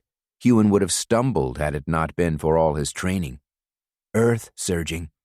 A massive influx of earth surging. The siege has begun. He wouldn't be surprised if that earth surge had come from Tyrol himself, though he knew it would take more than just immortal level essence to breach the walls of this city. Huon exchanged a look with Surgecaller, then they sprinted down the halls. All the doors to the cells were open. Huon checked every door on the right, while Surgecaller checked those on the left, but the place was empty. He went to the lower levels, walked through the mess hall, the training hall, but he couldn't find her. Then he went to the warden's office, but she was gone too. The whole place is just empty. Huon clenched his fists again. He'd been afraid of getting caught, true, but worse than that, he'd been afraid of not finding her. He faced Surgecaller. Do you know where they might have taken her? Surgecaller shook his head, then faltered. Wait, maybe I do. This is my first time in Carolor, but I've read about the city, about its histories. That tunnel we went through, it's not the only one. There are underground bunkers in the middle of the city, reserved for those who cannot fight. That's probably where the stragglers were running to. Do the bunkers lead outside of the city, like the tunnel we used? I don't know. I don't think so. Huon frowned. If the everlasting king won, whoever was left hiding in the city would get bound or killed, just like in Landor. The earth shook again. Together they ran back out of the arena. All the hope Huon had been feeling since gaining his soul binding, since finding out about his new abilities, dissipated the longer he didn't find Leona. He didn't know why it was so important. Leona was stronger than him. She could handle herself. She'd never needed Huon. Why was it so important he find her? She's the first true friend I've ever had, the only person in this world I truly trust. The thought came unbidden, and it was true.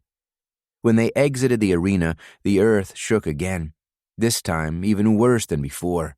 Huon, as he'd been sprinting, missed a step and smashed right into the cobblestones on the street. His face slammed into the ground, Blood poured from his nose. He surged stamina instantly to fix it, getting back to his feet, feeling like a fool. Sir Galen helped him regain his footing. Though Huon didn't strictly need the help, he appreciated it. "Don't worry," Sir Galen said. "There's no way that army can break through the walls." Another shockwave hit, and a roar pierced the air. Inside the arena, Huon hadn't realized how loud it was out here. The battle could be heard even this far away. He looked over to the wall. It had been torn in half. The metal, no doubt reinforced with immortal essence, had been torn. Huon pointed his finger, shaking. A giant hand tore at the metal. Huon blinked, not believing his eyes. More of the wall was torn down. Behind it stood a massive surgecaller, as tall as the wall itself, wearing honourbound armor that glowed blue. Huon knew that armor. He'd seen paintings, drawings, statues. The everlasting king. Chapter 20. Huon was frozen, staring at the massive figure of the everlasting king. That was impossible. He'd never heard of a surge that could make someone grow, especially not like that. Huon stumbled backward, the shock waves they'd been feeling, the earth rocking. It hadn't been earth surges, had it? It had been this. It must be some new technology, some beast of science the man has created. Whatever it was powerful, and it meant they were running out of time. "Gods!" Sir Galen breathed.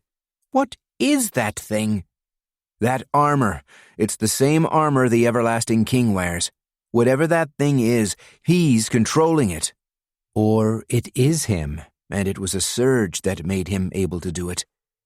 The everlasting king was surgeless. He had no power of his own. All the power he'd gained was through the devices he made. The surge gems, soul thief, core armor. He'd stolen his power from others. But that didn't make his power any less real. Huon tore his gaze from the giant surgecaller to look where the city's stragglers were going. But the streets were quiet, dead silent. In the time it had taken them to search the arena, whoever had been lingering on the streets must have made it to safety. Safety, Huon thought. Not sure anywhere is safe against that. The walls had already been breached. The battle hadn't gone on a full hour, and the walls had already been breached. "Where do we go?" Huon asked. Sir Galen surged strength. He leapt into the air, landing astride Snow. He patted the beast's head, then whispered something into her ear. "Snow can surge smell. She'll find anyone nearby." Huon nodded up at the boy. Shuri's eyes had widened when the wall had been torn asunder, her feathers aflutter. Huon went to her. "Shuri, you have to go." The bird chirped, staring at him. Huon scratched under her chin. "Fly somewhere safe, somewhere far away from here. You've found me before. You'll find me again," Huon said, thinking, if I make it out of here alive. Shuri's gaze traveled back and forth between Huon and the giant surgecaller. Then she chirped again, bobbed her head, and extended her wings. There wasn't any time for Huon to watch her fly away. "This way," Sir Galen called. Huon glanced back at the wall as he ran after the young knight down the streets of Carolor. This war, there was no way the everlasting king would lose, and he wouldn't stop in Arisalon. He hadn't expanded his empire in hundreds of years. No, he'd been biding his time, gaining strength, waiting until he knew he'd have an overwhelming victory. Is he as powerful as a celestial? Huon wondered as he ran. But it didn't matter. His ultimate goal wasn't important right now. All he needed was to find Leona and escape out of here alive. Huon ducked as he stomped down the stairs, entering the fourth underground bunker they'd found. The other three hadn't let them in, their doors already closed, fearing the enemy might have already entered the city. They probably have, Huon thought. When he entered, he found that, apart from the single guard at the door and the elderly, he was the oldest one here. Some of them eyed him curiously. Then a girl, perhaps 10 years old, stepped up to him. She pointed at him, finger striking the air like a sword thrust. I know you. You're Huon the Weak. She turned to the people around her. He's an outsider. One of them. Huon blinked, taking a step back as everyone in the bunker faced him, their eyes narrowing. It was mostly children down here, but he knew that many of those children would be knights, especially the teenagers. Sir Galen stepped in front of Huon. He's not the enemy. He hates the everlasting king as much as we do. Oh, yeah? A one-armed elderly man croaked. He stepped forward, and despite that his legs were skinnier than anyone else Huon had ever seen, he had strength in his stride. He's probably a champion, maybe even a legend. He could be surging. The elderly here, he knew, could fight, but that didn't mean they should. At least if the enemy were to make it down here, they'd be a last line of defense to protect the youngest citizens of Carolor. If the enemy makes it this far, fighting won't do them any good. Sir Galen took something from within his martial arts robes. It was a wooden circle? Huon frowned. No, it was more than that. It was imbued with essence, though Huon couldn't tell what type it was. This is the seal of House Helene. Helene? The old man stepped back. Sister to the queen. Huon blinked again, staring at Sir Galen once more.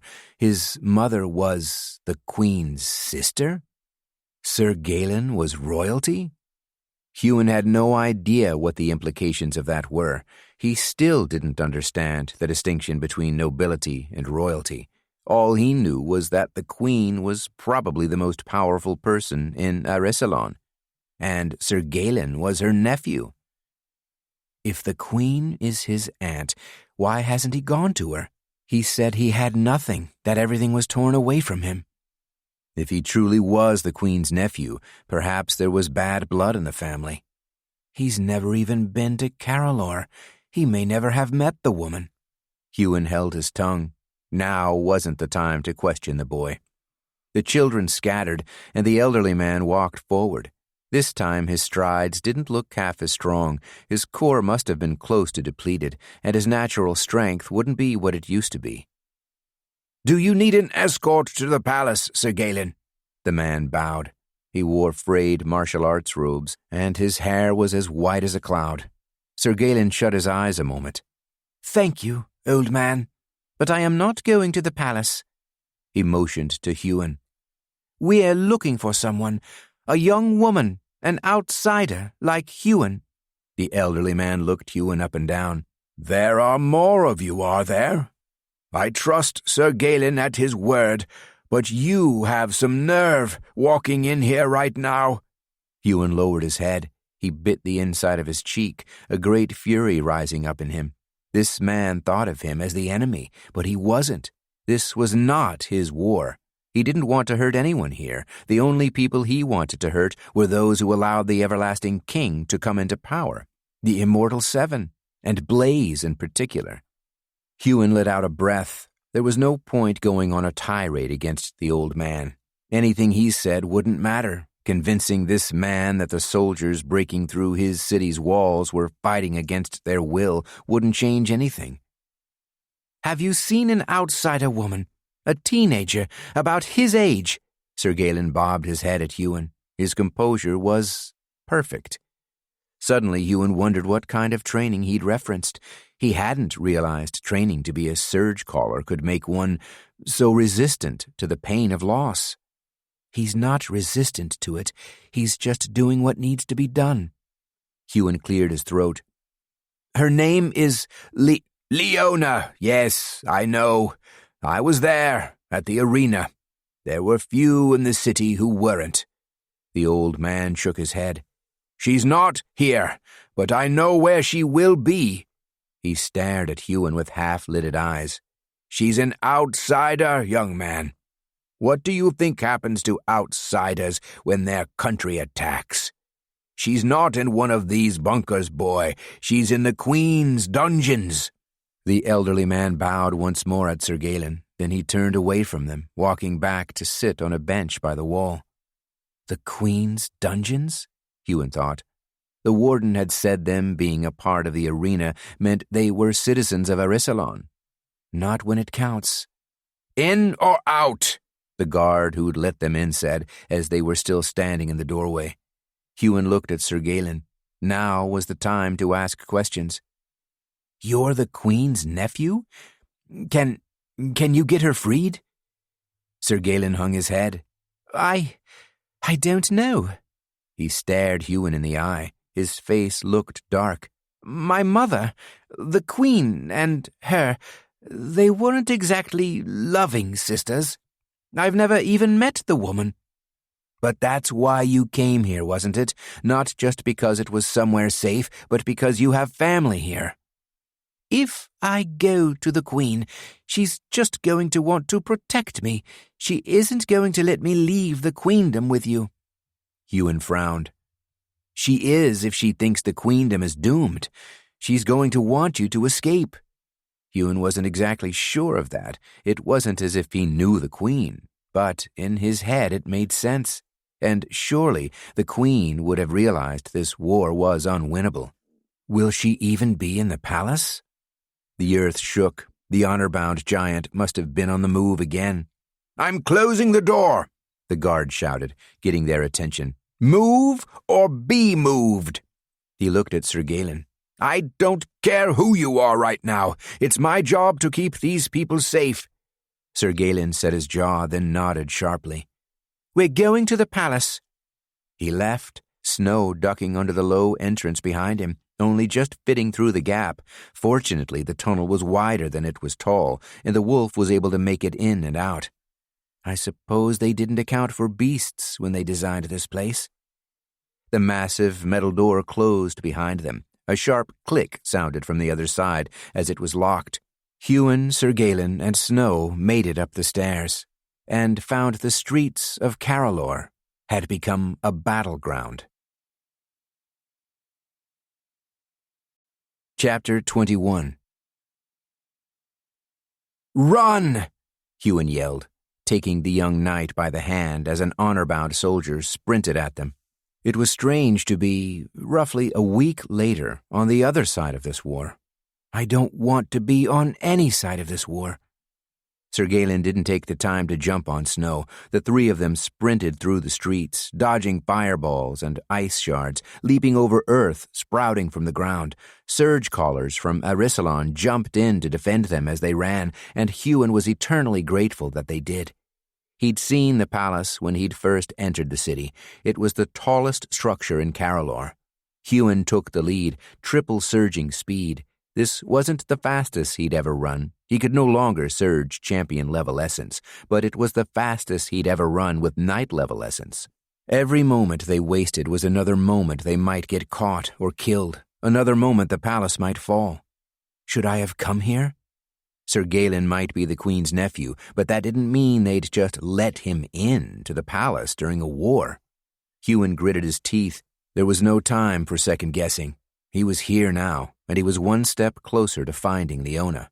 There was less fighting near the palace. The Surgecallers, despite no doubt being surprised by that giant honor-bound soldier, seemed to be holding off the enemy from getting too close. At least they were for now. Huon didn't look up, didn't look at the wall. He still felt the shock waves reverberating through him, the thud of that giant honor-bound soldier's steps crashing into his ears. But he didn't want to see it. That wasn't his fight. How many immortals does Arisalon have? Are they able to fight such a thing? When they made it to the palace, Huon stopped and stared at the massive metal structure. It was completely surrounded by walls, its towers only visible from outside because they were so tall. There wasn't time to take the palace in, but he knew he could stare at it for a couple of minutes before he'd covered every inch of it. The gates, of course, were closed. Huon couldn't see any guards, but there was a guard tower by the palace gates. "Do you think anyone's inside?" Huon asked. Could be they were all in the battle, or they'd retreated into the palace. "One way to find out?" Surgecaller approached the guard tower, waving his hands at the slits that arrows, fireballs, and other projectiles could no doubt fit through. "I am Surgecaller of the forest city of Landor, son of Lady Helene. nephew to Queen Jelana." Jelana. It was the first time Huon had actually heard the Queen's name. Then again, he didn't know the Everlasting King's name either, nor the real names of the Immortal Seven. They couldn't have been born with names like Blaze and Aqua. He snapped his mind back to the present as the tower door opened. A grizzled old guard stepped through. He looked old for a surgecaller, but still immensely strong. Legends rarely looked their age, considering they could surge their essence to stave off the effects of aging. But this guard looked like he'd reached legend later in life. The guard eyed them up and down. "And what proof do you have of your claim?" Sir Galen produced the seal, holding it out in his right hand. The guard's eyes widened briefly. Then he waved to the guard tower's windows. "Bring it up! Fast now!" Huon surged breath, lest he sigh loudly in relief. He'd been worried the guard would ask to see his binding, the explanation they'd used before he doubted would work again, especially as they were trying to get into the palace now, not just the city itself. The guard nodded at Sir Galen. "The Queen will be glad to see you alive. I'll take you to the palace stronghold." Sir Galen swallowed. "Is she in the palace?" The grey guard shook his head. "She's in the battle." Huon bit the inside of his cheek as they stepped through the gates. "We're looking for someone." The guard turned to him, raising an eyebrow, then he faced Sir Galen. "Who is this? Your retainer?" Huon's forehead creased. Retainer? He was not a servant, not a slave, not anymore. "He's my friend," Sir Galen said, "and he's telling the truth. We're looking for a young woman named Leona. She's an outsider from the justice arena. We were told she'd be in the dungeons." The guard stopped in his tracks. He fully faced the two of them now, a hand on the hilt of his sword. He eyed Huon carefully. "Sir Galen, are you sure you aren't under duress? I can dispatch this friend of yours." His vision seemed to pierce right through Huon. "He doesn't look like he's from around here." "He's not from around here, but he's an enemy of the Everlasting King. Now, please, take us to the dungeons." The guard's gaze lingered on Huon. He nodded stiffly, then started walking once more. "Take us to the dungeons." Worry pierced Huon's stomach. What if he left him there? The guard could turn on them in a moment. Gods, there was a chance the guard might lock Sir Galen in the dungeons as well, with the excuse of ensuring his safety during the battle. Huon tried to examine the man with his perception, but of course he was veiled. There's no way he isn't a legend. They wouldn't let just anyone guard the palace. How in the world could they fight a legend? He threw those thoughts away, pushing them back as hard as he could. There was no point worrying about worst-case scenarios, especially considering they were already in one. She better be down there. The guard led them down long, circular stairs made from stone. The stairs were massive, wide enough to admit snow, though the guard insisted she be left at the top of the stairs. Huon was surprised to see much of the inside of the palace was carved from old stone rather than metal. Though he remembered looking at the city's buildings, many of them were being knocked down, while others were being built. Perhaps this penchant for metal had been something from more recent years, and the stone within the palace was a remnant of times past. Huon trailed a hand along the wall. He preferred the stone. It was closer to being in a cave, something he'd grown used to over the years, something that had become a comfort. The metal walls had just been cold, uninviting. The stone, however, had feeling to it, character. The guard didn't appear to be in a great rush. If Huon had his way, they'd be sprinting down the circular steps. Once they'd passed the third level down, it finally seemed to be the last. The guard raised a hand, surging a fireball to hover over his palm. It was dark down here. None of the wall sconces were lit. The walls rocked slightly, dust falling from the ceiling. Sounds from the war were even penetrating all the way down here. "Any outsider prisoners would be kept right at the back," the guard said, pointing down the hall. "But this is the last place you should be, Sir Galen. Were the Queen here?" "The Queen isn't here. Need I remind you to remember your place?" The guard's gaze shot forward, and he straightened. His expression didn't change, though. He still looked like he wanted to argue. Must be strange for him, taking orders from a boy. Maybe it wouldn't be so hard to get back out of here after all. "Wait here," Sir Galen said to the guard, his voice stern. Sir Galen ventured down the hall. Huon still didn't feel right about telling Shuri to leave, to fly away. He hoped the Sky Eagle was okay, but he knew it was her best chance to survive. Even if I do find Leona, get out of this palace, the three of us might not be able to escape the city. He felt so useless, not being able to fight. Without his core armor, he simply wasn't strong enough to stand in the battle. A frustrating thing, considering he'd learnt he could wield so many different surges at once, but that was no good when an opponent's surges were a whole rank stronger.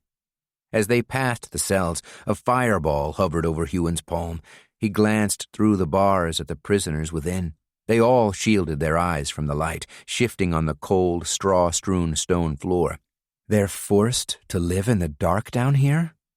He didn't know much about this Queen Jalana, but forcing prisoners to live in the dark. Once, Huon may have wondered if these people deserved it, but Leona was down here, and she certainly hadn't done anything wrong. They passed hundreds of cells until they made it all the way to the end. Huon's heart pounded, and it felt like a hand gripped it tighter each time they passed a cell and Leona wasn't in it. He'd almost given up hope when they'd reached the last cell, and a small voice called out from within. "Huon?" A figure leapt up from the ground and gripped the bars. Leona stared at him, wide-eyed. "Huon, what are you doing here?" She stumbled back.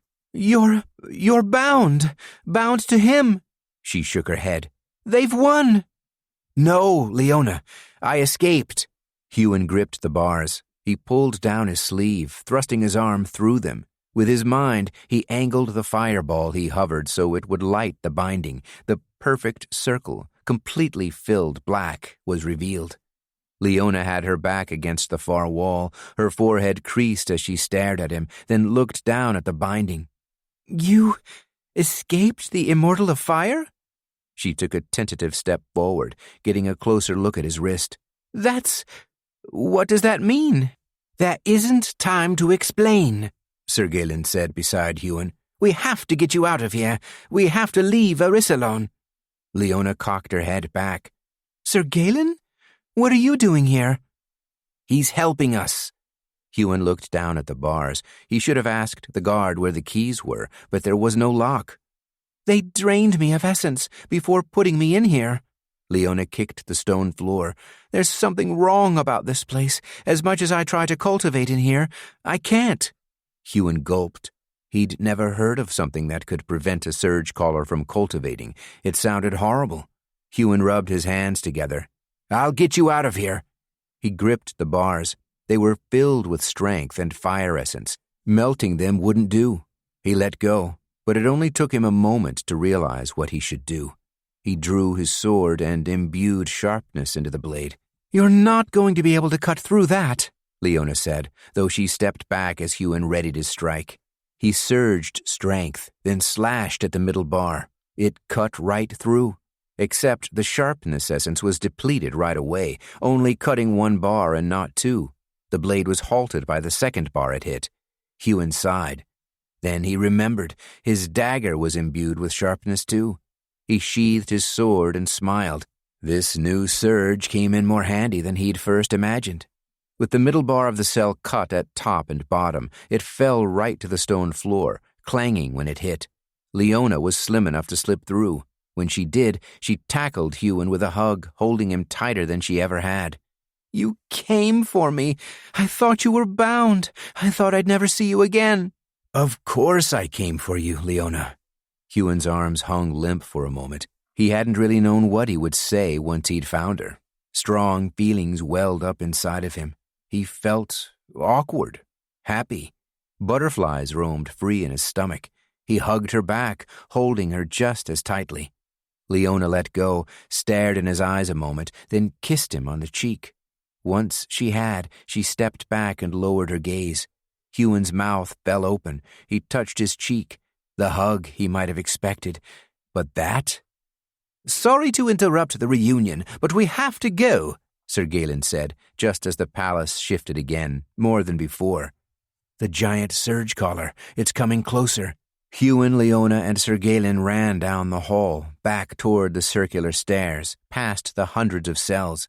Some of the prisoners called, begging to be freed or cajoling them as they ran. Huon ignored them.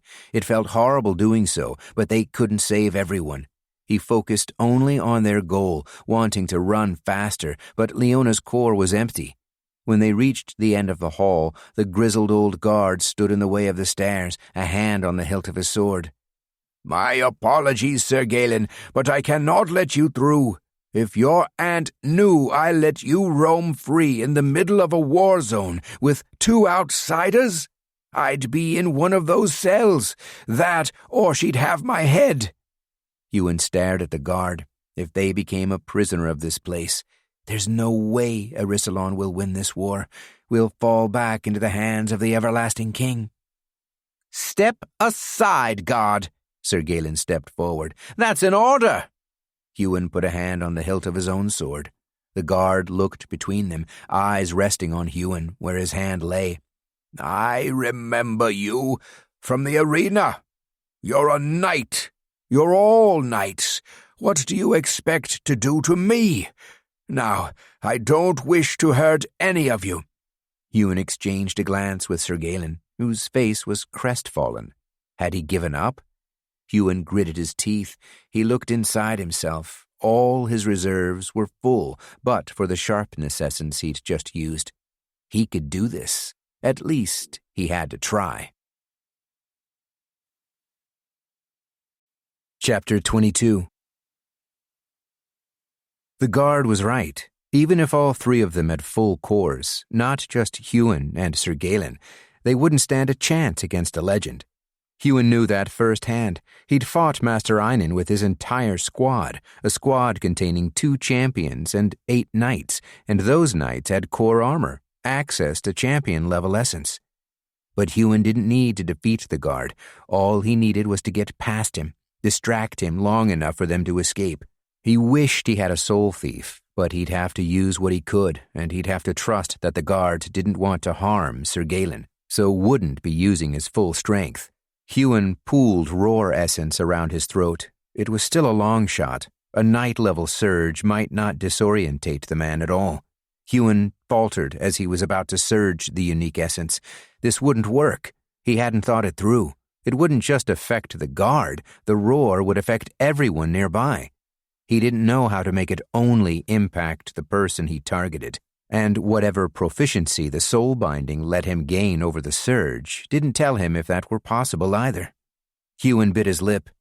Sir Galen has a silent surge. What if he can target individuals? He could deafen himself and Leona. Then the sound would only disorientate, assuming it could, the legend. Only he wasn't sure how to communicate this without the guard finding out. Huon closed his eyes briefly. Perhaps he just needed to be straightforward. The legend wouldn't deem any of them a threat. Huon opened his eyes again, looking at the guard. He may have his hand on his sword hilt, but he hadn't gotten into a fighting stance. He stood casually, which, of course, he had every right to. Sir Galen, may I speak with you a moment before this man throws Leona and me into one of these cells? Sir Galen's forehead creased. He looked at the guard for approval. The guard nodded sharply. "Fine. Walk down the hall. It's not like you can go anywhere." Huon turned, walking away from the guard. It was all he could do not to hastily grab Sir Galen's arm. What if the guard can hear us? He'll have legend-level hearing, maybe a surge to enhance it. Then he remembered. Wind essence. He'd used it before to block out noise. Perhaps he could use it to contain noise. Huon let out a breath and surged wind. Air, a barrier of it. The technique was different to the tornado, and it came to him naturally. How am I doing this so easily? It went against everything he knew. Training was the only way he'd managed to get stronger at anything in his life. Yet this, though his essence was leaving him quickly. He may be able to perform the technique, but it was inefficient and would use all his wind essence in less than a minute. Sir Galen and Leona eyed him suspiciously. They were opening their mouths to speak. Huon interrupted them, facing Sir Galen. "You're silent, Surge. Can you target people individually?" The boy nodded. "I was about to silence the guard when you did." He waved a hand. "This. How has your skill grown so fast? When I met you, you couldn't even cultivate wind essence, let alone surge it." Huon shook his head. "No time. There's only one way we might get past this guard."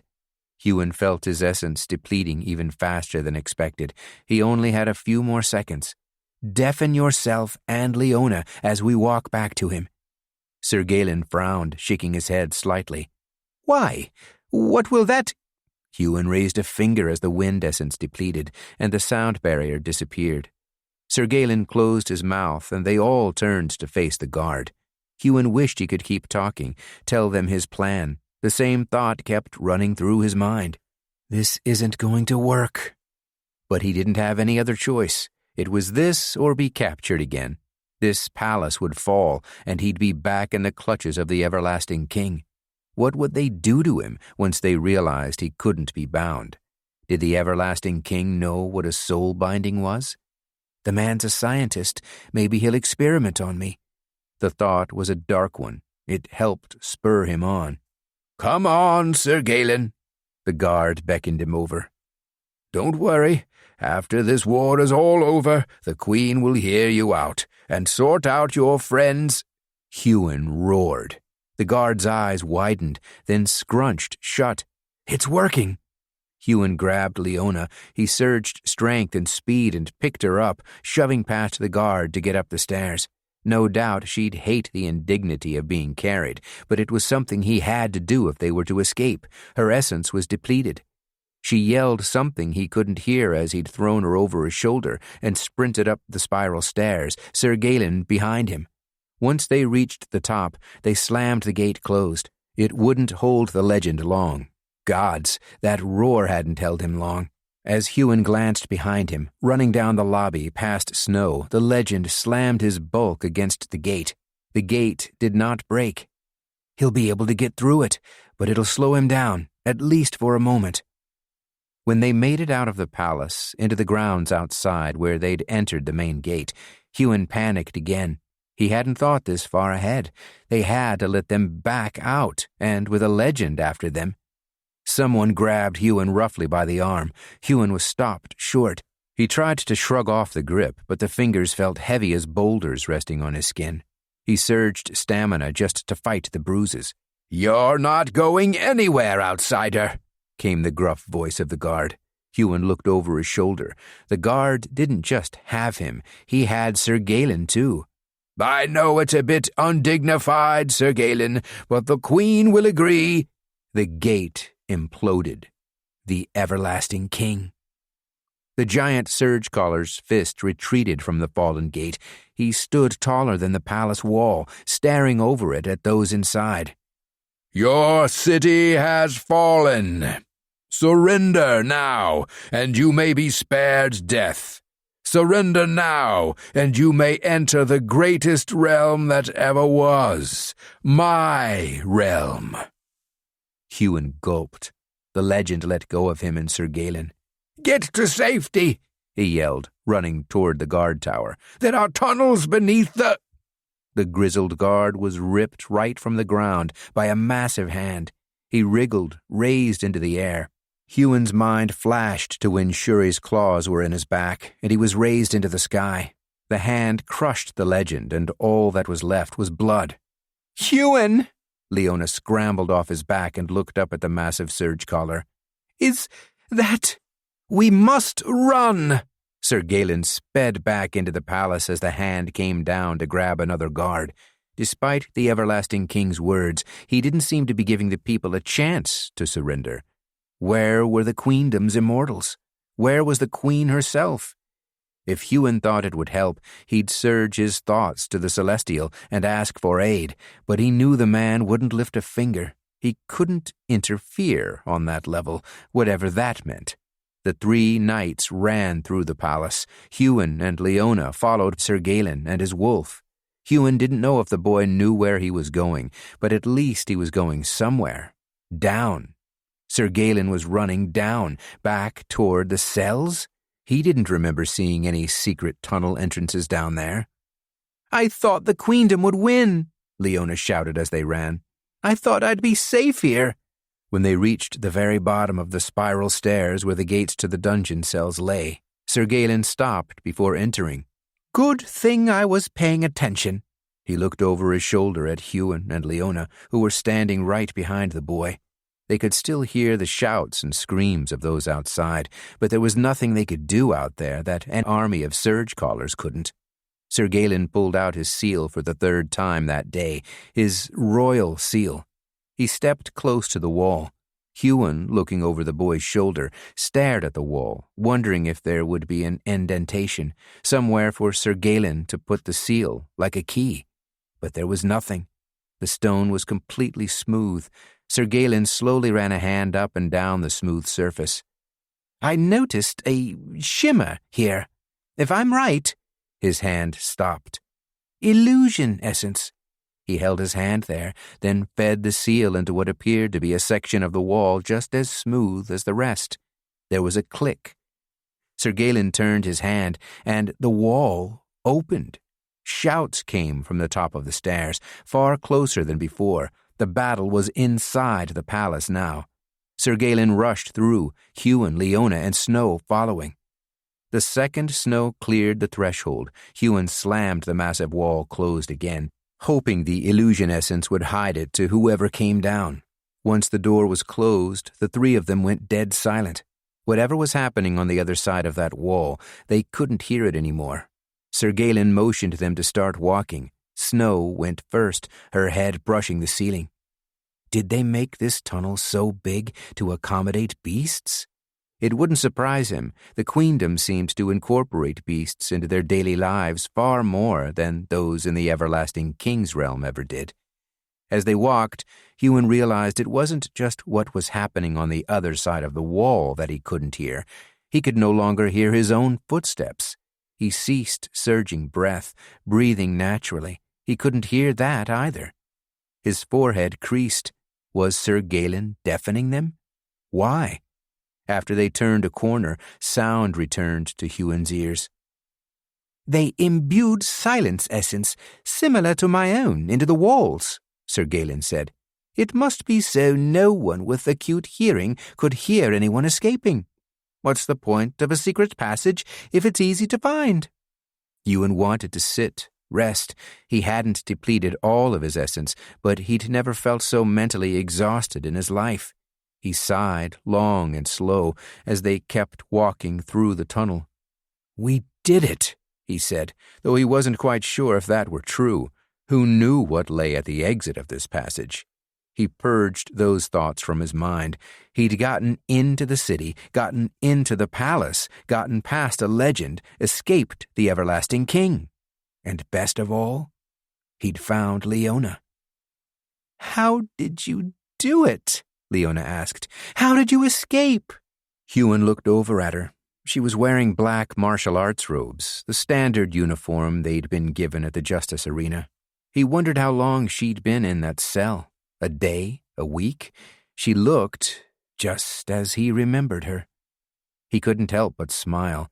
They hadn't had a moment to talk since he'd found her. Gods, they hadn't had a moment to breathe. Sir Galen and Snow seemed to quicken their stride, and in moments the 2 surgecallers walked side by side, practically alone in the tunnel. Huon bit the inside of his cheek, suddenly feeling awkward. Then he remembered her question and rolled his sleeve up. "You remember seeing this?" Leona grabbed his arm. Her touch was gentle. She turned his wrist to face her. "Of course I remember. What does it mean?" Huon frowned. He still wasn't sure how to answer that. He supposed he'd tell her everything he knew. "It's called a soul binding," Huon began, then recounted everything that had happened the day he'd escaped. The world freezing, the celestial appearing, the fact he'd traded an aspect of his soul, and that he still didn't know what that meant.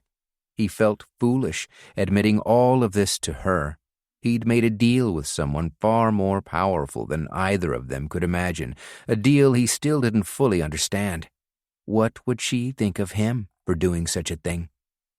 "Whoa," Leona said, after Huon had rambled at her for what must have been at least 10 minutes. "That's a celestial? I suspected there might be a higher advancement than immortal. I've heard stories of such surgecallers, but you met one? And," she shook her head, "you're bound to one? What is that like? You're sure they can't control you?" "I'm not sure of anything." Huon pulled his sleeve back down. "But it's made me better in ways I hadn't expected." He explained that to her, too, the way he was suddenly proficient in water and wind, in the roar surge, the way he was able to mix his elemental essences, surging them at exactly the same time, splitting his mind to wield them simultaneously.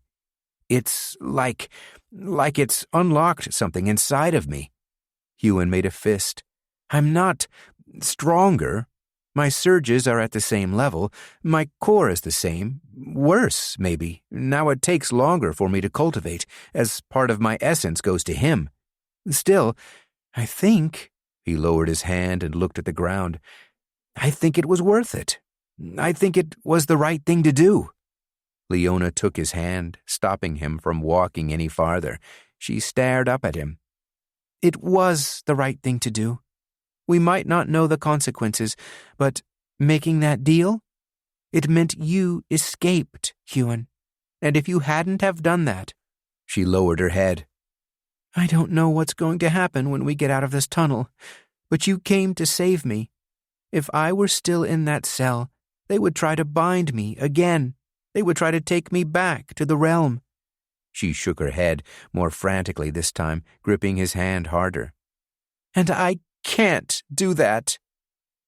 "Then you would—" "Die. I know."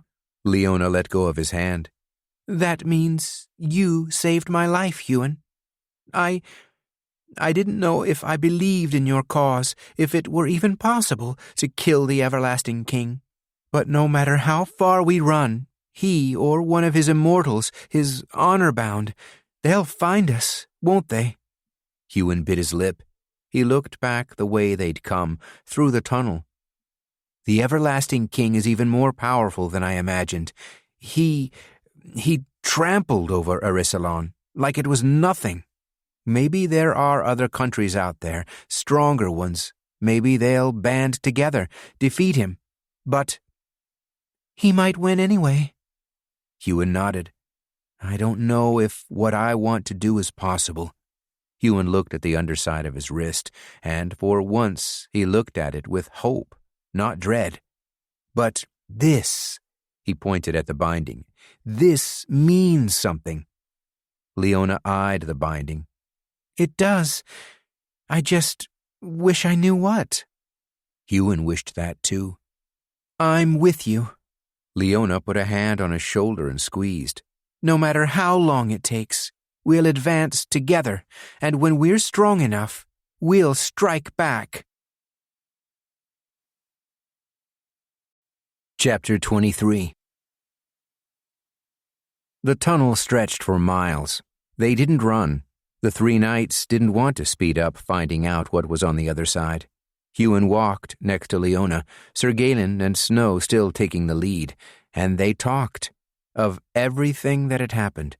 She told him of the fights she'd been in since he'd lost against Jameson at the Justice Arena, the fights she'd began to win. She told him about Garl, why he hadn't been in the palace dungeons. He'd been taken by the Queen's guards and questioned, as he'd been bound to the Immortal of Fire before coming to the arena. Huon had been so focused on finding Leona, he hadn't even thought about Garl, something that made him feel guilty, considering he wouldn't be alive if not for Garl sticking around to advance tonight during the fight with the Midnight Bear. It's too late to go back now. Garl was a survivor. He'd be bound again, but he'd be alive. I'll free him, all of them, one day. Huon told Leona about everything. being taken by the Immortal of Fire, forced to hunt oathless, how Jacob had bested Blaze, then left Huon to be his slave. Leona cursed Jacob's name. When they made it to the end of the tunnel, Huon wanted to hold Leona's hand. He wanted to reach out and grab it, feel close to her. Why was he afraid of doing that, after all the things he'd faced? He touched his cheek, remembering the kiss she'd given him. "The coast is clear." Sir Galen patted Snow's fur. "There's no one here." The tunnel's exit had required the same seal to be opened. Sunlight flooded in. It was still daytime. It felt like it should be later, but Huon supposed the attack had started at dawn. When they exited the passageway, they found themselves in a forest clearing. Huon looked around at the trees, took in the sounds of the birds, the wind swaying through the leaves. The forest reminded him of the Green Way. He couldn't help but sigh in relief. They'd done it. They'd gotten out of danger. At least for now. He surged his acute hearing, making sure there were no threats nearby. Once he was sure, he faced the other two. "What do we do now?" Sir Galen asked, looking up at Huon. Huon looked at Leona. There was a question in her eyes, too. "They're both looking to me." Huon bit the inside of his cheek. "Why are they looking at me?" "You've gotten us this far, Huon." Leona nodded at him with a smile. "We have to get out of the queendom." He looked to Sir Galen. "Are there any neighboring countries that might take us in? Anywhere safe from the everlasting king?" Sir Galen stared at the ground, forehead creased in thought. "Those of Arissalon have never been fond of outsiders, which means we don't tend to have a good relationship with anyone. And, well, Arissalon is one of the most powerful countries in Howralan. Or was. I never thought it would fall." He looked up at Huon, at Leona. "I'm not sure anywhere is safe, not with how quickly he took down the capital. The rest of Arissalon, all the remaining cities, they'll surrender or flee. We won't be the only refugees moving across borders. It isn't going to be easy." Huon sighed. Easy. Of course it wouldn't be easy. Nothing in life ever was. At least we're free. What about the Empire of Solitude? It was the only other place on the Howralan continent that he'd heard of, and the one person he'd seen from it had been quite ferocious. "We need to learn how to be ferocious, too. We need an instructor, someone who can bring us up to champion and beyond."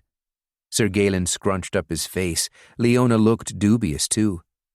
"I don't know," the boy knight said. "I've never heard anything good about that place. Besides, it's a long journey from here." "Isn't that good?" Huon asked. "The farther away, the better, right? We need to make some distance between us and the army." "Can we leave the continent?" Leona asked. They both stared at her. "Leave Howralan?" Sir Galen gaped. I don't even know if that's possible. We'd have to secure passage on a ship." Huon shut his eyes, contemplating it for a moment. He'd never even thought of that, but perhaps Leona was right. Leaving the continent would put the most distance between them and the everlasting king possible. He recalled what the Celestial had said about this continent having lost its way, using the binding in ways it shouldn't be used, corrupting it. How did other places operate? The everlasting king's realm had to be the worst of the countries here, but even in Arissalon, people were bound until they reached knighthood. In Landor, Huon and Leona had been bound against their will, to Sir Galen. "Bindings are supposed to be voluntary," the Celestial had told him. That hadn't been Huon's experience. Huon touched the underside of his wrist. He wanted to shut his eyes, surge his thoughts, gain some manner of advice, but the Celestial had said Huon would not be able to contact him again. Not unless the man willed it. Huon was still a knight. The way it sounded, the Celestial wouldn't speak to him until he'd advanced well beyond that. If we were to do that, how would we gain passage? Sir Galen looked at the ground. After a second, he pulled something from inside his martial arts robes. It looked to have been strapped about his waist, underneath. A coin purse. The boy opened it. It was filled to the brim with gold coins and shiny gems. Not surge gems, mind. Gems that looked to be worth, well, Huon had no idea how much they were worth. My parents wanted me to be safe. Your parents? Leona asked. Then her eyes widened, finally realizing why the boy was here, it seemed. Landor fell, and you... Leona hung her head. I'm sorry for your loss, Sir Galen. You don't have to keep calling me sir. You can call me Gale, if you like. It's the nickname my mothers used when we weren't receiving company. Leona gave a small smile. Gale it is. She put a hand on his shoulder. I know what it's like to lose parents to the Honourbound, Gale. I promise. Her eyes became hard. One day, no one else will know that loss. Sir Galen, Gale, nodded sharply. He tied the coin purse, full of gold, closed. Is this really what we all want to do? Leave the continent? Sail into the unknown? Huon asked. It's only a matter of time before the everlasting king takes over everything. If we run to the next country, or the one after that, we'll just have to keep running as he expands his realm. It's going to take years for us to become strong enough to face him, Leona said. Years. Huon had known that, but hearing it aloud, it hadn't even been a year since he'd been a page, and he'd already moved up 2 advancement levels. The next won't be so easy. Huon looked at Gale. It's your money. Are you sure this is what you want? You don't have to follow us if you don't want to. Gale narrowed his eyes.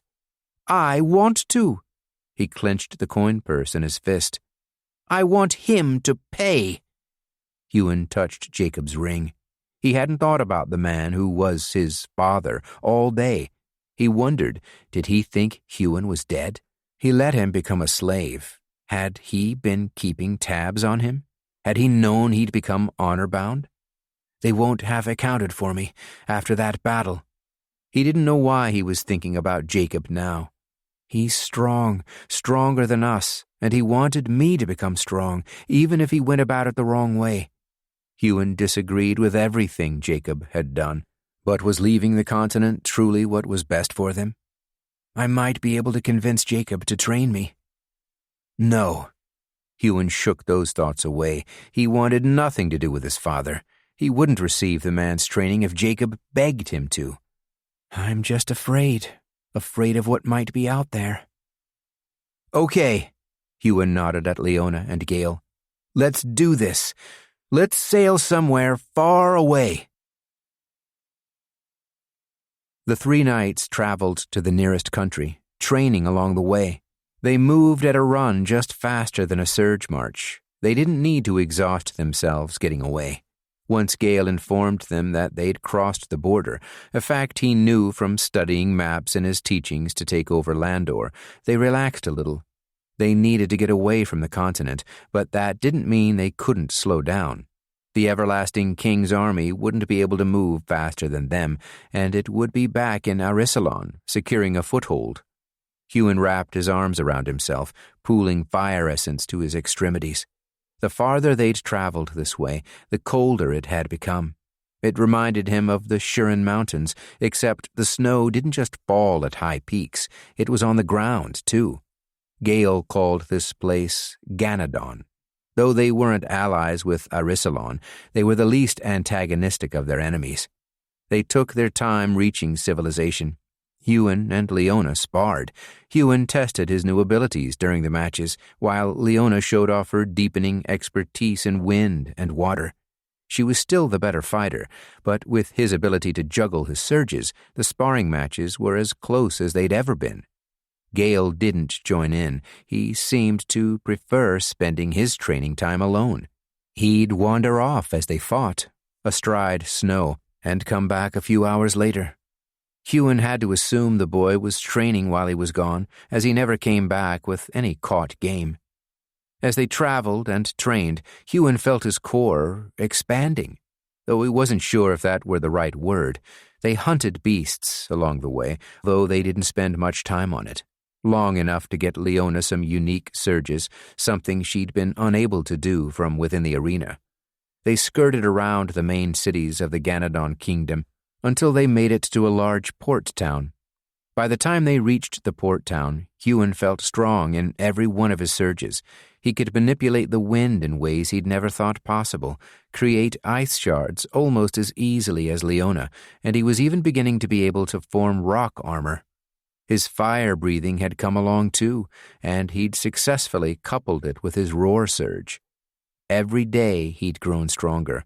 Every day he'd found that he didn't need to focus on a single surge. He could focus on multiple surges at once. He no longer felt like fire was his strongest. They were all becoming strong.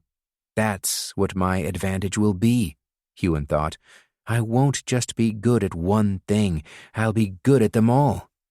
It was a tall order, and he wasn't sure how true it was, but he knew his abilities were unique, at least among surgecallers he'd seen. The boy knight had been surprised at what Huon could do.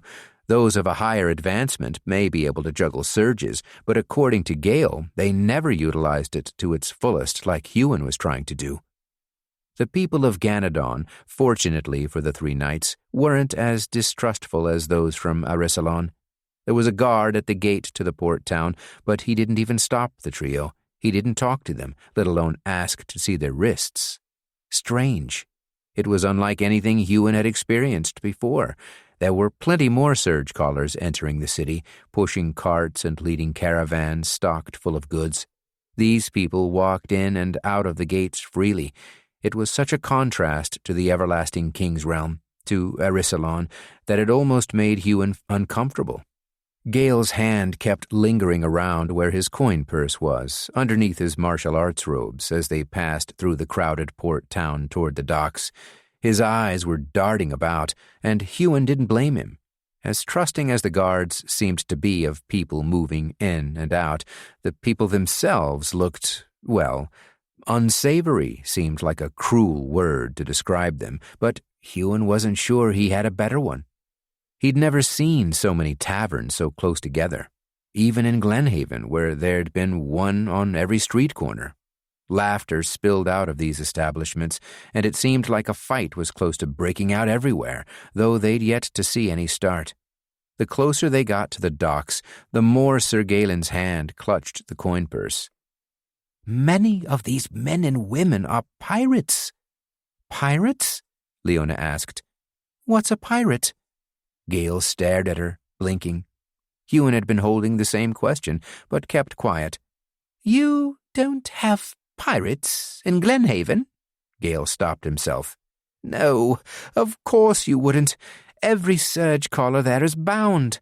Pirates sail the high seas, but instead of hunting sea monsters, beasts under the surface of the waves, they steal from other ships or pillage coastal towns. All they seek is power and money. At least that's what I've heard. There are no pirates in the forest. Surely we'll be able to find a ship that doesn't have pirates, Leona said. I hope so, Gale said. I'm starting to think we should have gone somewhere else. As dangerous as the people here seemed to look, Huon was glad they were far away from the war in Arisalon. These past few weeks, he found himself doing something he hadn't for years, since his days of being trapped at home, hidden away from the world. He'd relaxed. He hadn't stopped training, but he'd felt the tenseness in his shoulders, in his entire body ease. That tenseness returned in an instant as the three knights found themselves cornered by a group of thugs on their way to the docks, 3 men and 1 woman, wielding strange curved swords. They surrounded the knights in an alleyway, popping out of the shadows as if from nowhere. The one who appeared to be the leader, a man with a massive scar over his left eye, pointed his sword at Gale. "What is it you're clutching so close, boy?" A smirk pulled at the side of his lips. "Hand it over, and none of you will get hurt." Chapter 24. Huon exchanged glances with Leona and Gale, then eyed the thugs. He clenched his fists. He had no idea how to tell what their level of advancements were. No idea how to know if they were knights, champions, legends. The leader looked to be in his late 20s, maybe 10 years older than Huon. But Huon didn't know how old people advanced in Ganadon. He'd gotten that wrong in other places before. Snow growled low in her throat. Gale's hand left his coin purse, resting instead on his sword hilt. Leona assumed a fighting stance. She still had no sword of her own, but she fought well enough with Huon's spare dagger. Huon stared at the leader. I don't know what advancement this man is, but he doesn't know what we are either. He wished he still had access to his core armor. He lost that when he'd had to bury it before entering Caralor. He had nothing but his ability to surge everything at once, something that was beyond the abilities of a typical knight. As long as they can't tell what level of essence I'm surging. Huon surged fearlessness. He couldn't let his true feelings reach the surface. He had to look cold. Cold like burn, like Jacob. You should walk away. The lead thug's smile only grew. He stood taller than Huon by at least a head. He stared down at him with that wild smirk. Then he let his veil down. All the thugs let their veils down. Huon was faced with the full force of a legend's essence, and each of the other thugs were champions. Even through surging fearlessness, Huon wanted to take a step back. But he didn't. He stood his ground. How long could he get away with bluffing? He couldn't give his own show of strength. I disorientated that guard with roar. But that's not going to work here, is it? The leader raised a hand, surging a fireball to hover over his palm. The flames were blue. Know when to quit.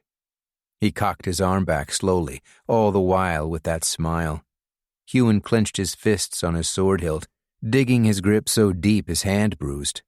I won't ask a second time. Gale touched Huon on the shoulder.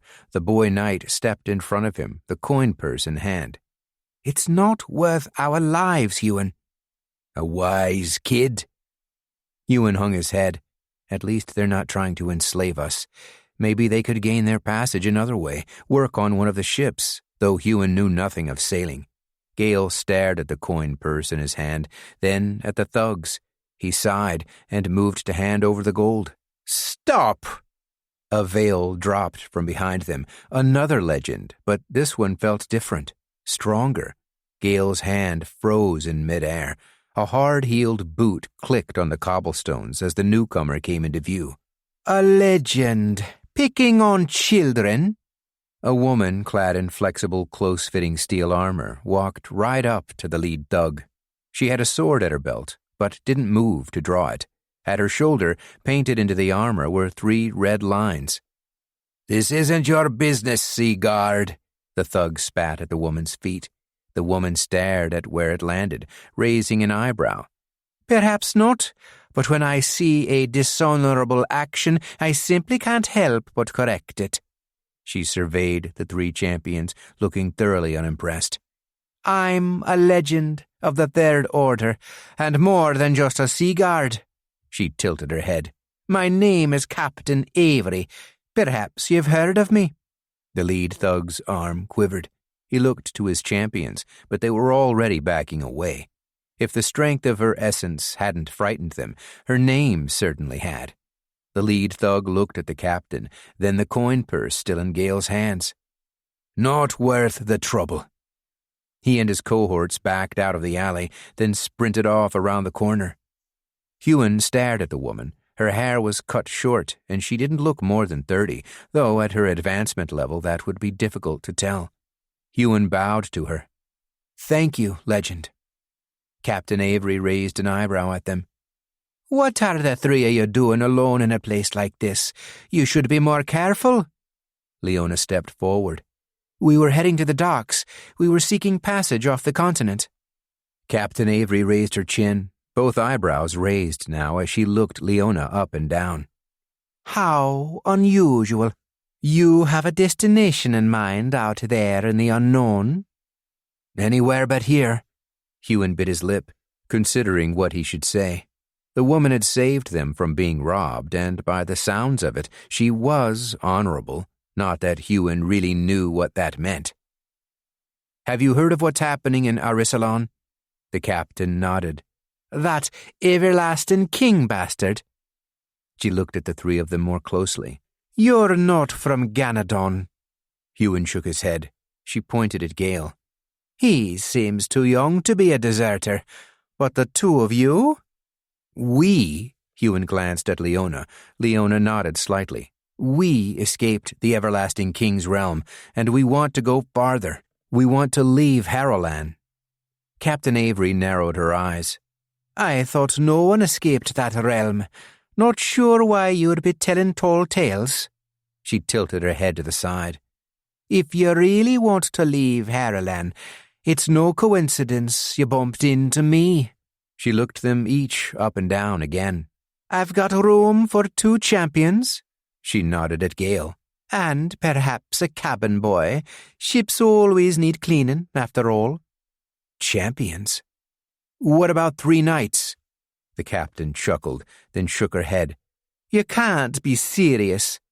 When neither Huon nor Leona spoke, she stopped chuckling. "Really? Sorry, perhaps you'll have luck on one of the merchant ships. I hope there's a lot of money in that purse of yours. You'll be hard-pressed to convince anyone else to travel outside of Harrowland. Only the Royal Navy ever tries to go that far." Captain Avery began walking away, then waved over her shoulder. "Be careful where you step in a place like this. I won't be there to save you next time." The woman disappeared in a flash of speed, the blur of her outline disappearing around the street's corner. Now that Captain Avery was gone, and the 3 of them were alone in the alley again, Huon felt suddenly vulnerable. He'd run out of his fearlessness surge during the encounter with the thugs, and was starting to realize how close they'd come to death.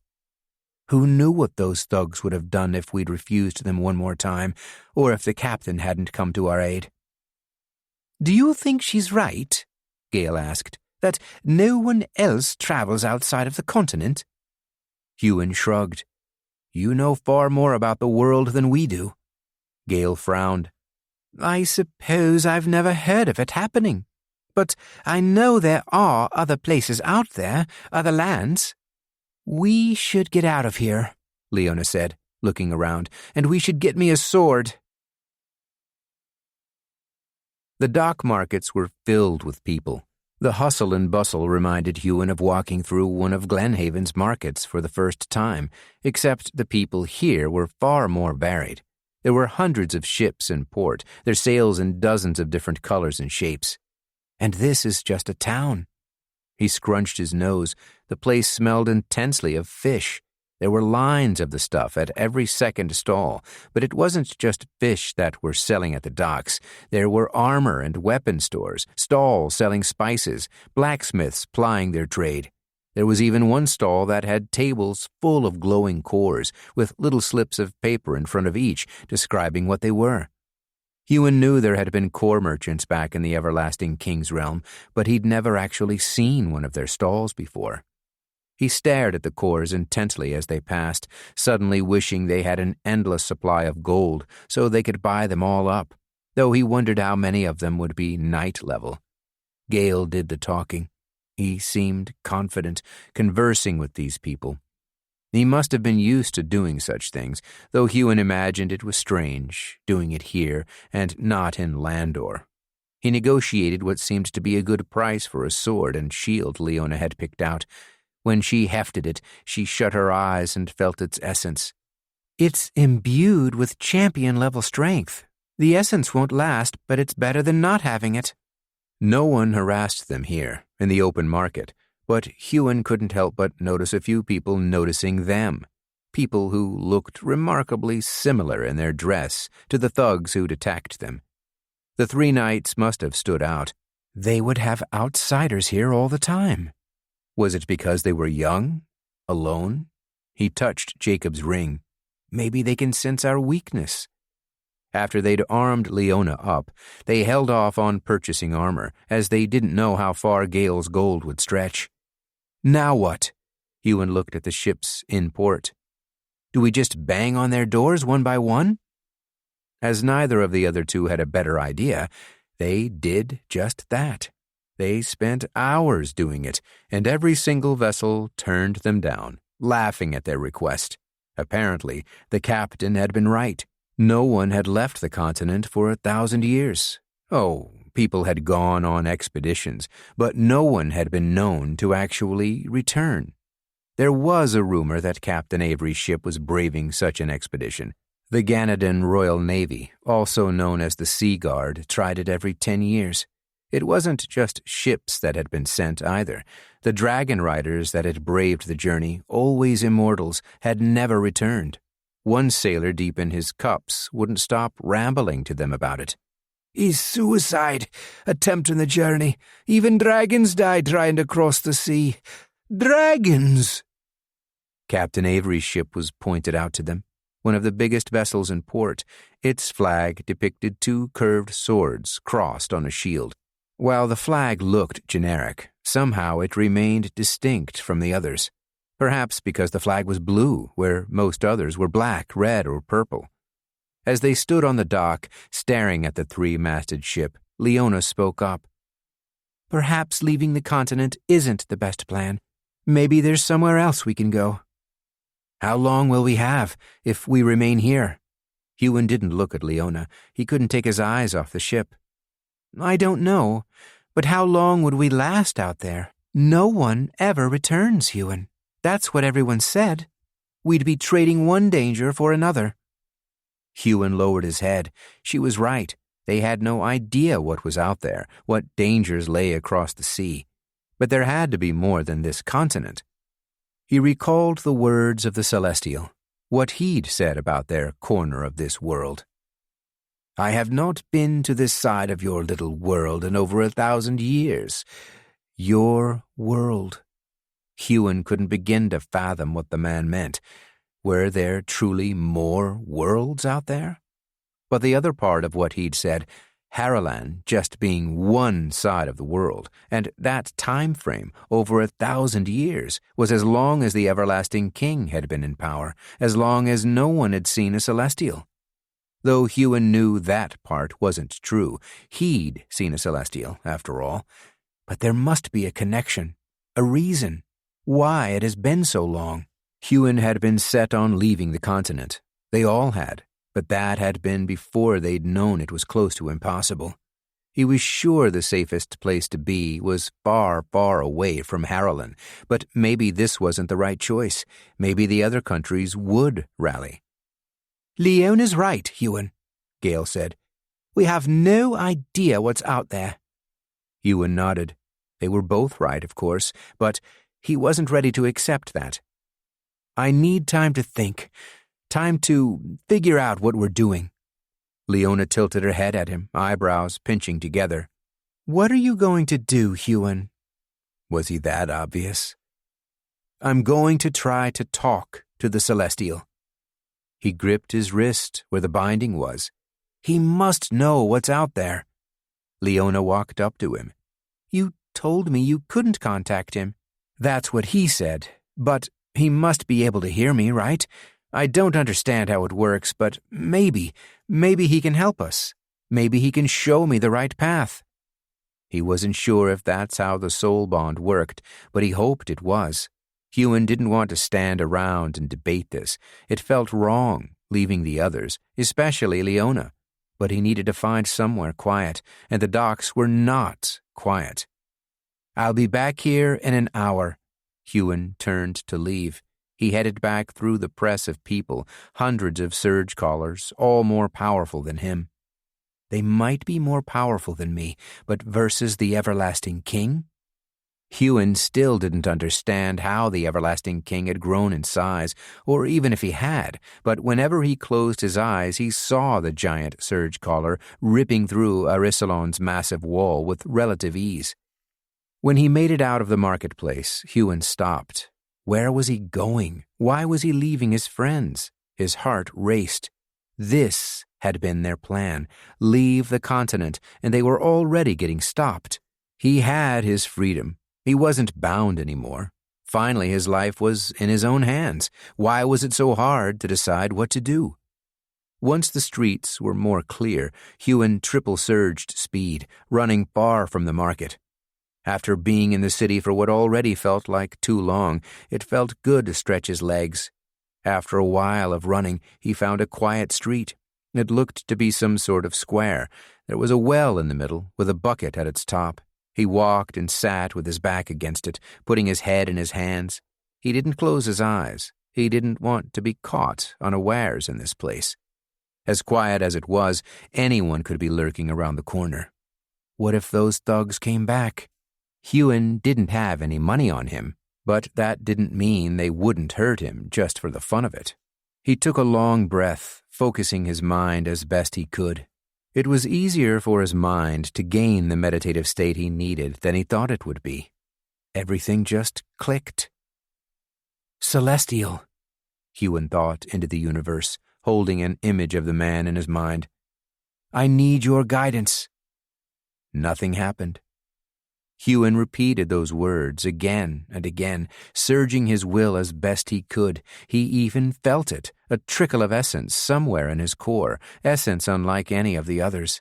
Essence is everywhere, he thought, remembering the blacksmith's words. That man was more right than he probably knew. Eventually, Huon stood, brushing himself off. He took a canteen from his belt and lowered the bucket into the well, then brought it back up, filling his water. He took a long sip and just stood there, wondering what the right thing to do was. You lot are determined. I'll give you that. Huon whirled. Captain Avery was standing right behind him. Chapter 25.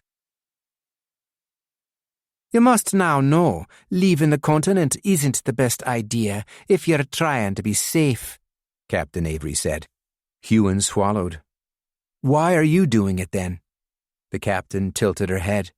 Because there's something out there, and I want to be the first in 1,000 years to find out what it is. She began pacing. What's a celestial?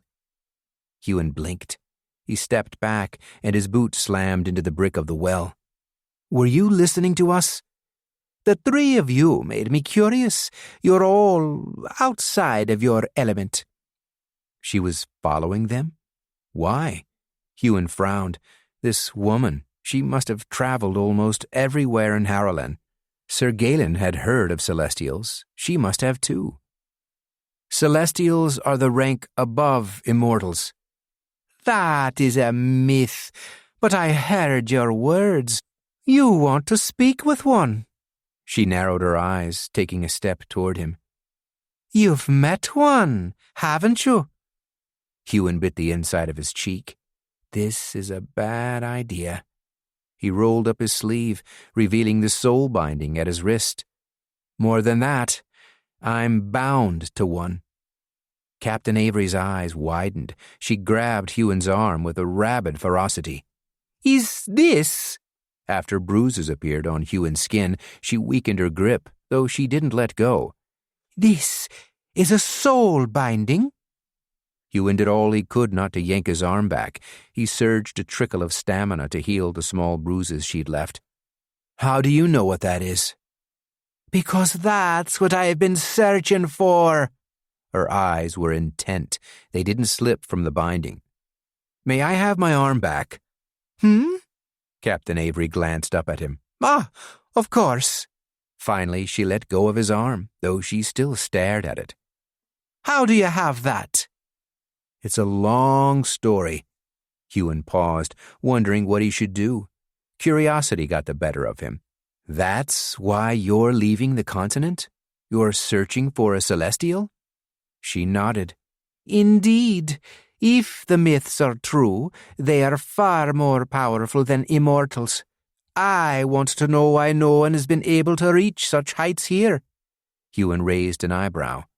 It's more than that, isn't it? The captain's gaze finally lifted from his binding and met Huon's eyes. Yes, it is. She tilted her head to the side. You're a knight and a teenager. How in the world did you meet a Celestial before me? I've been searching for them since before you could walk. Why are you leaving the continent when everyone who has never survives? Avery shook her head. That is a sailor's tale. There have been survivors. People have returned. Her eyes went distant a moment. Huon didn't like the way she said survivors. Do you believe you'll return? Captain Avery straightened. That stiff, soldierly demeanor she had when saving them back in the alley returned. I believe I will return, with honor, with secrets long lost to us. Huon lowered his head in thought, remembering Leona's words. We'd be trading one danger for another. Could he speak on her behalf, on Gale's behalf? Leaving the continent had been their plan, but they hadn't known what risks it would entail when they'd made that plan. We won't survive here. Leona would refuse to be oathbound again, and she would be killed for that refusal. He'd seen it happen, been forced to do the killing. Gale might survive, if he chose to, but the life that greeted him on the other side of that bond would not be one he wanted to live. Huon had no doubt of that. And Huon himself, he still had no idea what they would do to him if they saw his binding. I'll tell you my story, Captain, if you grant us passage on your ship. He pursed his lip. If he were going to ask, he might as well ask for more than he thought he could get. And if you train us to advance. Huon surged breath. He didn't want the woman to hear his breath shake, hear how unsure of himself he was. Captain Avery seemed to straighten even more. I am confident I will return, but I will admit that the odds are against me. My crew are a crew of volunteers. They follow me because they trust me. If you're really just running from the everlasting king, as you said, there must be safer options. Huon shook his head. If you saw what happened at the capital of Arissalon, you'd know nowhere is safe. The captain raised her chin. Then perhaps we should make a stop before leaving the continent. We have no eyewitnesses to this battle, having your and your friends' accounts of the enemy. It would greatly help the king of Ganadon. You'll take us? The captain smiled. You may only be a knight, but you've survived much. Her gaze lowered to his binding once more. And to have a binding like that, there's more to you, and I imagine more to your friends than meets the eye. Come, let's find your friends. You can tell me the story of your binding once we set sail for Ganadon's capital, Horlana. Huon nodded. He was supposed to meet Leona and Gale back at the docks in an hour, though, to be honest, he hadn't been keeping track of the sun's passing. He hoped they hadn't been waiting long. We're doing it, he thought. We're leaving the continent. More than that, this woman, this legend, was going to train them. She seemed far more powerful than the other legend they'd encountered that day. Like Master Einan, she was a legend of the Third Order. Of course, Huon still didn't understand what that meant, but he'd felt her strength. The last time he'd received instruction from a legend, it had brought him to the rank of knight in a month. How long would it take him to reach champion? I've already gained so much with this soul binding. How much more would I gain were I to advance? Though he knew the journey to champion must be a far longer one than tonight. He followed the legend back through the port town streets to the docks. As they walked through the press of people, surgecallers parted at the side of the captain. Those thugs knew her name, and it had brought them fear. Huon wondered what this woman's story was, who the Sea Guard were. He knew so little of this place, and Gale hadn't been able to fill in many details. While nephew to the Queen, his studies didn't extend as far as learning about foreign military. Leona and Gale were sitting on a bench close to where Huon had left them. When they saw him with the captain, they shot up from the seat. Huon? Leona glanced at the captain. Did you find what you were looking for? That's right, he thought. He'd been trying to contact the Celestial, trying and failing. "I found us passage." He smiled. He couldn't help himself. This felt like it had when they'd decided to leave the Huron Mountains and venture out of the realm. Only more. He'd regretted that decision, but it had led him here. Besides, how long would they have lasted atop the Huron Mountains? The Honourbound army camped just beneath it, only a few months after they'd left. They might have found us, sensed us somehow up there. The sense of adventure gripped him, and the knowledge that they were to be taught by a legend. We have our freedom, and more than that, we have a path. Things were finally looking up. Chapter 26. Being on a ship was an altogether strange sensation, like standing your ground when an earth surger was doing everything they could to make you lose your footing. Huon kept surging speed and strength to try and keep as steady as possible upon the deck. The ship had set sail soon after the 3 knights had come aboard. Captain Avery hadn't wanted their gold, so instead of giving it to her, they'd had a chance to get some supplies at the marketplace.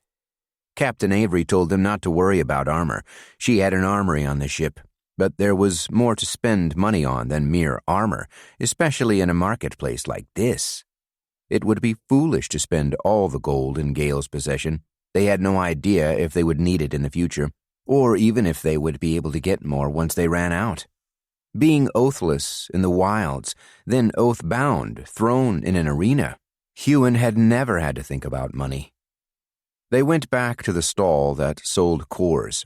Leona, on their travels to Ganadon, had gained 2 unique surges of her own, Acute Sight and Barrage. Acute Sight was self-explanatory. It worked much the same way as Huon's hearing surge. Barrage, on the other hand, was rather amazing. It gave the Surgecaller a quick burst of speed, one that lasted perhaps only 2 seconds, though Huon imagined that time would only grow as she became more proficient in it, and as she advanced. It seemed to almost double Leona's speed, which didn't sound like much if it were just her natural speed it was doubling. But she could couple it with a speed surge. It only worked once, much like Huon's sharpness surge only worked once, but Huon remembered what using immortal-level speed was like. It didn't take much to turn the tide in a fight. She'd already used it to overpower him during their sparring matches. Gale, to Huon's surprise, only had 1 unique surge, and he hadn't wanted to gain any more as they'd hunted beasts on their way to Ganadon. His instructors back in Landor had advised him to hold off from gaining more unique surges until he'd mastered the elemental and physical ones he already had. At least, mastered them enough for his level of advancement. It reminded Huon of the path the Immortals seems to have taken, to specializing in 1 surge over many.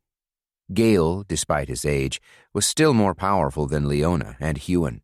He'd been a knight for at least a year longer than them, and had been receiving personal instruction from legends since he was born. Even so, he hadn't been able to display the same level of versatility in his surges as Huon had. All his surges were stronger, but he couldn't juggle them in the same way. As they were rationing gold, they decided to only purchase 1 unique surge each. There hadn't been time to ponder it, as the captain had informed them the ship would be sailing in minutes, so Huon chose a surge that dealt with his senses. He still wanted to be able to enhance each one.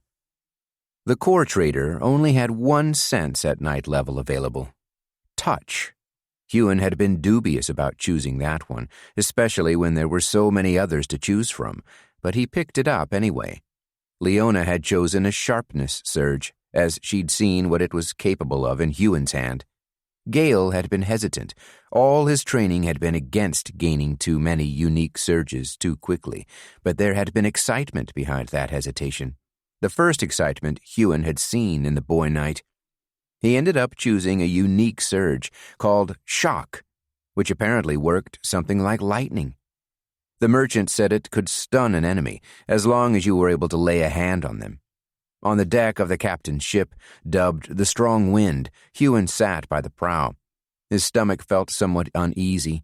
He surged a trickle of stamina toward it in a steady flow, but hoped the feeling would soon disappear the longer he was on the vessel.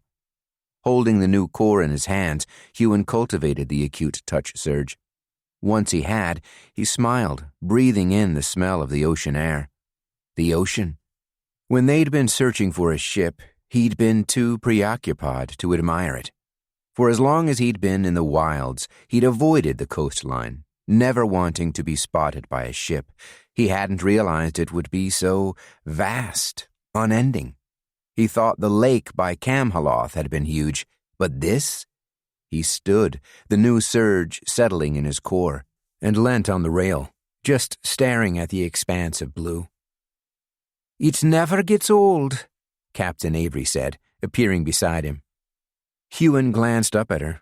When he did, he could see Leona watching them. She had her new core in her lap, about to cultivate it not far from him. They hadn't had much of a chance to be alone since coming to the port town. That made part of him ache for some reason. He wasn't sure if they'd have much of a chance to be alone on the ship either. "You said it was a long story." The captain nodded at his wrist. "Ganadon's capital is a 3-week journey. That's plenty long enough?" Huon stared at the legend. She was different to any legend he'd ever met. The masters of the schools, they'd been instantly dismissive of him. Even Denasia had felt like training him had been a chore. The captain had dismissed him and the others at first, but she'd been keeping an eye on them too. And once she'd realized he'd had a soul binding, she hadn't treated him like he was useless and weak. She'd treated him with respect. It was sad to think that for Huon that was unusual. "We can chat in my cabin tonight. I want to hear all about your encounter." She was no longer looking at him. Instead, she leant against the rail as he did, staring off at sea. "Your training will begin tomorrow. Wind and water, as you might imagine, are specialties for those aboard a ship. I trust you will keep your use of fire to a minimum. As protected as the strong wind is from flames, it's not impossible for it to catch alight." The captain didn't linger. She stepped away from the rail, disappearing to the other side of the ship. Huon looked at the deck, wondering what the training would be like. Wind and water. That made sense, though Huon hadn't thought about it much. Now that he did, it made complete sense. When he closed his eyes, he couldn't feel earth essence at all out here, and fire essence, well, setting fire to a ship was definitely a bad idea. The Surgecaller sailors must be considerably stronger in wind and water than anything else. Looking at the size of the deck, he wondered how effective it would be training here. There didn't seem to be much room to spar. Many of his sparring matches had involved earth and fire. He couldn't rock the ground here, couldn't create walls of earthen armor. And throwing fireballs? That seemed like a very bad idea, as the captain had said. Training starts tomorrow. Huon turned to look back at the land slowly disappearing behind them. There were 2 sailors by the sails, surging wind into them to make the ship travel faster. The prow cut through the water, splitting it in 2 beneath them. Whenever Huon looked over the side, he wondered what lay beneath those depths. At all 4 sides of the ship there were what looked like ballistae. The captain called them harpoon guns. Leona walked up to him. She turned, looking at the port town that was disappearing behind them. Huon wondered if she were surging her acute sight. She could see far farther than he could with it. "We're really doing this?" Leona leant back on the rail. "When we left Glenhaven, I never expected us to go this far." "Neither did I. I wanted to advance, but I didn't know where it would take me." "How long do you think it will take?" "Our journey?" Leona shook her head. "No, to reach." She waved a hand. "Celestial." She stared at the deck of the ship. "I want to do this with you. I want to become as strong as I can." She raised her left hand, making a fist. "I never want to feel trapped, ever again." "But do you really think we can do it? The Immortals have been around what feels like forever, and they've never broken through." Huon's forehead creased. "I can't have room for doubt. I have to believe this is possible." "It's not just about revenge, is it, for your mother?" I don't know if it was ever just about that. What happened that day? It wasn't right. It wasn't fair. For someone to have so much power and use it to keep others down instead of bringing them up, and now he wants to spread that even farther. No, it's not just revenge. It's the right thing to do. Is that why you saved me? Because it was the right thing to do? Leona was looking at him now. Huon was almost a head taller. Her chin was raised, staring into his eyes. Huon cut himself off. "You're my friend" didn't sound like enough. He bit the inside of his cheek, once again wishing he had some of that fearlessness essence. Why was he afraid of telling her the simple truth? "I wanted to make sure you were safe, and I missed you." Leona smiled then. It was a bright, beautiful smile. Not only did it light up her eyes, it lit something inside Huon, something that made him smile back. She sidled a little closer to him, leaning against his shoulder. They'd never stood like this before. They'd hugged, but having her this close. "I'm starting to believe it, that we can do this together." Leona shifted. Huon worried she was going to walk away, worried the closeness would end. But instead of walking away, she took his arm. They didn't talk after that. They just stood there a while, until the ship rocked, making them part. It was the best moment Huon had felt in forever. Captain Avery's cabin was far larger than the one she had provided for the 3 nights. In fact, they hadn't been provided with a cabin at all. They'd had to share with the other sailors, sleeping in bunks in one large room. Huon hadn't tried to sleep on the ship yet, but he hoped the constant rocking wouldn't keep him up. "It won't be the rocking of the ship that keeps me awake." He was excited, his heart racing still. Not just about the training he was about to do, training under another legend, now as a knight, but at what was happening with Leona. He didn't know if she liked him the way he was realizing he liked her, but standing there together, leaning against one another. "Take a seat, Huon." Captain Avery motioned to a free seat on the other side of her desk. Huon was reminded of the few times in his life when he'd sat opposite someone in places similar to this. In Crowley's office, in Inara's, the warden's. This felt altogether different. He was here of his own free will, and she wanted him here because of something he'd done, not because she wanted him as a slave. Still, he didn't know if he'd ever feel altogether comfortable in a position like this. Huon sat. He stopped his gaze from venturing around the cabin. It was sectioned into 2 parts. One side held a bed and a wardrobe, and nothing much else. But the other was full of bookshelves, a desk, and even a full-sized dining table. At least as full as one could get on a ship this size. It would probably hold at least 6 people. "I tend to find myself eating at my desk a lot these days," the captain said. "There is a surprising amount of research that goes into an expedition like this." She tapped a stack of books beside her on the desk. "There are accounts of people sporting celestials going back hundreds of years, but none have been confirmed by a credible source. Some speak of soul bindings, but—" Her eyes flicked toward his wrist. "Tell me, Huon, why you?" "Excuse me? I've been trying to contact a celestial since I was younger than you. Since I became a knight myself, I've meditated on it, communed with the universe, offered everything. Yet none have ever come to me. So, Huon, what makes you so special?" She didn't say the words with any malice. Her voice was calm, even curious, though Huon got the distinct impression she was jealous. Huon pulled up the sleeve of his shirt, revealing the perfect circle, completely filled in. "I don't know. He shook his head. "There must be something about you." The captain tilted her chin up. "Something the Celestials saw. Perhaps it's the same thing I see." "What's that?"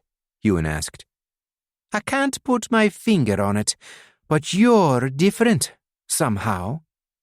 Huon remembered when he'd been chosen by Inara, when she'd seen something in him at the arena, despite him being a lowly page back then. He wished someone would be able to explain what that something was. I just wanted to be free. Tell me everything. Captain Avery took a long-necked bottle from her desk drawer and 2 glasses. She poured what looked to be some sort of dark wine into both, all the way up to the rim. And tell it to me from the beginning, Huon. You did say it was a long story, and I've got all night. Huon bit the inside of his cheek, wondering where he should start. So he started at the beginning, the day his village had been attacked, the day the Immortal of Fire had killed his mother. Chapter 27. In the 3 weeks it took them to travel to Horlana, the capital of the kingdom of Ganadon, Captain Avery put the 3 knights through their paces. From dawn till dusk they trained on the strong wind's deck. On the night Huon had told the captain about the soul-binding, she'd been very interested in his unique abilities, the way he was able to surge not only elemental essences at once, but unique essences as well. Apparently, as Gale had said, it wasn't something most champions could do as well as Huon, and it was unlikely for a champion to even develop the ability until they were nearing their advancement. It was one thing to surge the physical essences simultaneously and add on an elemental surge or a unique surge on top of that, or quickly switch between the two. But what Huon was doing? It required a level of skill that went deeper. Huon felt like he was cheating somehow. At least he'd felt that way until the 3 knights started cultivating their essence. Even with all he'd learnt from Denasia, he was 2/3 as fast as Gale, and half as fast as Leona, when it came to cultivating his physical essence. He hadn't realized just how much essence the Celestial had been taking from him. This is going to make advancing harder for you in the long run, Huon, the captain said. At least that's how it appears. You won't be able to advance in your individual surges as quickly as the next knight, not with that drain on your cultivation. The captain had told him that on the first day, that if he wanted to reach champion, he'd have to work twice as hard as the others. He'd have to forego sleep for as long as he could. And so he did. For the first time since he'd been in the forest with Byrne, he felt like he was free to train under his own will. Captain Avery was a hard taskmaster, but Huon wanted that. The more he trained, the more he felt his mind adapting. The more he cultivated, the more he sensed that connection with the Celestial. It won't take me longer, Huon thought. He remembered how fast he'd advanced under Denasia, that it wasn't just about hard work, it was about working smart. And when you put those together, well, that's when one can make true gains. By the time the 3 weeks were up, Huon had been living off 2 hours of sleep per night. The captain told him it was the bare minimum a knight could survive on, and it shouldn't be maintained for periods longer than a month. Huon wondered where she'd gotten that information from, and so she'd handed him a book on the subject. The Most Efficient Way to Train and Advance, by the immortal Kandaran. Huon had received the book at the start of his 2nd week of training and wondered when exactly he'd be able to read the thing. That's when he discovered that triple surging speed didn't just help him move fast, it helped him read faster as well. Over those 3 weeks, Leona and Huon hadn't had much time to talk about anything other than their training. They sat down for meals together, but they were always too short to develop a real conversation. Huon was glad that he'd been training so hard, glad he could see his improvement, and improvement in the others as well. But he wished he had more time to just be with her, talk with her, discover whatever it was they had together. Every time he wanted to finish a session early to spend time with her, he remembered what the captain had said. You have to train twice as hard. Then he remembered why he was doing it, and knew Leona would understand. Still, it didn't feel right. There must be some sort of balance between life and training. He'd been thinking about that during a sparring match with Leona on the day the lookout had called that the ship would be docking in Horlana soon. "Ignore the lookout," Captain Avery said. "Finish your match." The two were sparring with single surges.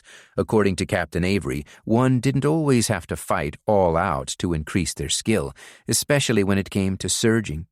Technical skill could be increased at any level of surge.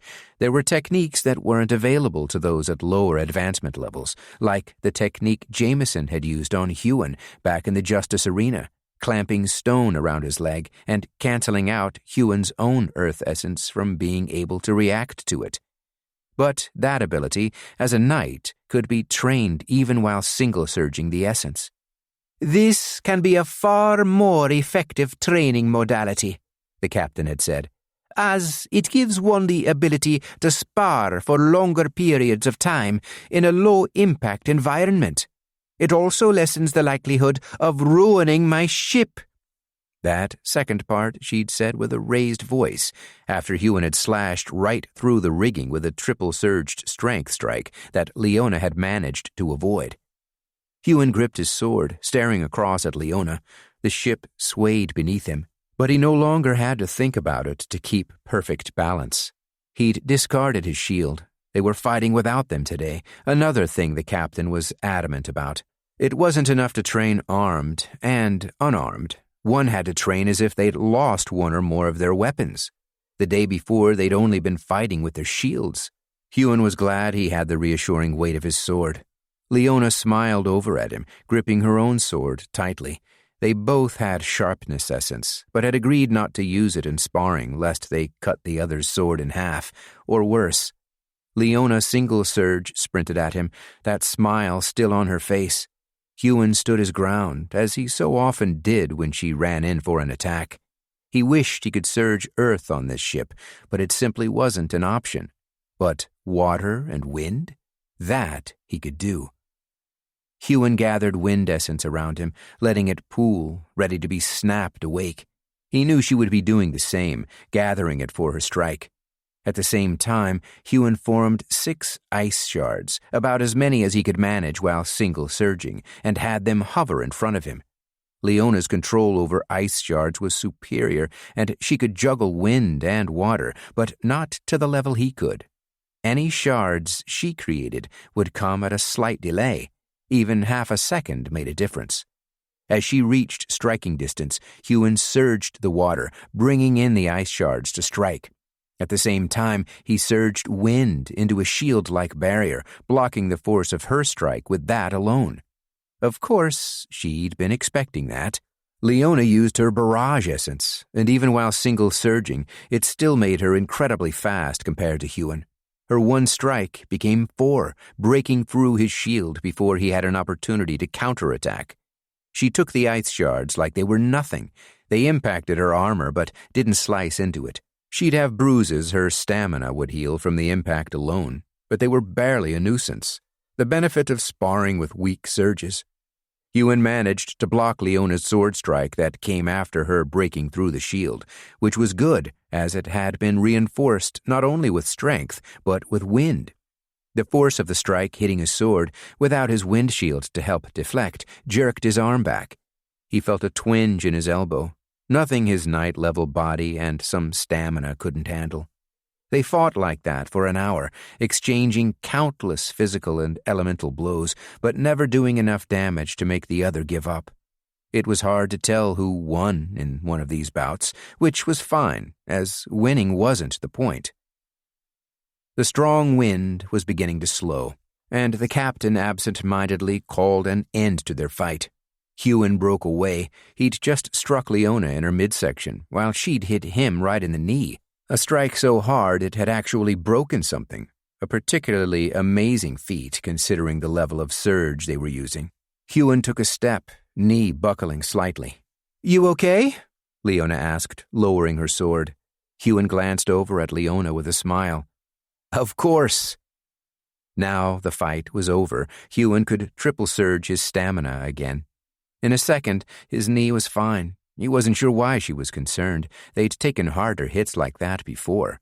It was just part of sparring. Her concern, though unneeded, made him feel good. She cares about me. He was about to keep talking to her when he noticed where they were. Horlana's marina was 100 times larger than the port town they'd left 3 weeks ago had been. He hadn't noticed anything going on outside of the ship while he'd been sparring Leona, but now that he looked around, he glimpsed thousands upon thousands of white sails. Leona came to stand beside him, staring off at the view. Horlana wasn't just full of ships. The city itself was, well, beautiful. Huon didn't know anything about architecture, but he could tell they'd designed the buildings differently here. They were more curved than the structures he'd seen in other cities. There were stone arches everywhere, and all their towers were round, and their buildings glowed. Huon had thought it was a trick of the light, but on closer inspection it was something else. "It's beautiful," Leona said. Huon looked over at her. She was smiling at the sight. It was strange seeing her so carefree.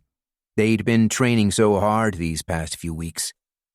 "It's important to have balance in our lives," Captain Avery announced to the crew, 1 foot on each side of the prow. "With that being said, I'm enforcing a whole-day leave for all non-essential personnel." She eyed Gale and Leona, then her gaze rested heavily on Huon. "That goes for you 3, too." Rest? Huon thought. The idea seemed foreign to him. What would he do with a whole day not spent training? Then Leona nudged him with her shoulder.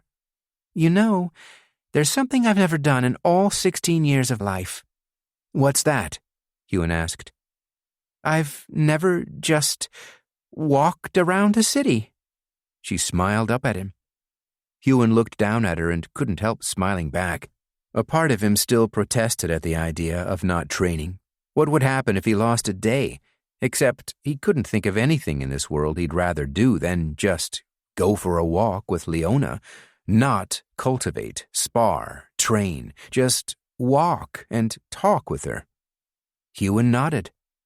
"I'd like that." Leona's smile widened.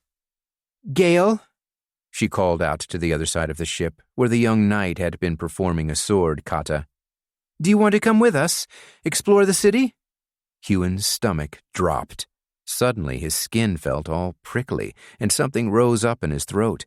He didn't understand the sensation, but he thought she'd meant just the two of them. Gale walked over. His eyes darted about the view, looking at all the different ships, then off at the glowing buildings. He wasn't smiling, though. He shook his head.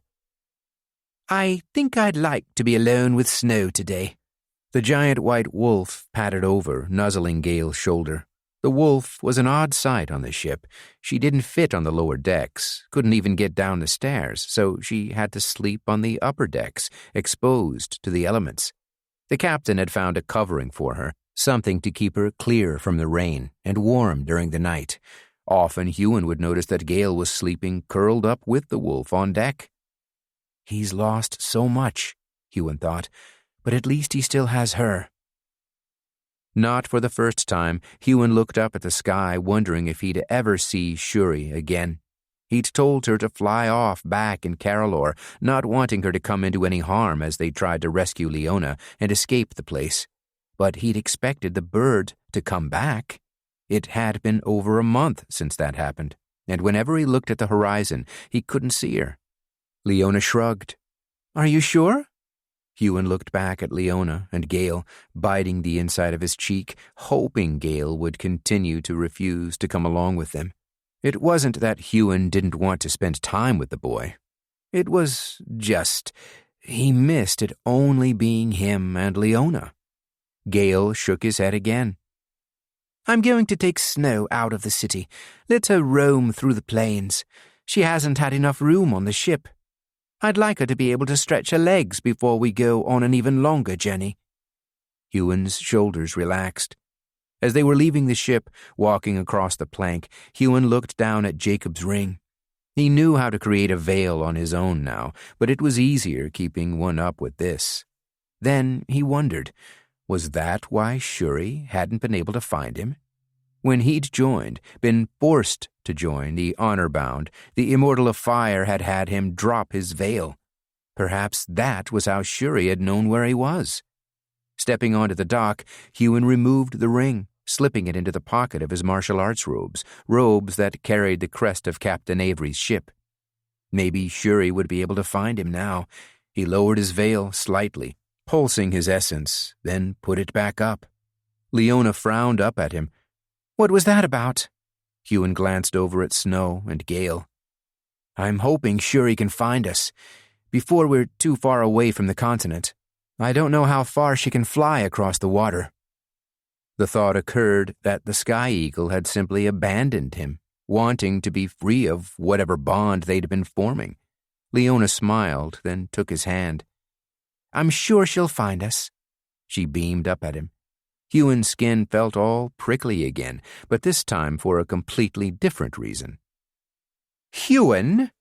The two knights stopped. Captain Avery's boots tapped the dock as she walked to stand in front of them. She didn't remark on their hand-holding, something Huon was grateful for. She made eye contact with Huon, holding it strongly.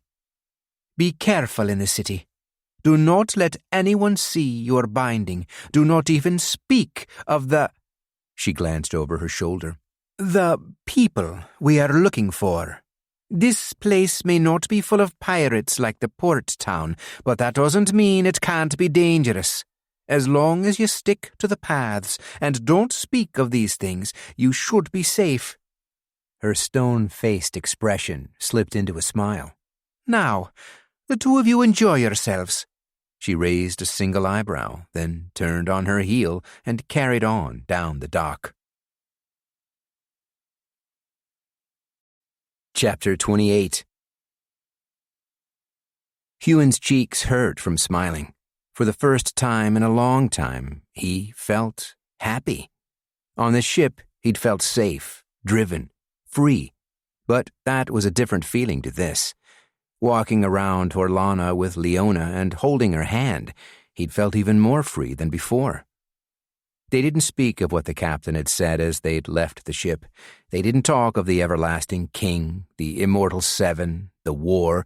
They didn't even talk of where the ship was headed. They just spoke of what they saw, of their training, the sparring match they'd just had. They didn't have any coins. Gale was the keeper of the coin purse, so they passed the marketplace with curious eyes, but didn't linger too long at any one stall.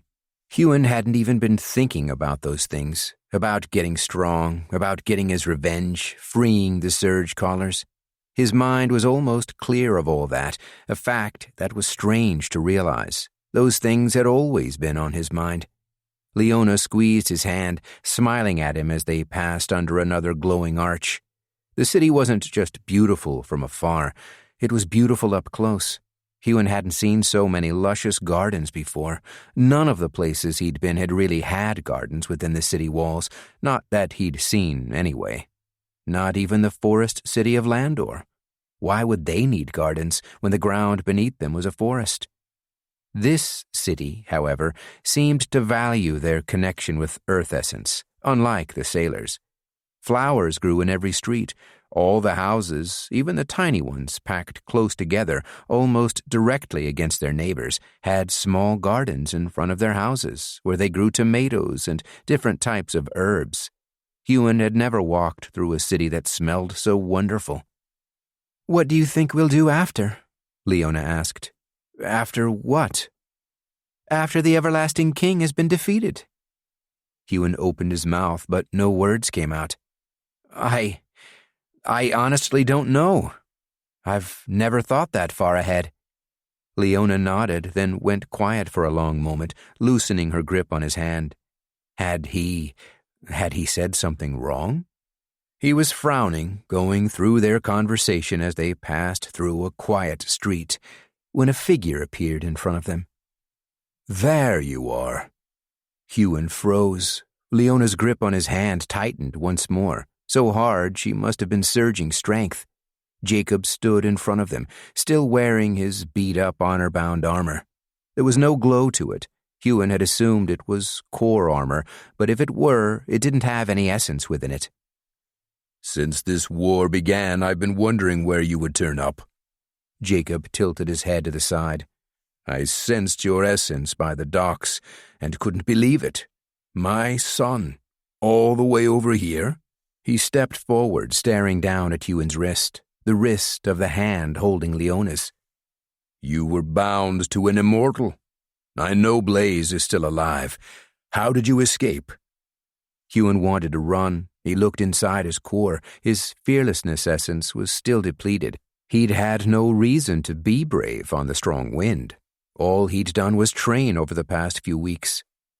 "Leave us alone," Leona said. Her voice sounded strong, but Huon sensed that was because of Leona's control, not because she wasn't worried. Huon surged his acute hearing, searching to see if there was anyone else close by. The last time he'd encountered his father, Byrne had been with him. "I beat him before. I can beat him again." And why would I do that? Jacob pointed at Huon. He is my son. Now, boy, show me your wrist. Huon backed away, still clutching Leona's hand. "I don't want anything to do with you, Father." Perhaps, but I want something to do with you. You are my son. You belong by my side. "Then why do you keep abandoning me?" To make you strong. He tilted his chin up, and I can see that has happened. His eyes narrowed. You've reached champion already? "No." Huon bit his tongue. He shouldn't have said anything. He should have made Jacob assume he had. Not that being a champion would make a difference against a legend, especially a legend who'd taken down an immortal. Huon didn't think using roar would be enough to disorientate him and get away. He looked around, past Jacob, trying to see if Byrne was anywhere to be seen. Would Jacob make him fight the man again? Last time he'd won. This time, he was even stronger now. With access to many unique surges, he'd be able to win again. He'd be able to win easily. At least that's what he hoped. Jacob tilted his head to the side. There's something different about you. Something more powerful. He frowned, then snapped his hand out, grabbing Huon's wrist. Tell me, boy, how did you escape? Huon tried to yank his hand away, triple surging strength as he did, but he couldn't. The man was too strong. "That's not your business. You abandoned me 3 times. Leona let go of Huon's hand and drew her sword, pointing it at the legend. "Let him go." Jacob looked over at her, then laughed, loud and deep.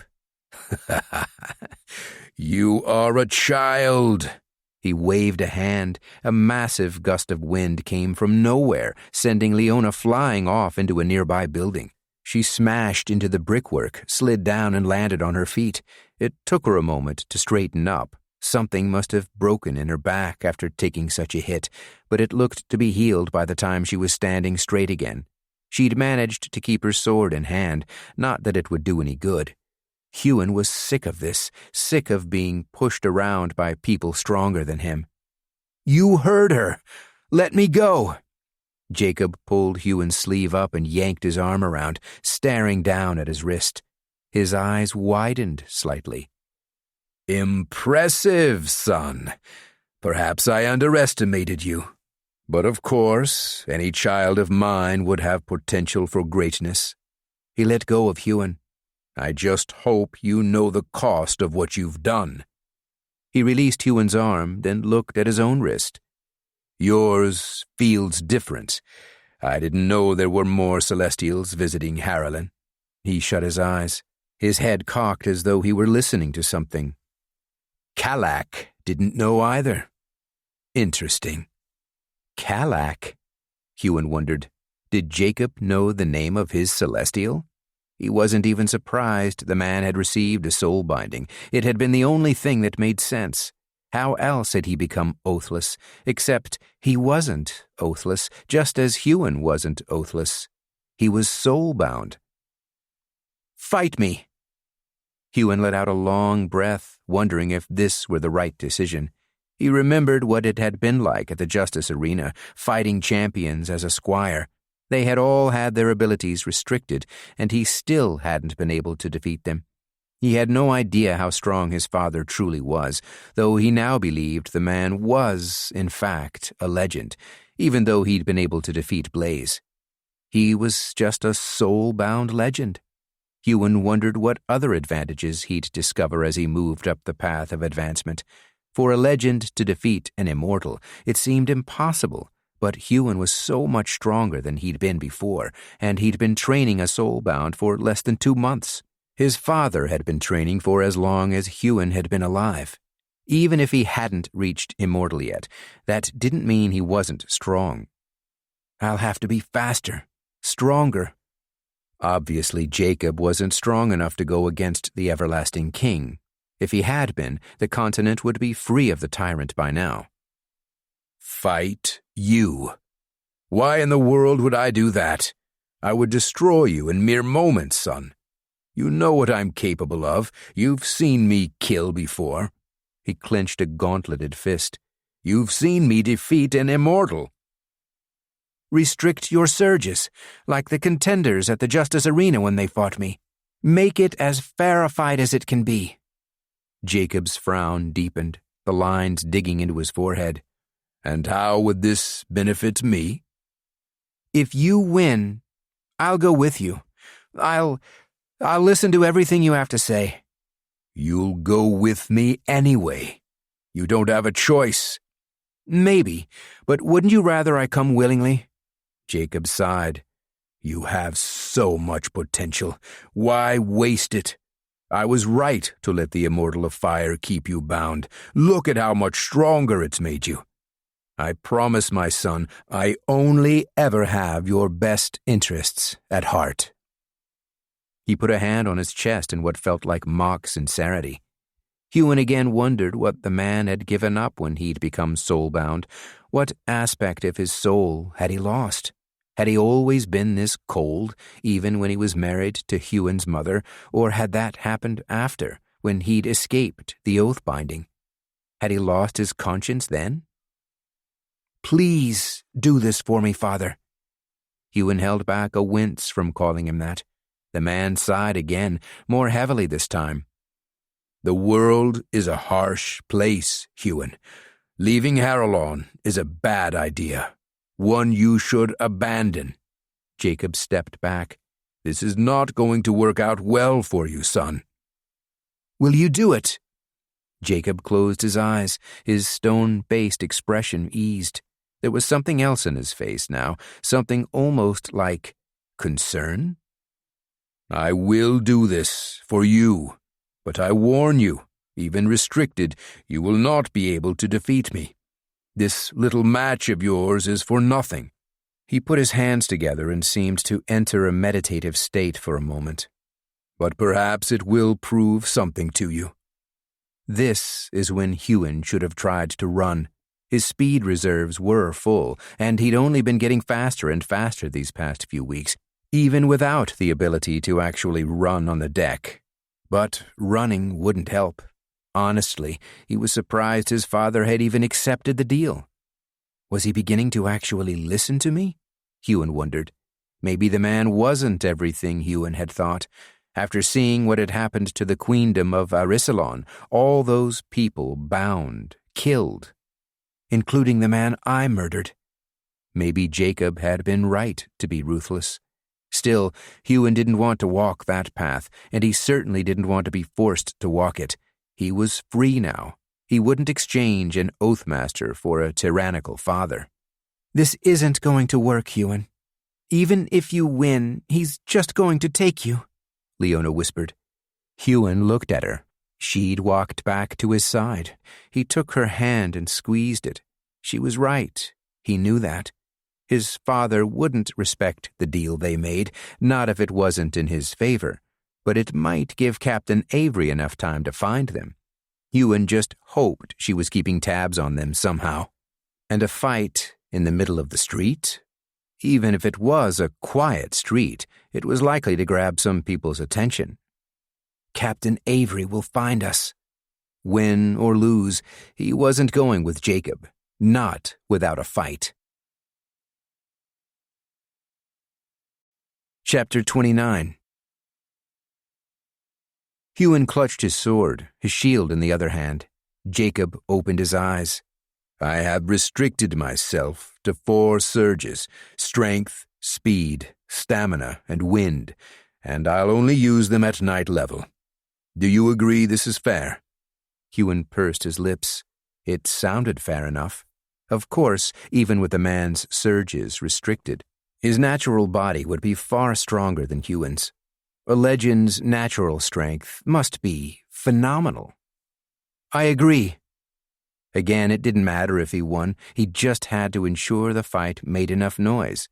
There must be guards in this place, and Captain Avery is with the Sea Guard, the Ganadin Royal Navy. If one of her crew were in a fight, she'd find out fast. Jacob didn't seem worried about them fighting in public. He didn't look worried about anything. His face had taken on that same incredible calmness that never failed to unnerve Huon. Huon looked inside himself, examining his core. He hadn't had a chance to train fire and earth while aboard the strong wind, but his other surges? They'd grown much in the past 3 weeks. Huon had made many leaps in strength over the last year, when he'd been training to advance to squire without sleep, when he'd been working with Denasia, when he'd gained the soul binding. But over the past 3 weeks, his skill had increased even faster than before. He felt like a full-fledged knight, not someone who'd only been one for a few months. Maybe he could defeat his father in this fight. He has a soul binding too, and he's a legend. Huon banished all those thoughts. He stepped forward. Ready to begin? Jacob nodded once. This will be an interesting lesson for you, son. I hope it shows you where your place is. Huon still didn't understand this man. Why, on the one hand, he seemed to want to be a part of Huon's life, and, on the other, always failed him, treating him as though he were nothing, as though his wants and needs didn't matter at all. Jacob didn't wield a weapon. He held his arms loosely in front of him, just as he had before he'd faced the Immortal of Fire. That, coupled with his calm expression, only served to further Huon's unnerve. Control, Huon thought, remembering Denasia's lessons. He had to have complete control over his own mind, his own body, if he were going to do this. Jacob sprang forward. Even only triple surging, it took a moment for Huon to react to his father's speed. The man was powerfully built. One would think that would slow him down, but the muscles in his legs only offered him more speed. Huon surged fire into his sword, surged wind around him to block whatever strike his father was about to perform. At the same time, he surged ice shards into being. Now that he could use his full abilities as a knight, rather than fighting with only single surges, Huon was able to create 30 ice shards. Last of all, he created a thin layer of rock armor over his martial arts robes, wishing he'd worn armor off the ship. He did these 4 surges simultaneously in the few steps it took Jacob to come within striking distance. Huon slashed out with his sword, ignoring whatever strike Jacob was delivering. It would be caught by Huon's windshield. He was sure of it. As his prediction came true, and the legend's first punch was absorbed by Huon's shield, the ice shards came down to bear on the man. The ice shards did no damage. They were ineffectual against the Honourbound armor. Huon had accounted for that. He'd done these moves many times in sparring against Leona and Gale on the strong wind. The ice shards were only supposed to be a mild distraction. It was his sword that had the true strike coming. It wasn't only imbued with fire essence, it was imbued with sharpness essence. It was always imbued with sharpness essence. He kept it in the sword, and his reserve was full. 2 strikes, Huon thought. The first he hoped would come as a surprise, assuming he could actually hit Jacob. The legend slipped away from Huon's strike. He wasn't using his legend-level speed, but that didn't mean he wasn't fast. Somehow, he ended up behind Huon, sending a swift kick to the back of his knee. Huon faltered, falling forward a step, but instead of letting that lose his balance, he went with it, diving into a roll, using his shield to dampen the impact against the cobblestone street. When Huon was back on his feet, he whirled around. Jacob's face was no longer calm. A smile had appeared on it. "I like the way you move, son. You've come a long way since you fought Byrne." Jacob settled into a fighting stance, one hand behind his back, the other thrust forward, palm facing Huon. "But it won't be enough." He beckoned with the outthrust hand. Huon didn't take the bait. He stood his ground, sending fireballs and ice shards at Jacob, all at the same time, coupled with harsh gusts of winds. But the wind did nothing to even shake the legend's stance. He was immovable. Huon took a moment to breathe naturally, cultivating as he did so. Cultivating breath always steadied his hand and cleared his mind. At least it helped. It wasn't always perfectly reliable. Fortunately, today it seemed to be. He just needed to draw out the fight long enough for Captain Avery to get here. With sharpness essence already imbued into his sword, Huon assessed his other options, something that only took a second to do, as he was used to doing such things during a sparring match. His roar surge would help him for sure, but much like the sharpness essence, he couldn't use it twice. There was no way he'd be able to cultivate it while fighting like he could with his physical essence types. Acute hearing would probably only come as a distraction if he surged it for the entirety of the fight.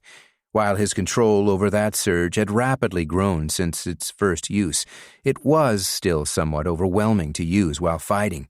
But he could use it in small bursts to more accurately ascertain where an opponent was standing if he couldn't see them.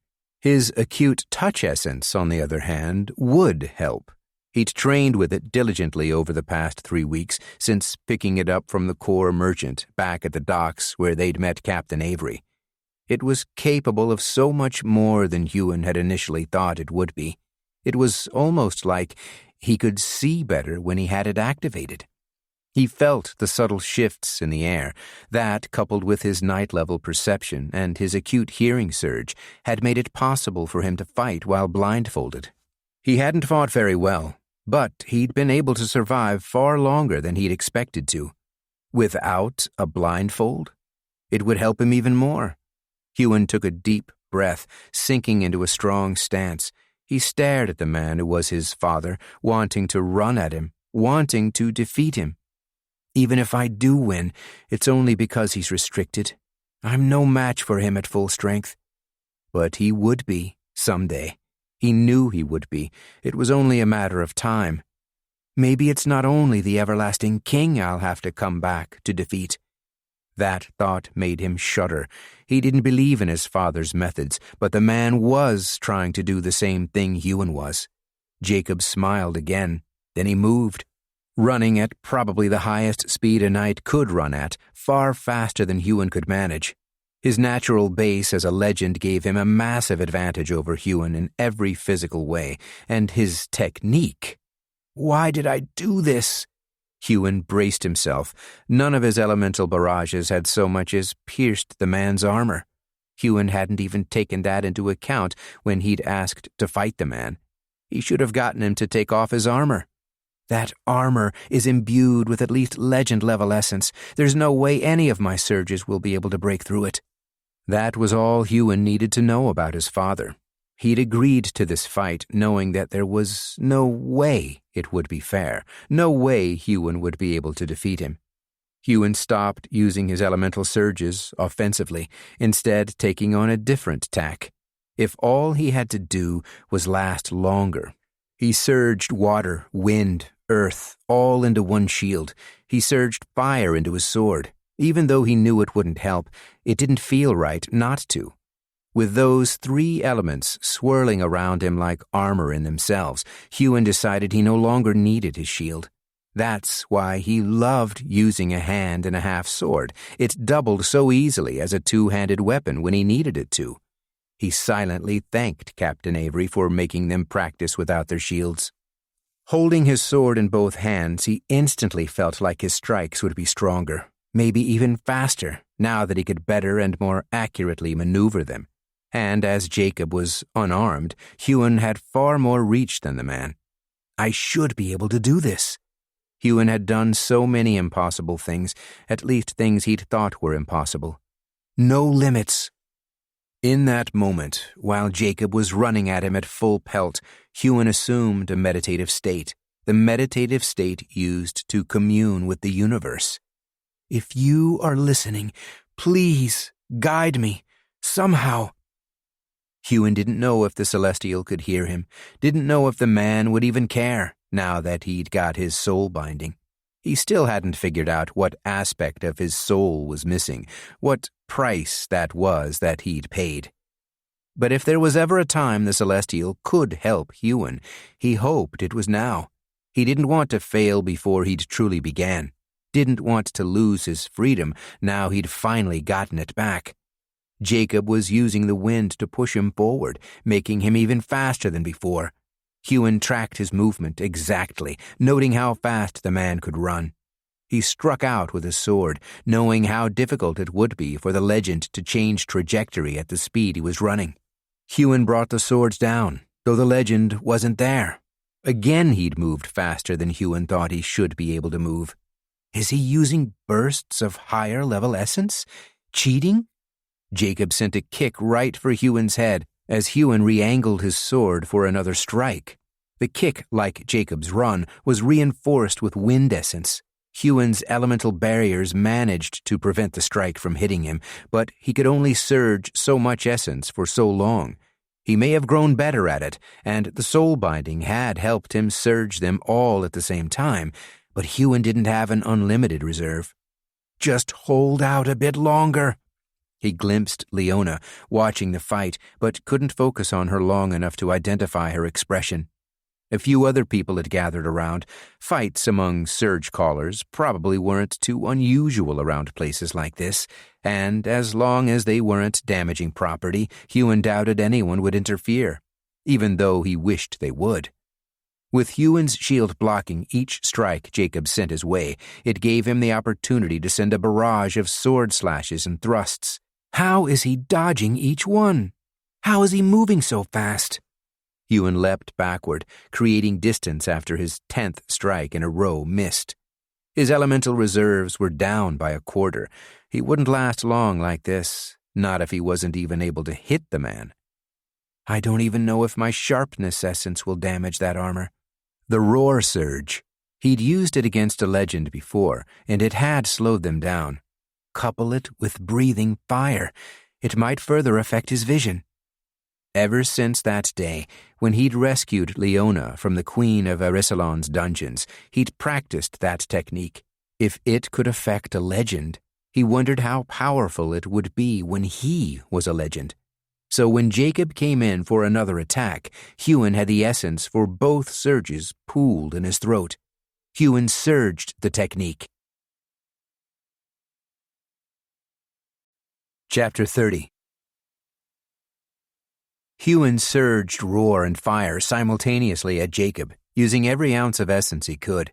Jacob's eyes widened the second the surges were released. He hadn't been expecting that. Finally, Huon thought, I've caught him by surprise. The man didn't shut his eyes. The flames didn't seem to affect him the way Huon had hoped they would. But the noise made him falter. He slipped the tiniest bit, losing his footing for less than half a second. But that was enough. Huon sent his sword slashing at his father's faceplate. The blade thudded against the helmet, embedding itself within. The sharpness essence had worked, but it hadn't gone all the way. Huon's sword was stuck. In a burst of speed, Huon, the hilt in both hands, jumped, kicking the legend with both feet square in the chest. The impact sent each of them backward. He's stumbling. Huon landed smoothly on the ground. He's actually stumbling. Huon pressed forward. It was a small advantage, but it was the only one he was ever going to get. He imbued the sharpness into his sword again. Control. He needed full control. The sharpness essence had only gotten him halfway through his father's helmet. He needed to go the rest of the way if he were going to do the man any real damage, which meant he had to hit exactly where he'd hit before. Jacob, still disorientated, wasn't able to slip out of the way this time. The strike contacted the crack in the helmet and slid right through, straight into his face. Huon wrenched the sword out, stepping back a few steps, creating some distance between him and Jacob. Jacob stumbled back one more step before regaining his balance in full. He pulled off the helmet and threw it against the cobblestones, touched the blood on his face, then looked at Huon. "You really don't want me to take you with me, do you?" He frowned, stepping forward. "Why? I'm your father. Shouldn't that mean something?" He held up a fist, clenching it. "We have both suffered at the hands of the everlasting king. We've suffered at the hands of surgeless oathmasters. I lost my wife to the immortal of fire. We want the same things, son. All I want is to liberate our people. Don't you understand that?" Huon moved back another step. "I understand, but I can't do it the way you want me to. I can't just become a murderer. There are good people out there, good people who are stuck under the enemy's control. You really want me to kill them?" Jacob's frown deepened. Huon wasn't sure he'd ever seen so much expression in the man's eyes. "Killing is the only way, son. I can't defeat the everlasting king, not when he has an army behind him. We must free the surgecallers, one by one. We must give them their freedom." "Freedom?" Huon surged flame into his clenched fists. "You want to give them freedom? You call yourself a savior, but all you want to do is control me. I heard the way you spoke about the knights formerly of House Tyrol. What did you do to bring them to your cause? Torture them?" "I did what was necessary." Jacob pointed at Huon's wrist. "You should understand that. Now you have the binding." "What did you lose when you got this? Your conscience? Your ability to love?" Jacob looked taken aback. "You think I don't love you? I am hard on you because I love you." "You abandoned me. 3 times I was forced to kill people. The immortal of fire, the immortal of earth, they both turned me into a murderer." "That was to make you understand, to make you stronger." "If you truly cared for me, Father, you'd let me go. You'd let me get on that ship and go. And if you truly cared for the countless surgecallers, oathbound in the everlasting king's realm, you wouldn't have left the immortal of fire alive. You would be out there fighting the war. I'm not strong enough to yet, not strong enough to make a true difference. But you are." Huon almost spat the words in Jacob's face, though he wasn't sure if it were true. There had been plenty of immortals in the queendom of Arisalon, plenty of people who should have been able to make a difference, but hadn't. Maybe his father wasn't strong enough, but he should have tried. He was strong enough to try. "I'm biding my time, son. As the everlasting king expands his realm, so do I expand those who believe in our cause. It has taken me years to get this far. It will take me years to get farther. But trust me, I am doing all I can. You'd be able to see that if you were by my side." "I'll never be by your side," Huon shouted. He would have surged roar as he'd said the words if he could. "Not in a million years, no matter what you do to me." Jacob pointed at the cut on his cheek, already healed. "You think this cut means you've won?" He stepped forward. "You wanted this fight, son. You made up the terms. If you don't adhere to them," he pointed at Leona, "do I have to threaten her life like I did the last time?" Huon bit the inside of his cheek. When Jacob had stopped the fight to talk, Huon had hoped it would mean he would be able to convince him. But this man, he seemed deaf to Huon's words, only caring for what he wanted. "I can show you how to be strong, son. I can show you how to use the soul binding to its fullest, show you what you're truly capable of.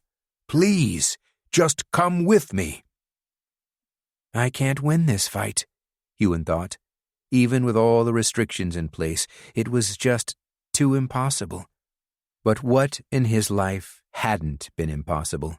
There were so many things he'd done that had been impossible at first. He'd escaped an oath binding.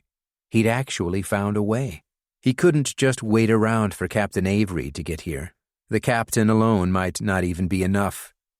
Even if they did send an immortal, Jacob has beaten them before. No, he wasn't just distracting Jacob in this fight. He had to win, even if it was impossible. I'm not going to lose. Huon gripped his sword in both hands. No limits. I'm going to defeat you, and you're never going to bother me again. The frown fell from Jacob's face, replaced with that stone-cold look that reminded Huon so much of Byrne. Maybe the soul binding hadn't been the thing to make him this way. Maybe he'd always been that way, and Huon's mother just hadn't known. Or she lied to me, told me stories of a father who was a good man. Whatever the case, Jacob was like this now. Huon didn't wait for the man to attack him this time. Instead, he checked his reserves, surging so much of everything. He was definitely low. Jacob wouldn't be. His reserves would be as deep as the depths that had held his stronghold under Lake Lorelar. This isn't the time for doubt. Huon let out a natural breath.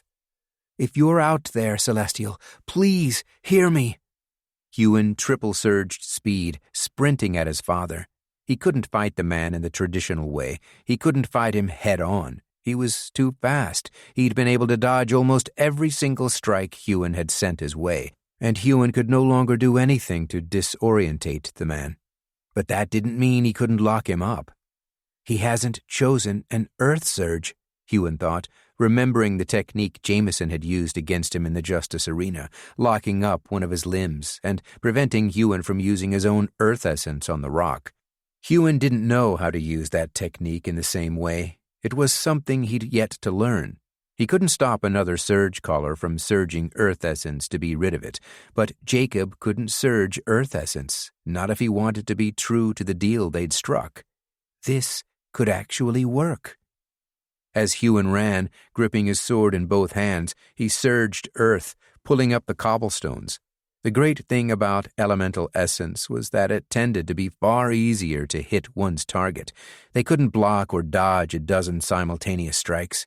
Not even Jacob would be capable of such a thing, at least not restricted as he was, and Jacob wouldn't bother blocking such strikes. Huon had sent countless ice shards at the man originally, and they hadn't been able to penetrate his armor. As long as Huon didn't send the strikes for his face, the legend wouldn't feel the need to dodge or block them.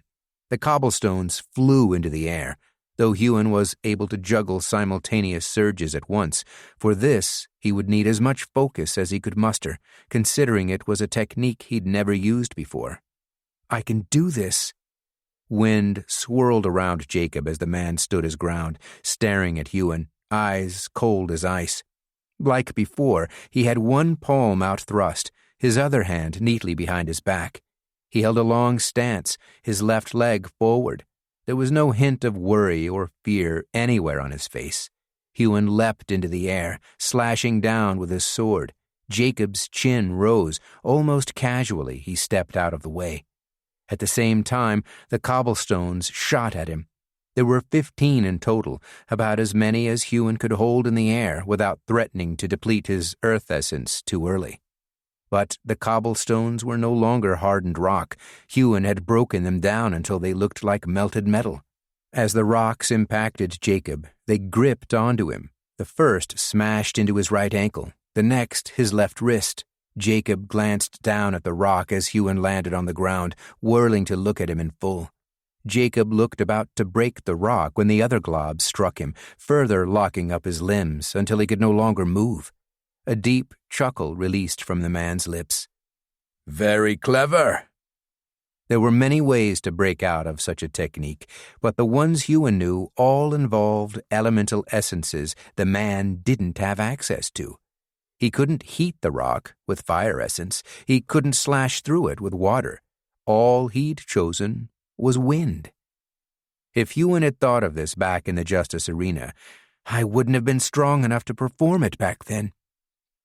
Wind essence began to pick up around them. Huon could feel it forming in the air. It grew, building up faster and faster until it formed into a small tornado. "This isn't enough to hold me," Jacob smiled, even tied up as he was. "Not for long." "It will be long enough." Huon stomped the earth, surging it around Jacob, ignoring the tornado slashing against him. It wasn't strong enough to budge them, not with the earth clinging onto both their feet. Even as Huon stomped, he cultivated earth, sunk into it. He may not have been able to cultivate elemental essence while fighting, but they weren't fighting anymore, not while Jacob was stuck in that rock. Huon couldn't help but smile. The smile felt different to any he'd worn before. He'd won. He'd actually won. No limits. As he sunk into the earth, his core feeling heavier by the moment, he surged fire essence, not enough to melt the rock, just enough to make it hot enough to burn. He didn't know if it would make it through the man's armor, but he hoped it would. He wanted the man to feel pain, more pain than he'd ever felt. Huon ceased cultivating earth and surged more of it, until the casing around Jacob was so hard he'd never be able to break out, not without cheating. Not without breaking their deal. "I am never going to join you."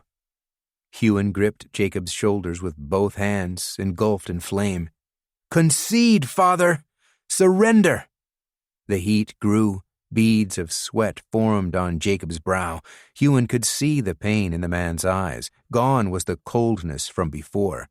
Then, through gritted teeth, Jacob smiled. "You're doing it, son. You're finally doing what needs to be done." His eyes widened, a crazed look in them. "Don't stop now. I won't surrender, not until you make me." Why is he goading me? Huon kept triple-surging flame, ensuring it wasn't hot enough to melt through the rock. Pain returned to Jacob's eyes. "I can do this. I can win." Chapter 31. Pain, Huon thought. Make him feel pain. Someone was shouting, but Huon couldn't hear it. All he could see was the pain in his father's face, the man's eyes turning up, revealing the whites, until they flickered closed. "Huon!" Someone grabbed him on the shoulder. Huon shoved them aside. Then he was tackled to the ground. Huon surged strength, ready to respond, ready to fight. Leona knelt over him, holding his arms down. "Huon, stop! Breathe! It's just me!" The second Huon had realized it was her, seen the worry in her eyes, he'd stopped resisting. His body went limp. He breathed in deeply and looked over Leona's shoulder at Jacob, standing there, encased in stone. He's unconscious. Even through all the pain he'd felt, the man hadn't broken the deal. He'd wanted Huon to hurt him, wanted him to do what he deemed necessary. Huon looked into Leona's eyes. He should feel guilt for what he'd done, for causing another human so much pain, but the pit that had been in his stomach, that pit that had been filled with guilt, it wasn't there anymore. He faltered. "I'm sorry," he should say, but he didn't feel sorry. He'd never wanted to cause someone pain before, but today he had, and he'd enjoyed it. When Leona saw that he wasn't going to fight her, she stood up, then gripped his forearm in a surgecaller greeting, pulling him to his feet. "You did what you thought you had to," Leona said, though the word sounded somewhat unsure. When she looked at Jacob, the worry lines in her forehead only deepened. "We should go. Back to the ship. If he wakes up and decides to break that deal." Huon looked around, as though coming out of a daze. There were people around them, but none of them were Captain Avery. His original plan, to fight until she came to rescue them, never would have worked. "I didn't need her to rescue me. I did this by myself." He'd called for the Celestial, too, but again, the person who had soul-bound him had ignored him, left him to fend for himself. Huon walked past Jacob, remembering the pain he'd caused the man, He should regret it, but he didn't. He wanted to cause the man more pain. He deserves it for abandoning me. Leona took his hand, though she didn't hold it in the same way as before. When she looked at him, was that fear in her eyes? Was she afraid of him? They walked back to the docks in silence, the events of the fight running through Huon's mind. Even with all the restrictions Jacob had put upon himself during the fight, there was no way Huon should have been able to win. Yet he had. But Jacob had smiled at the end. When Huon was causing him pain, he'd smiled. Huon remembered fighting Byrne back in Jacob's stronghold.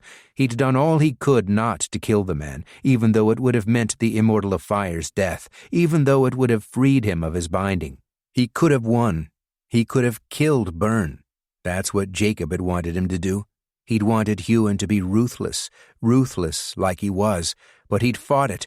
He'd fought the binding and won.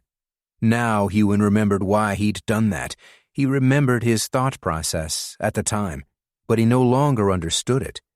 A part of him was worried at that, wondering if this was what he'd lost in that deal with the Celestial. That aspect of his soul.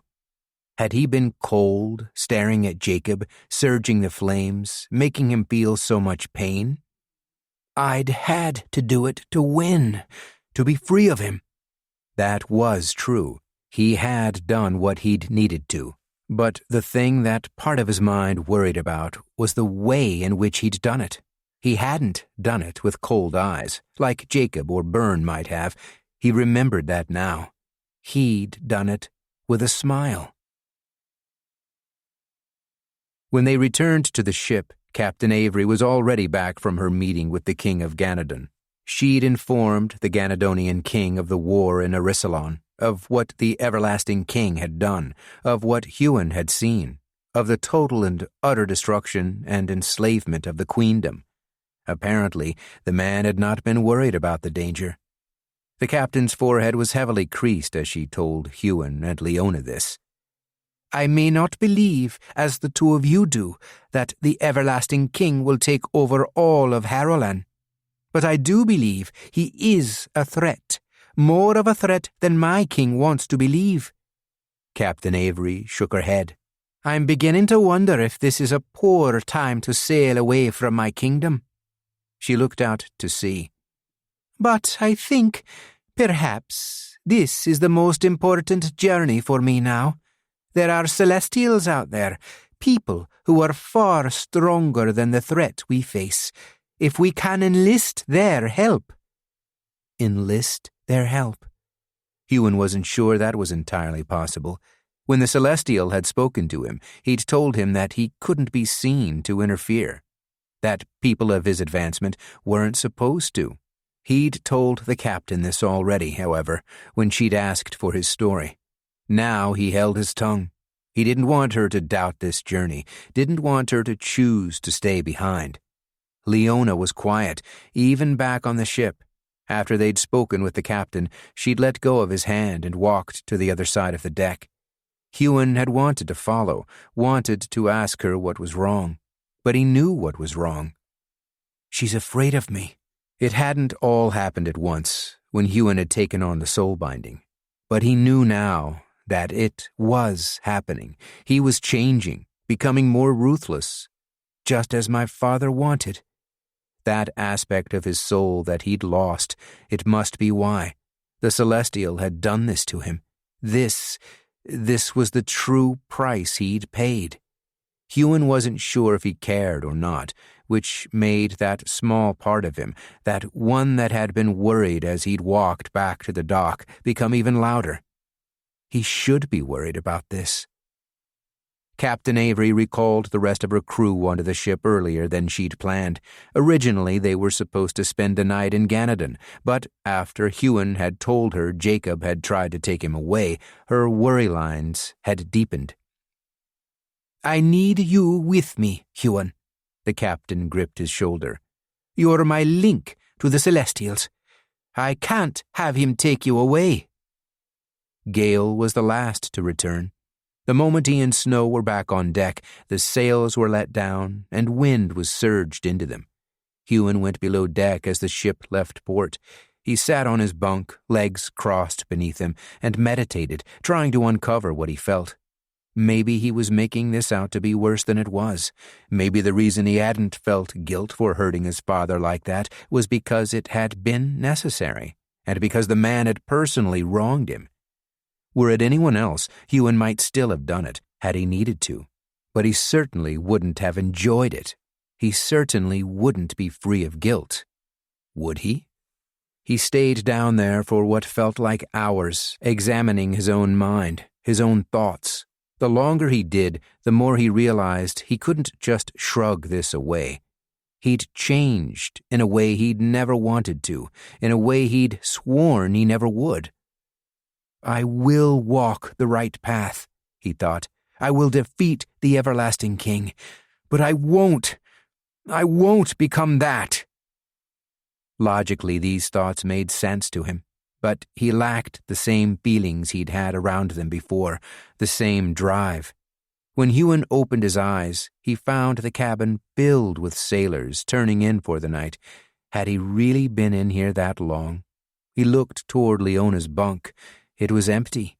Huon walked softly, stepping on the parts of the floor he knew wouldn't creak so as not to wake the other sailors, and walked to the upper deck. The moon was full, obscured only slightly by a small crop of clouds. Stars dotted the night sky.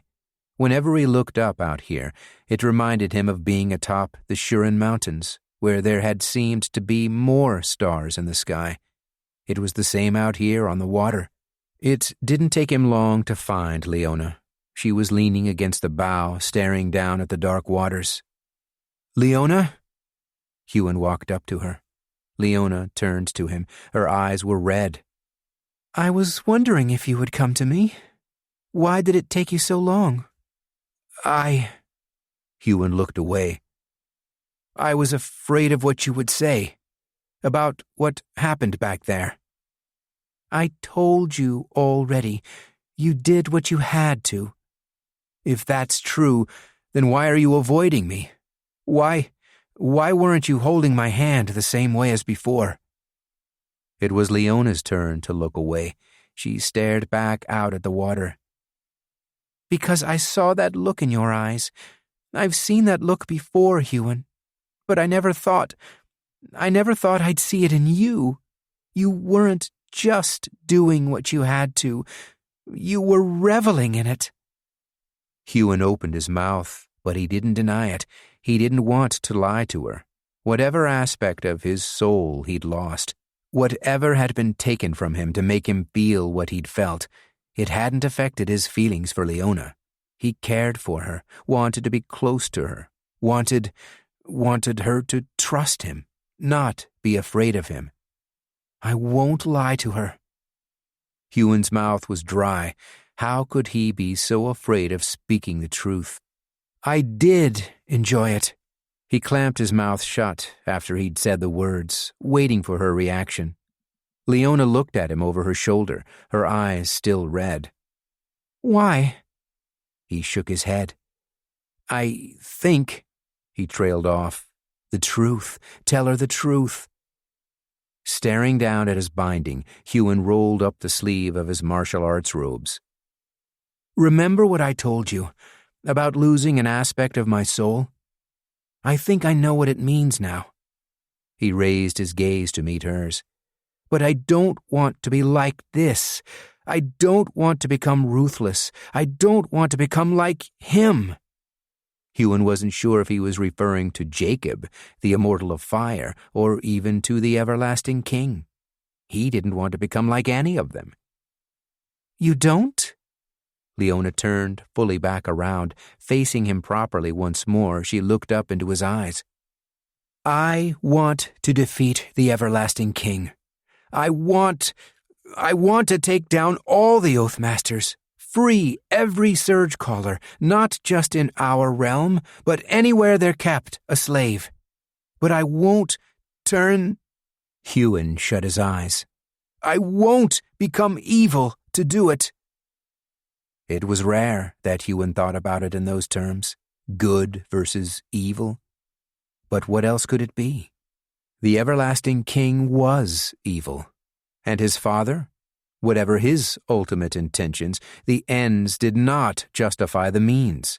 Even if Huon didn't feel guilt or regret at what he'd done, he could still see that it was wrong.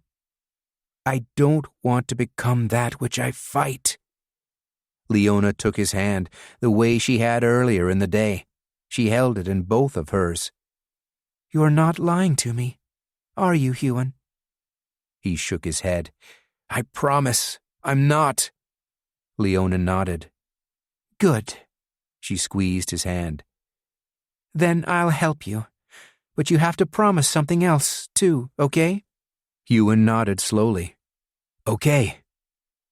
If you're ever unsure of something, if you don't know what the right choice is, or you feel yourself slipping, please come to me. Leona's gaze turned pleading, her grip on his hands tighter. Huon didn't shy from her gaze as much as he wanted to. As he stared at her, he realized all those emotions he hadn't been able to feel.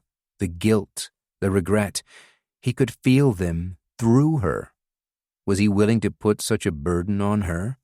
If he truly cared for her, should he do this? But her eyes told him this was what she wanted. She'd always been stronger than him, always been higher on the path of advancement. If he shied away from this, if he didn't do this because he was afraid for her and she found out, she would think he thought her weak, when that was the furthest thing from the truth. Will you do it? Leona prompted, after he'd been quiet for a long moment. I will, Huon nodded. I promise. Epilogue. Weeks passed on their journey. Huon, Leona, and Gale continued their training under Captain Avery. They didn't just train to advance or fight, either. She taught them how to sail the ship, telling them that anyone aboard her vessel must know such things. One never knew when they would be needed to help steer the ship or climb up the rigging to pull on some important rope. Huon took to the work easily, as did the others, and found he could cultivate doing most of the things necessary to help keep the three-masted ship moving. As they sailed, the crew turned from strangers to friends.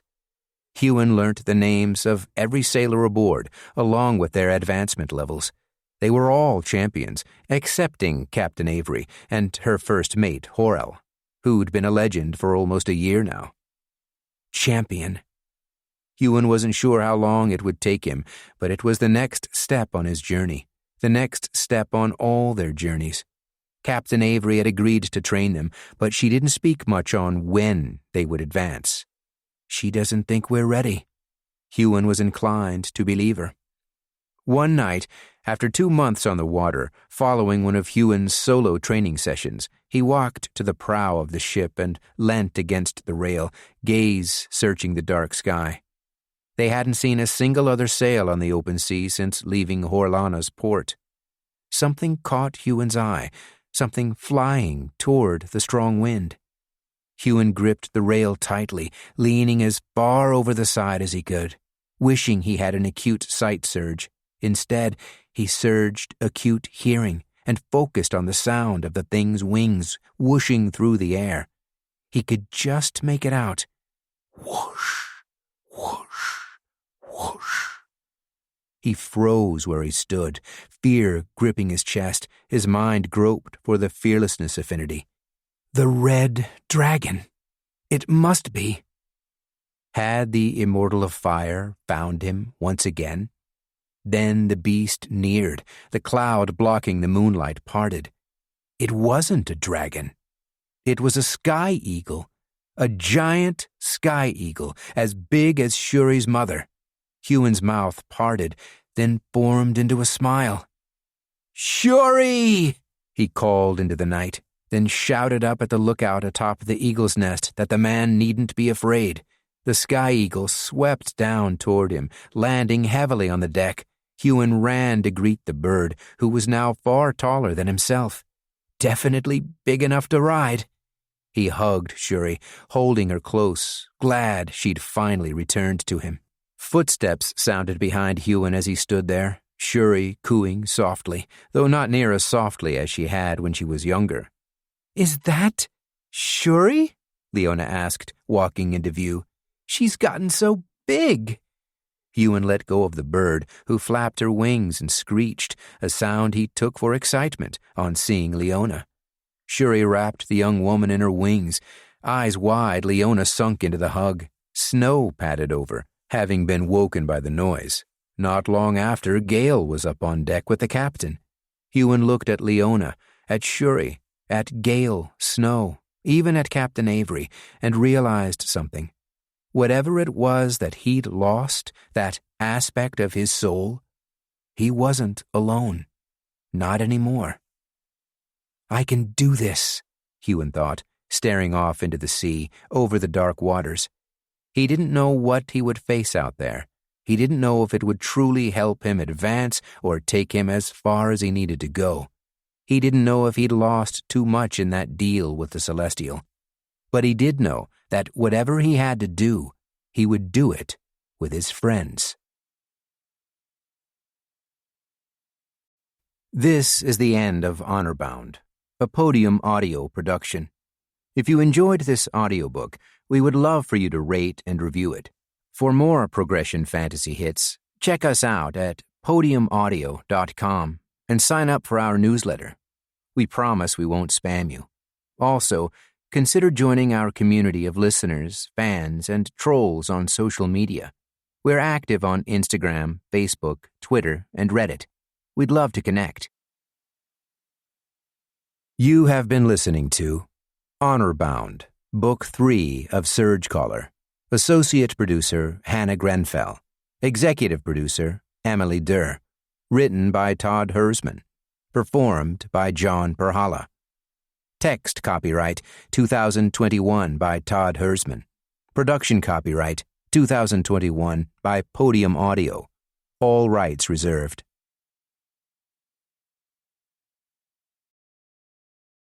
Audible hopes you have enjoyed this program.